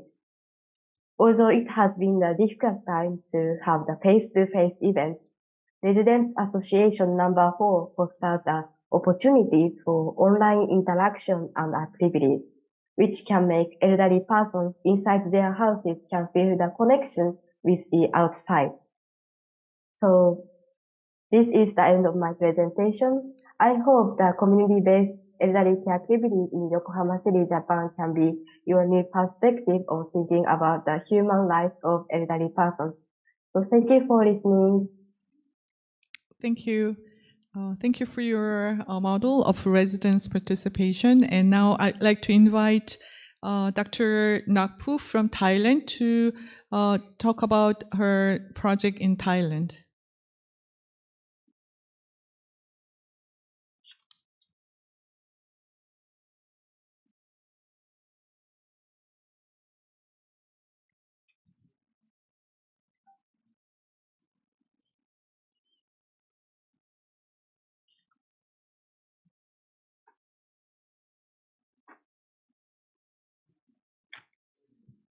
Hi everyone, I am a medical professional at Bungyitho Municipality, taking responsibility for the project, which can be simply called the STRONG program. This program is a community-based integrated program for the elderly in Bungyitho Municipality. Today's presentation is divided into 5 parts, consisting of first, introduction, second, strong program explanation, third, program network, fourth, key success, and the last one, summary. First of all, I would like to introduce everyone to the areas under the regulation of Bungyitho Municipality. Bungyitho City is located in Thanyaburi District, Pathum Thani Province, which is only 20 kilometers away from the capital of Bangkok. It occupies a total area of 15.394 square kilometers and is sectioned into 4 communities. With the total population of 32,880, among which there are 4,256 older adults and 467 older adults with disabilities, accounting for 40%. In this slide, the number of the aging population is classified by type into 92.6% of being socially active, 5.1% of being homebound, and 2.3% of being bedridden.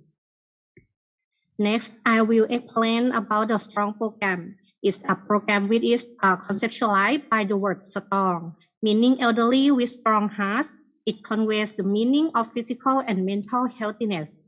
The thing that the municipality have always emphasized is the development of aging populations of all groups, not only those active ones, to ensure that they have the capacity to benefit the community and society. Even when the person is a dependent elderly person, she can also contribute to common interests. The municipality has tried to promote the STRONG model in 3 dimensions, including strong program, strong innovation, and strong community. You can notice here that to provide services with an emphasis on integration in this community, there are 3 key components. First component, community-based approaches, where the municipality encourages communities to think, initiate, and participate with the municipality in different processes, without thinking together, jointly planning, working together, or monitoring and evaluation.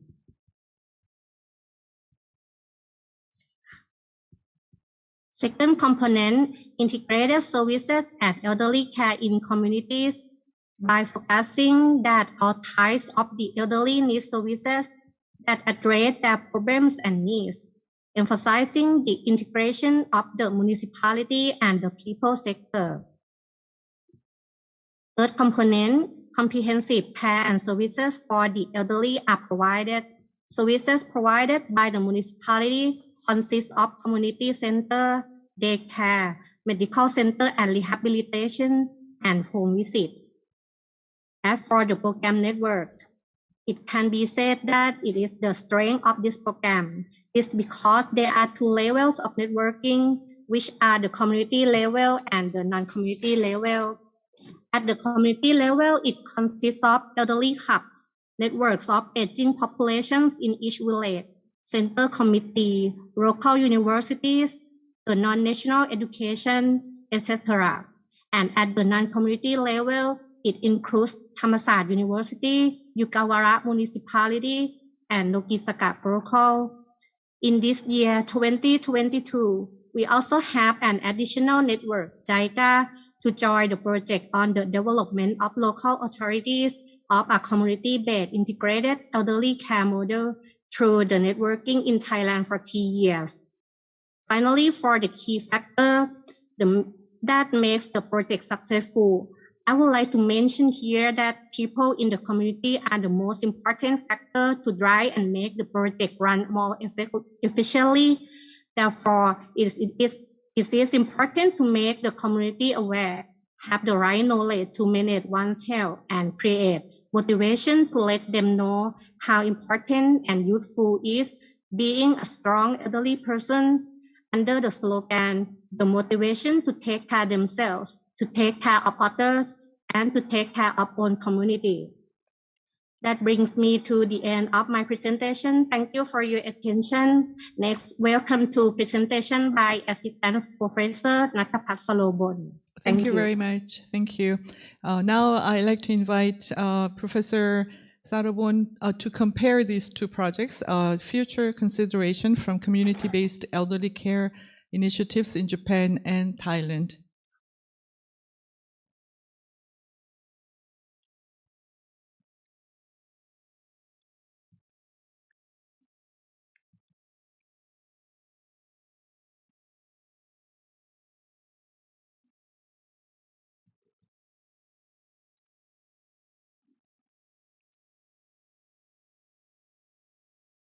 Hello. Can you turn the microphone? Just a moment, please. Okay, I would like to share again.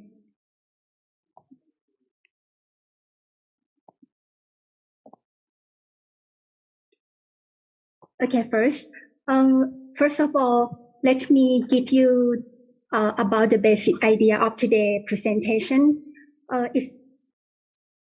It is based on my experience when I work as a technical advisor for the STRONG program at Bungitho municipality, which you have heard about before from medical doctor Titinan. While working with the municipality, I have done research study, knowledge management, and cultivate knowledge from them. So for today's presentation, I would like to share with you 2 points of future consideration, which include research-based and community-based consideration. For the first one, the future considerations are derived from community-based work experience. It was found that there were many aging population in the community who did not have access to service, even though the service arrangement is very well prepared, focusing on being community-based and promoting public engagement. For this group of people in Thailand, we call homebound group aging adult. In this picture, show that there are some elderly who has physical problems, but in STRONG program, we try to promote that every group of older adults can join in the community activity together. Personally, I do not prefer the term of homebound because it is too restrictive. I would prefer the group at risk because When the group does not participate in health and social activities, they are prone to risk and they are likely to become dependent older adults. The future consideration is to promote balanced activity between the group at risk and healthy groups. This is because if it succeeds, it means that the problem of the elderly dependent will be less and slow down. And the next for the second one, the future consideration derived from the study entitled The Development of an Effective Program for Promoting the Model of Active Aging in Thailand, Utilizing Care Prevention Program from Japan. The research was done from 2020 to 2022. The study was conducted in both Thailand and Japan. From the research, it was found that the most services in Thai community focus to active and bedbound group, but it is not providing enough services for the homebound groups. In addition, the staff who work in the community, they are not be able to classify clearly that who is the homebound, whereas in Japan, this group is called risk group. The risk group is the group between ordinary group and special group who need the intermediate care or rehabilitation care or prevention care for the recovery their condition and prevent the serious symptoms. In Thailand, we have the long-term care system, which is the budget was supported for the caregiver by the government. The program was initiated by the community. It means that if the community is strong enough, the program will be effective. However, if the community is weak, the program will be ineffective too. According to the area-specific research, there are three future considerations obtained consisting of number one, promote the concept of active aging. Number two, using family and community model. And number three, creating the deterioration assessment. With the respect to concept of active aging, I would like to say, based on the area-specific research, it was found that a large number of aging population could not overcome obstacles, both physical and social ones, and achieve an active aging state. From my review, it was found that some elderly did not attend the program in the community because they have a health, mental problems, and they are poor. This group of the aging population was not interested in using the community-based services.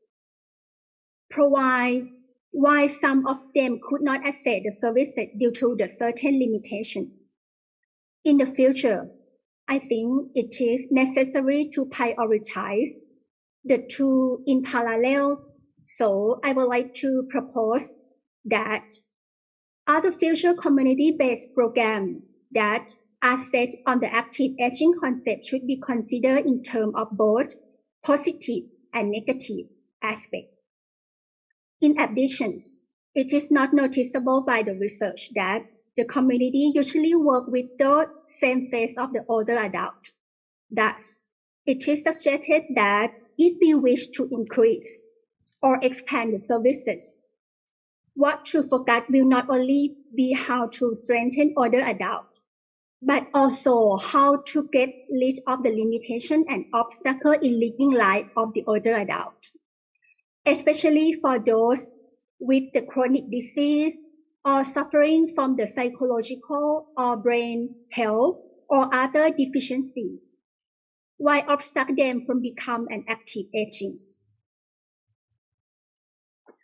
And number two, when asking how to promote family and community participation, the result revealed that the future consideration should involve with family and community in the process. It should not be just about being community-based, but for the future, for future program, family counseling, drawing participation from family, and providing collaborative activity to foster family relationship should be initiated. In this regard, a key obstacle against active aging is family conflict. So we have to think about how to solve the family conflict is important. And number 3, for future consideration, the elderly deterioration assessment system should be developed, whether in physical, mental ability, nervous system, or brain. From the result of the research, it was found that the system referred to assessment form, assessment tool, assessment technology, and capacity development of local practitioners to assess the deterioration of the elderly. This is because the result of the assessment address the real problems, and such problems do lead to the design of the various activities in the community. In Japan, the failed checking was applied to many cities in Japan. However, we also have that in Thailand, but it is usually called basic screening test in the community. I could say the basic screening test is not enough. It is only for the screening, but it could not detect the deterioration of the elderly. So in summary, future consideration consists for promoting the new concept or the model of active aging, using the family and community model, and creating the deterioration assessment. Finally, I would like to say that our resources in the community is limited, but elderly need is unlimited. So not only community-based approach, but also we have to promote networking approach. I think it's very important. Thank you for your attention today. Thank you.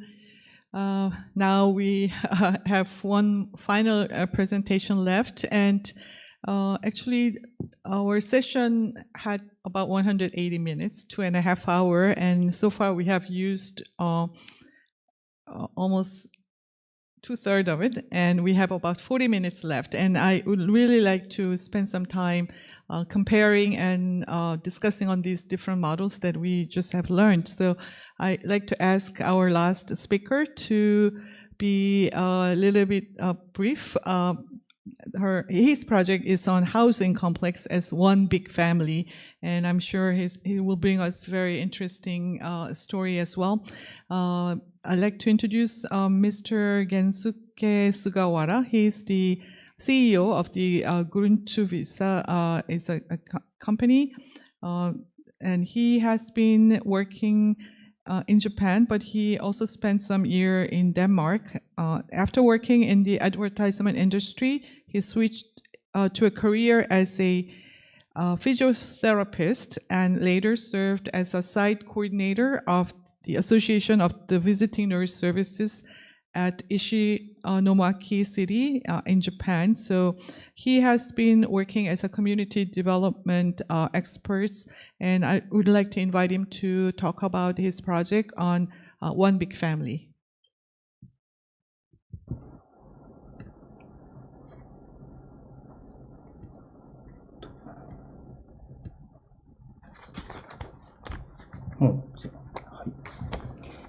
Good afternoon. I will start our presentation. Title is The Housing Complex as One Big Family. Before starting our presentation, let me introduce myself. My name is Kensuke Sugahara, Chief Executive Officer of Governmental Incorporated. I was born in Japan in 1979. I spent my junior high and high school year in Denmark. I was impressed by the idea of supporting well-being. Then I became a physical therapist while working at rehabilitation hospital. The Great East Japan earthquake occurred. I quit my job and started working as a disaster relief coordinator. in disaster-stricken area. At that time, I became keenly aware of the importance of connection with neighbor on a daily basis. After returning to my hometown, I started Gruntobi Incorporated. As I just told you in my self-introduction, the origin of our activities is supporting disaster-stricken area by the Great East Japan earthquake. We experienced supporting activities for those affected by the Great East Japan earthquake.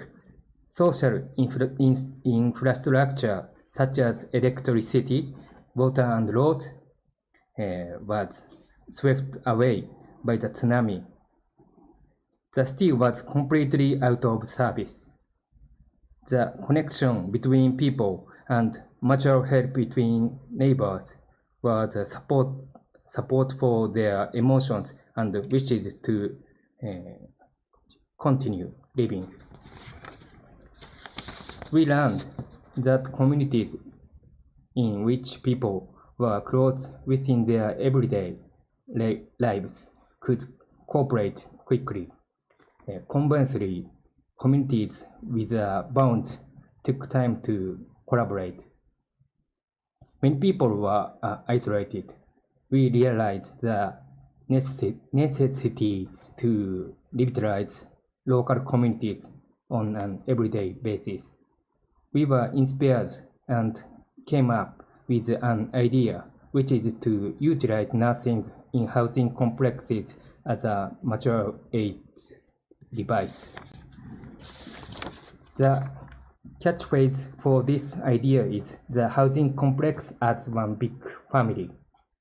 From now on, Sugiyama, our company member, will explain our project.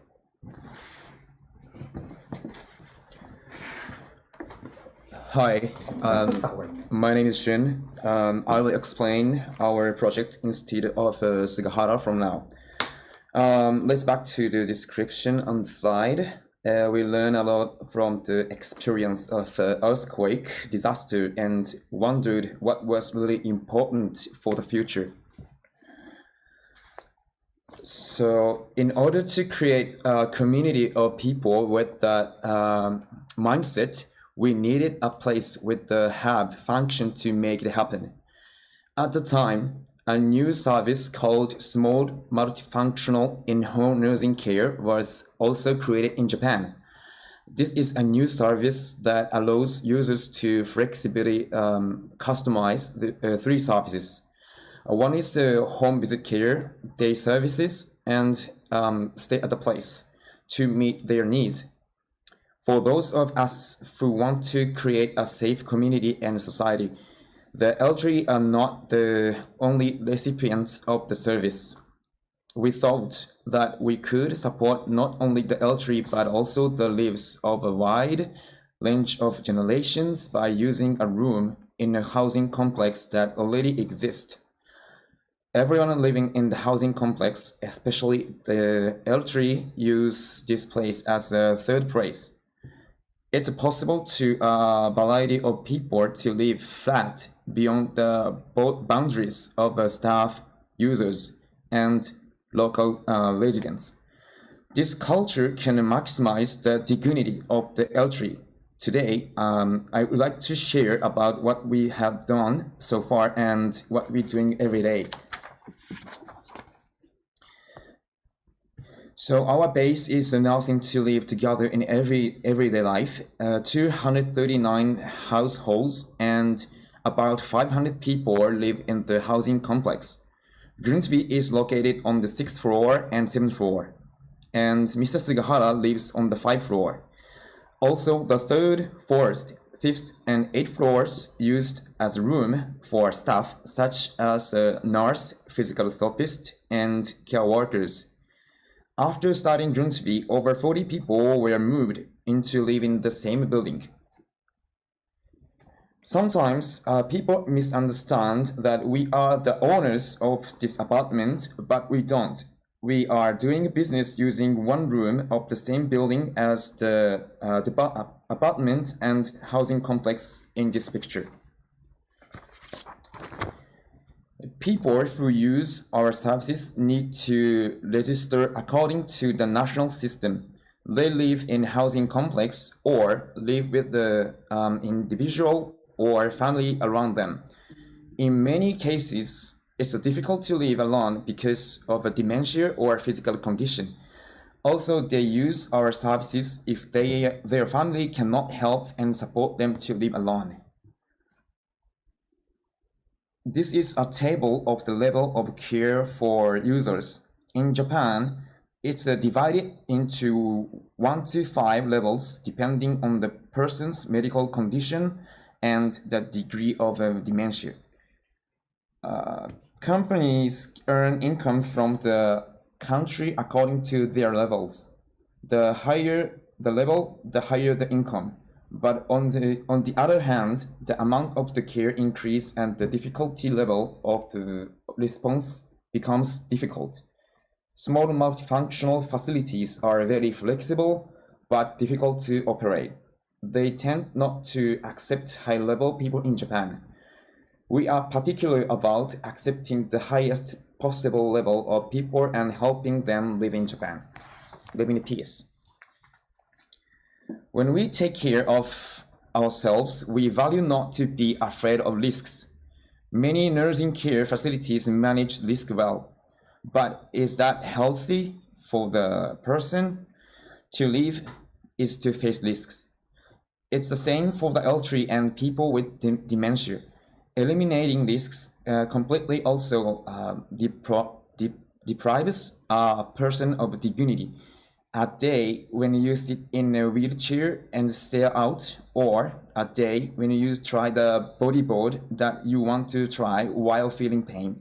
Which do you think was fun before you go to bed? Eat what you want, go where you want to go, and do what you want.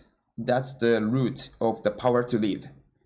We follow the person to the end, what he or she wants to do and what he or she wants to challenge while minimizing risk. What we're going to play back now is what happened this summer. She is 80 years old and has severe dementia. She doesn't remember minutes ago. Half left limb difficult to move due to a cerebral infraction. On this day, we went to the beach to enjoy this summer with the staff. She always gets confused about her daily life, but when our staff visited her house the next day, she remembered going to the sea with our staff. I'm gonna show you the movie a little bit.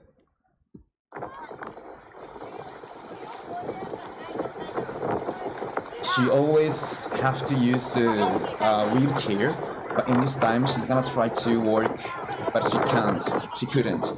So staff helped her, and they took her to the beach, like this. I guess, like this.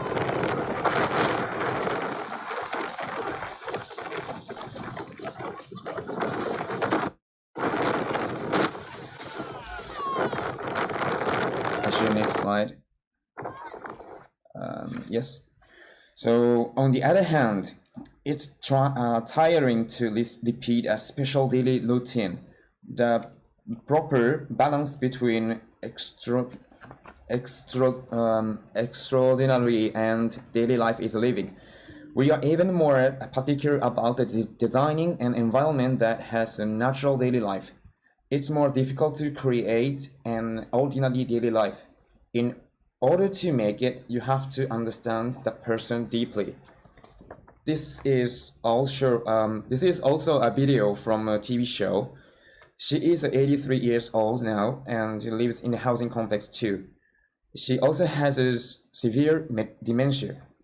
She visits our place every day and eats together with the staff. I want to show you to feel that she is enjoying her ordinary daily life from this video. the sound is a little bit in Japanese, but just feel her daily life.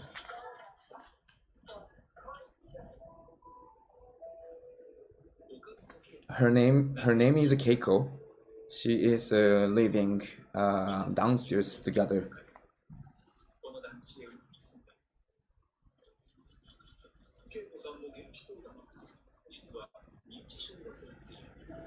She has a dementia. She always comes to our place to see our stuff and to eat food, to do something with the stuff. It's like daily life before she starts to use elderly care from us. Like this. Here's our stuff too. She always try to cook and make something for staff for the lunch, like that.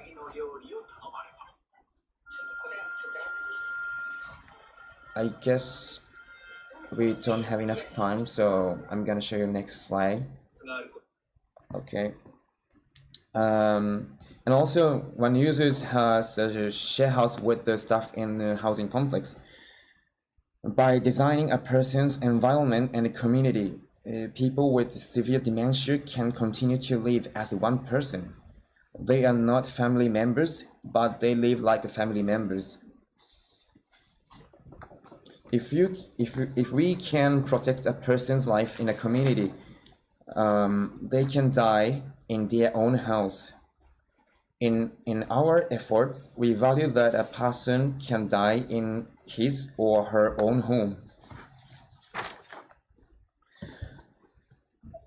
Most Japanese want to die at home, but most people actually die in hospitals.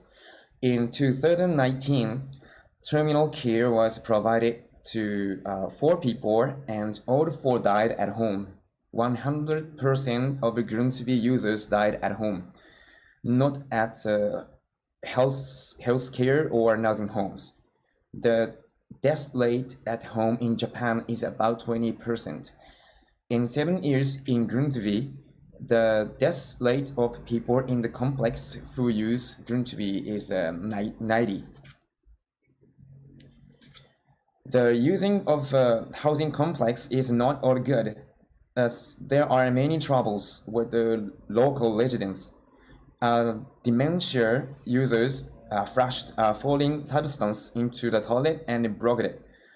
As a result, a leak occurred in the room downstairs and many complaints were filed against us. We broke the toilets in the user's room and it was solved by installing portable toilet. At the same time, we continue to manage the community by expressing apologies and gratitude to various people living in the community. So it is essential to maintain and update the community by repeating these steps.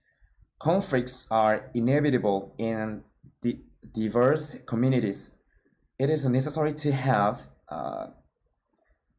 cautious will to repeat dialogue with residents and family members on a daily basis and anticipation of the problems.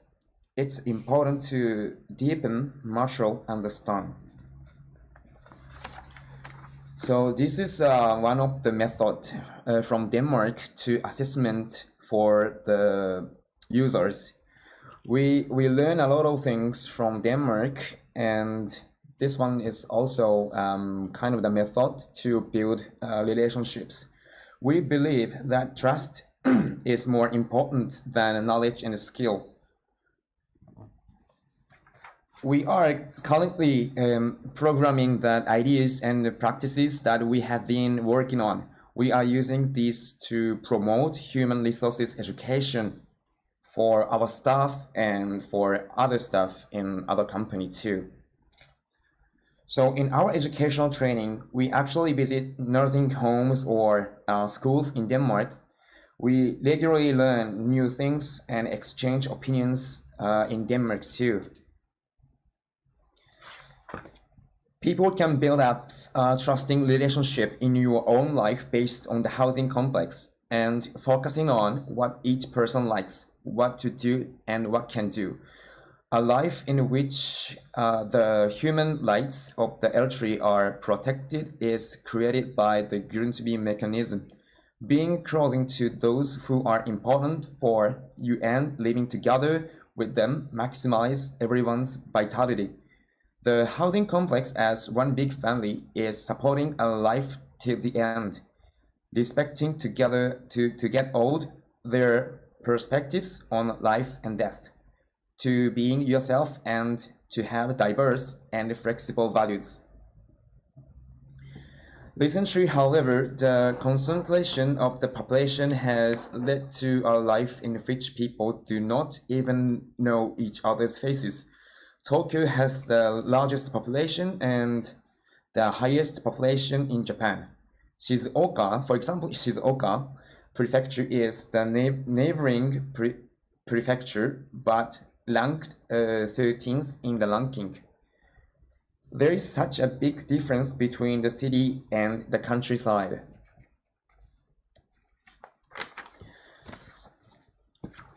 In cities, communities are becoming increasingly sparse, and the economic gap between people is increasing too. There are increasing cases of isolation and loneliness that cannot be supported by the national system under system, including the elderly. There are many people who cannot be saved under the Japanese system.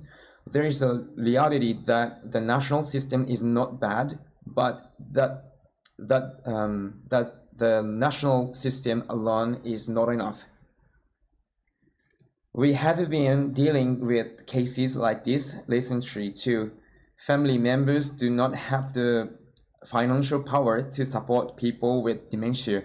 However, the government system does not meet the requirements and does not provide support. Therefore, dementia, risks, and the neighborhood complaints. They are increasingly excluded from society. In order to aim for a society where you can live with peace of mind, in addition to systems and rules, you may also need a flexible and personal system. We believe that in order to save people in need, it is sometimes necessary to act beyond national institutions and social rules. Japan's nursing care insurance system is very good, but some people can't save it. Our commitment support beyond the framework of rules and generalization is sometimes criticized by society. Systems and rules cannot save people. The more systems are developed, the clearer the boundaries become. As a result, we only deal with users during work hours and otherwise cannot deal with them. A perfect social security system risks weakening a culture of mutual support. If the stress of the community weakens, the utilization rate of the national system will increasing and the burden on the government will increase. Last slide. The person's presence is shaped by the person around them. Disconnecting from society means denying a person's existence. Only physical care will not be enough for the elderly care. Their self-esteem will be maximized when the elderly come into contact with the community and the society through new exchanges and helping others. The housing complex with the care functions is the one of the core of a very good city community. The power of a community creates our personal life for all generations. Housing complex can change the world. We always said in the team, always it's okay if you have love. Thank you so much. That's all for today. Thank you very much. Thank you so much for sharing those wonderful photographs. we started with talking about psychological well-being, which is a critical element of human rights of older persons. And today's session focused on how we can build community in order to prevent and protect the human rights of older person. And we were very lucky to go through 5 different big projects with 8 different very distinguished speakers. And now we have only about 15 minutes, which means I have failed in time management today. But hopefully what I like to do is we have about 14 questions from the audience and different parts of the community. So I would like to ask the organizer to post these questions and try to get responses from all the speakers. And we will try to share these questions and answers later on after this session, because these are very important questions. And what we need to do is to compare the similarities and differences among these different cases and where we can go from here, because we need more of these projects in the future.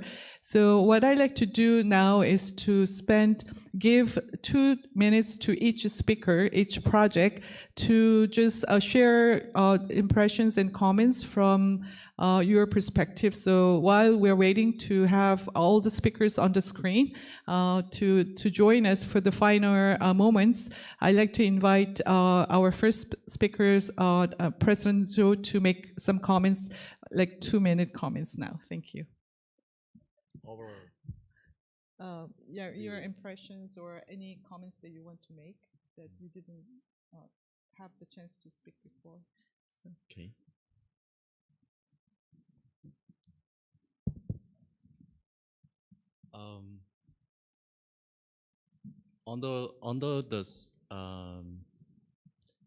Under the subject of community building,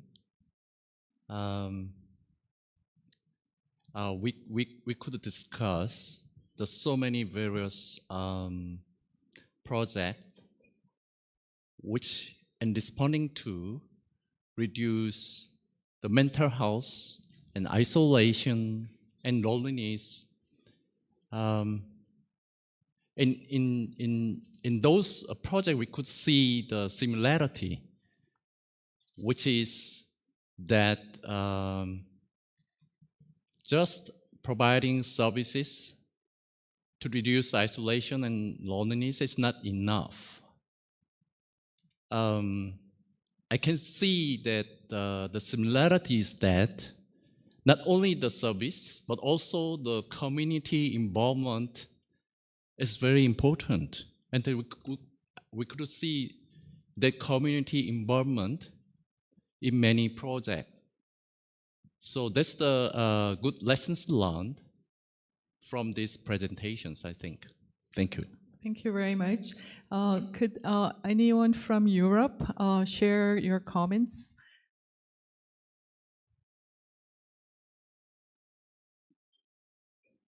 Sure, maybe I'll do a quick start for the Dreamlike Neighborhood project, and listening to all the other very inspiring projects and insights from all over the world, which is very inspiring.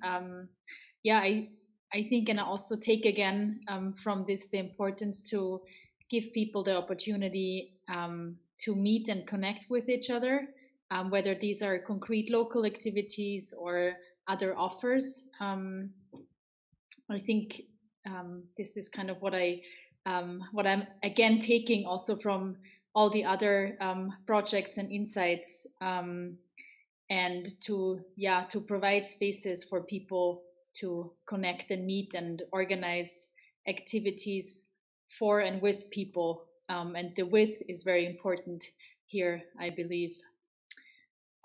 So I think it's important to keep planting the seeds, to speak in our words, and plant different seeds according to each context and environment. Thank you. Thank you. Thank you. Elenia, do you have any comments that you'd like to share? No, well, I don't want to repeat much further other speakers' comments, but for me, one of the main takeaway messages is that where we are able to actually give visibility to people who are considered invisible, then we can create some magic, and we can, of course, improve their own quality of life, but also the quality of life of the communities in which they are living. And that's very precious. And of course, it's something we need to consider further dealing with the demographic change and challenges that we are living through. Thank you. Okay, what about Ms. Unga from Thailand? I mean Vietnam, sorry. Yes, thank you to the organizer for putting together so many interesting models from many different countries, and I'm really excited to read the documents later to learn in more details about all the models. And I think that in all the presentations, we all share the same idea that older people are resources, and it is important to find way and create a favorable condition for older people to enjoy their life and continue to contribute to the family and society. But also at the same time, we take into account the age factor. But I think at the same time, before we mention a person, not consider that person an older person, but a citizen in general. And it's important that whenever we have models for older people, we understand that this is not aiming to address the age issue or to be built exclusively for an older person, but it is for a citizen of society in general. And we should see a person from their contribution and their ability rather than from the age perspective only. And I think it's very important that we have such a development model like that. So yeah, another showing. Thank you very much. Ms. Suzuki, do you have any comments that you'd like to share? Yes, thank you for today's opportunities. Although the context are different in each country and project, I could understand the importance to create opportunities where people can participate and also connect community and society for both the physical and mental health of elderly people too. Yeah. Okay. Thank you. Thank you very much. Dr. Nakpu from Thailand.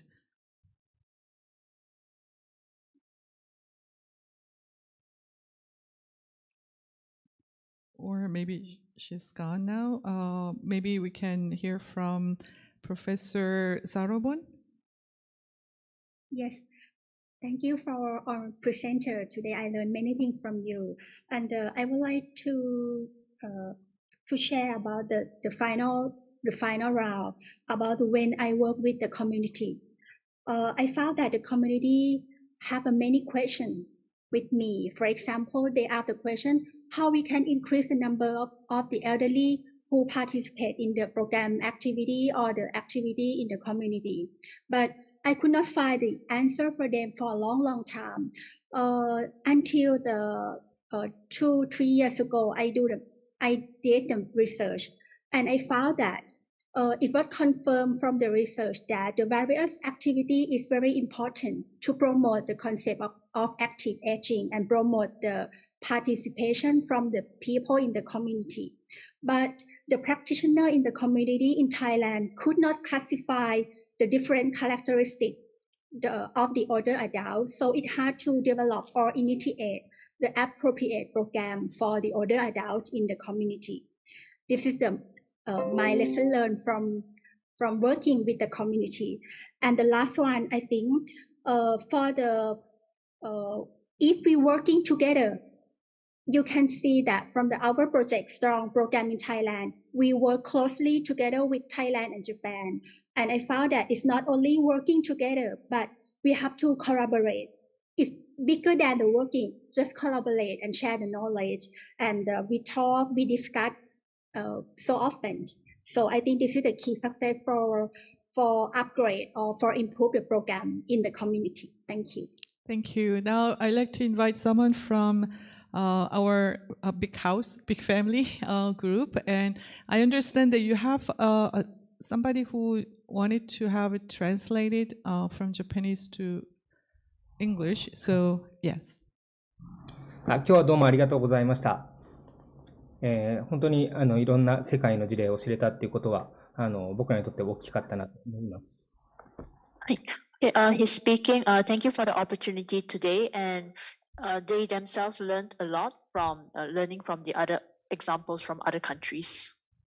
僕らの取り組み自体も成功事例ではなくて、常に僕ら悩みながらやっていて、いろんなデンマークであったり他の国々から学ぶことで、それをアップデートさせていくので、これを機会にまた参加させていただきながら学び合えたらと思います。So they have been working really hard, but of course their project isn't still perfect, and they have still a long way to work on. So through these events that they can learn from each other, they would like to brush up on their project, and also learning from other countries like Denmark, Thailand, and those examples from today like Vietnam as well. So he looks forward to more like mutual learning opportunities. Thank you so much. Thank you very much.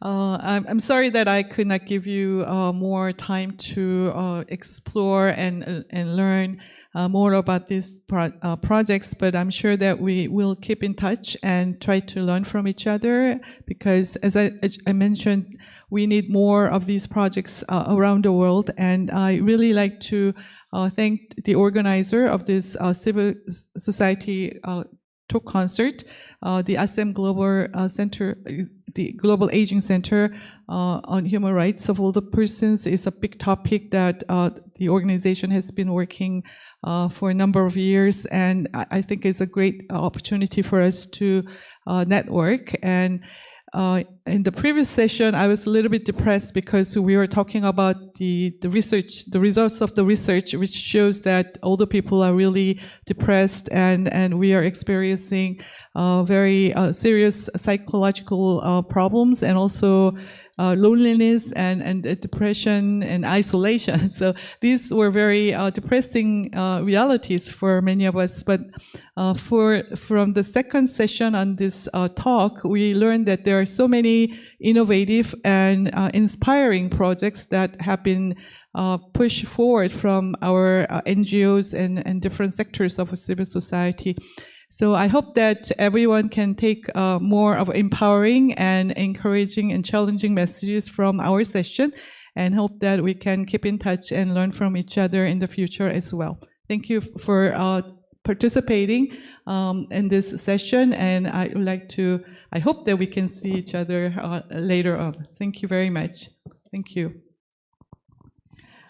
Well, thank you very much, Professor Park, for leading this session. As she have mentioned, we were able to hear some of the empowering activities at the grassroots level from the academic researchers and also the government officials. So thank you very much once again, Professor Park, for moderating the sessions, and also the panelists for sharing their projects as well. Well, ladies and gentlemen, this concludes day one here at the forum, and my sincere thanks to all the participants that are tuning in online and offline. As we are to begin day two tomorrow at 1 p.m., please stay tuned, and we will look forward to see you all once again tomorrow. Thank you very much, and we'll see you tomorrow. Goodbye.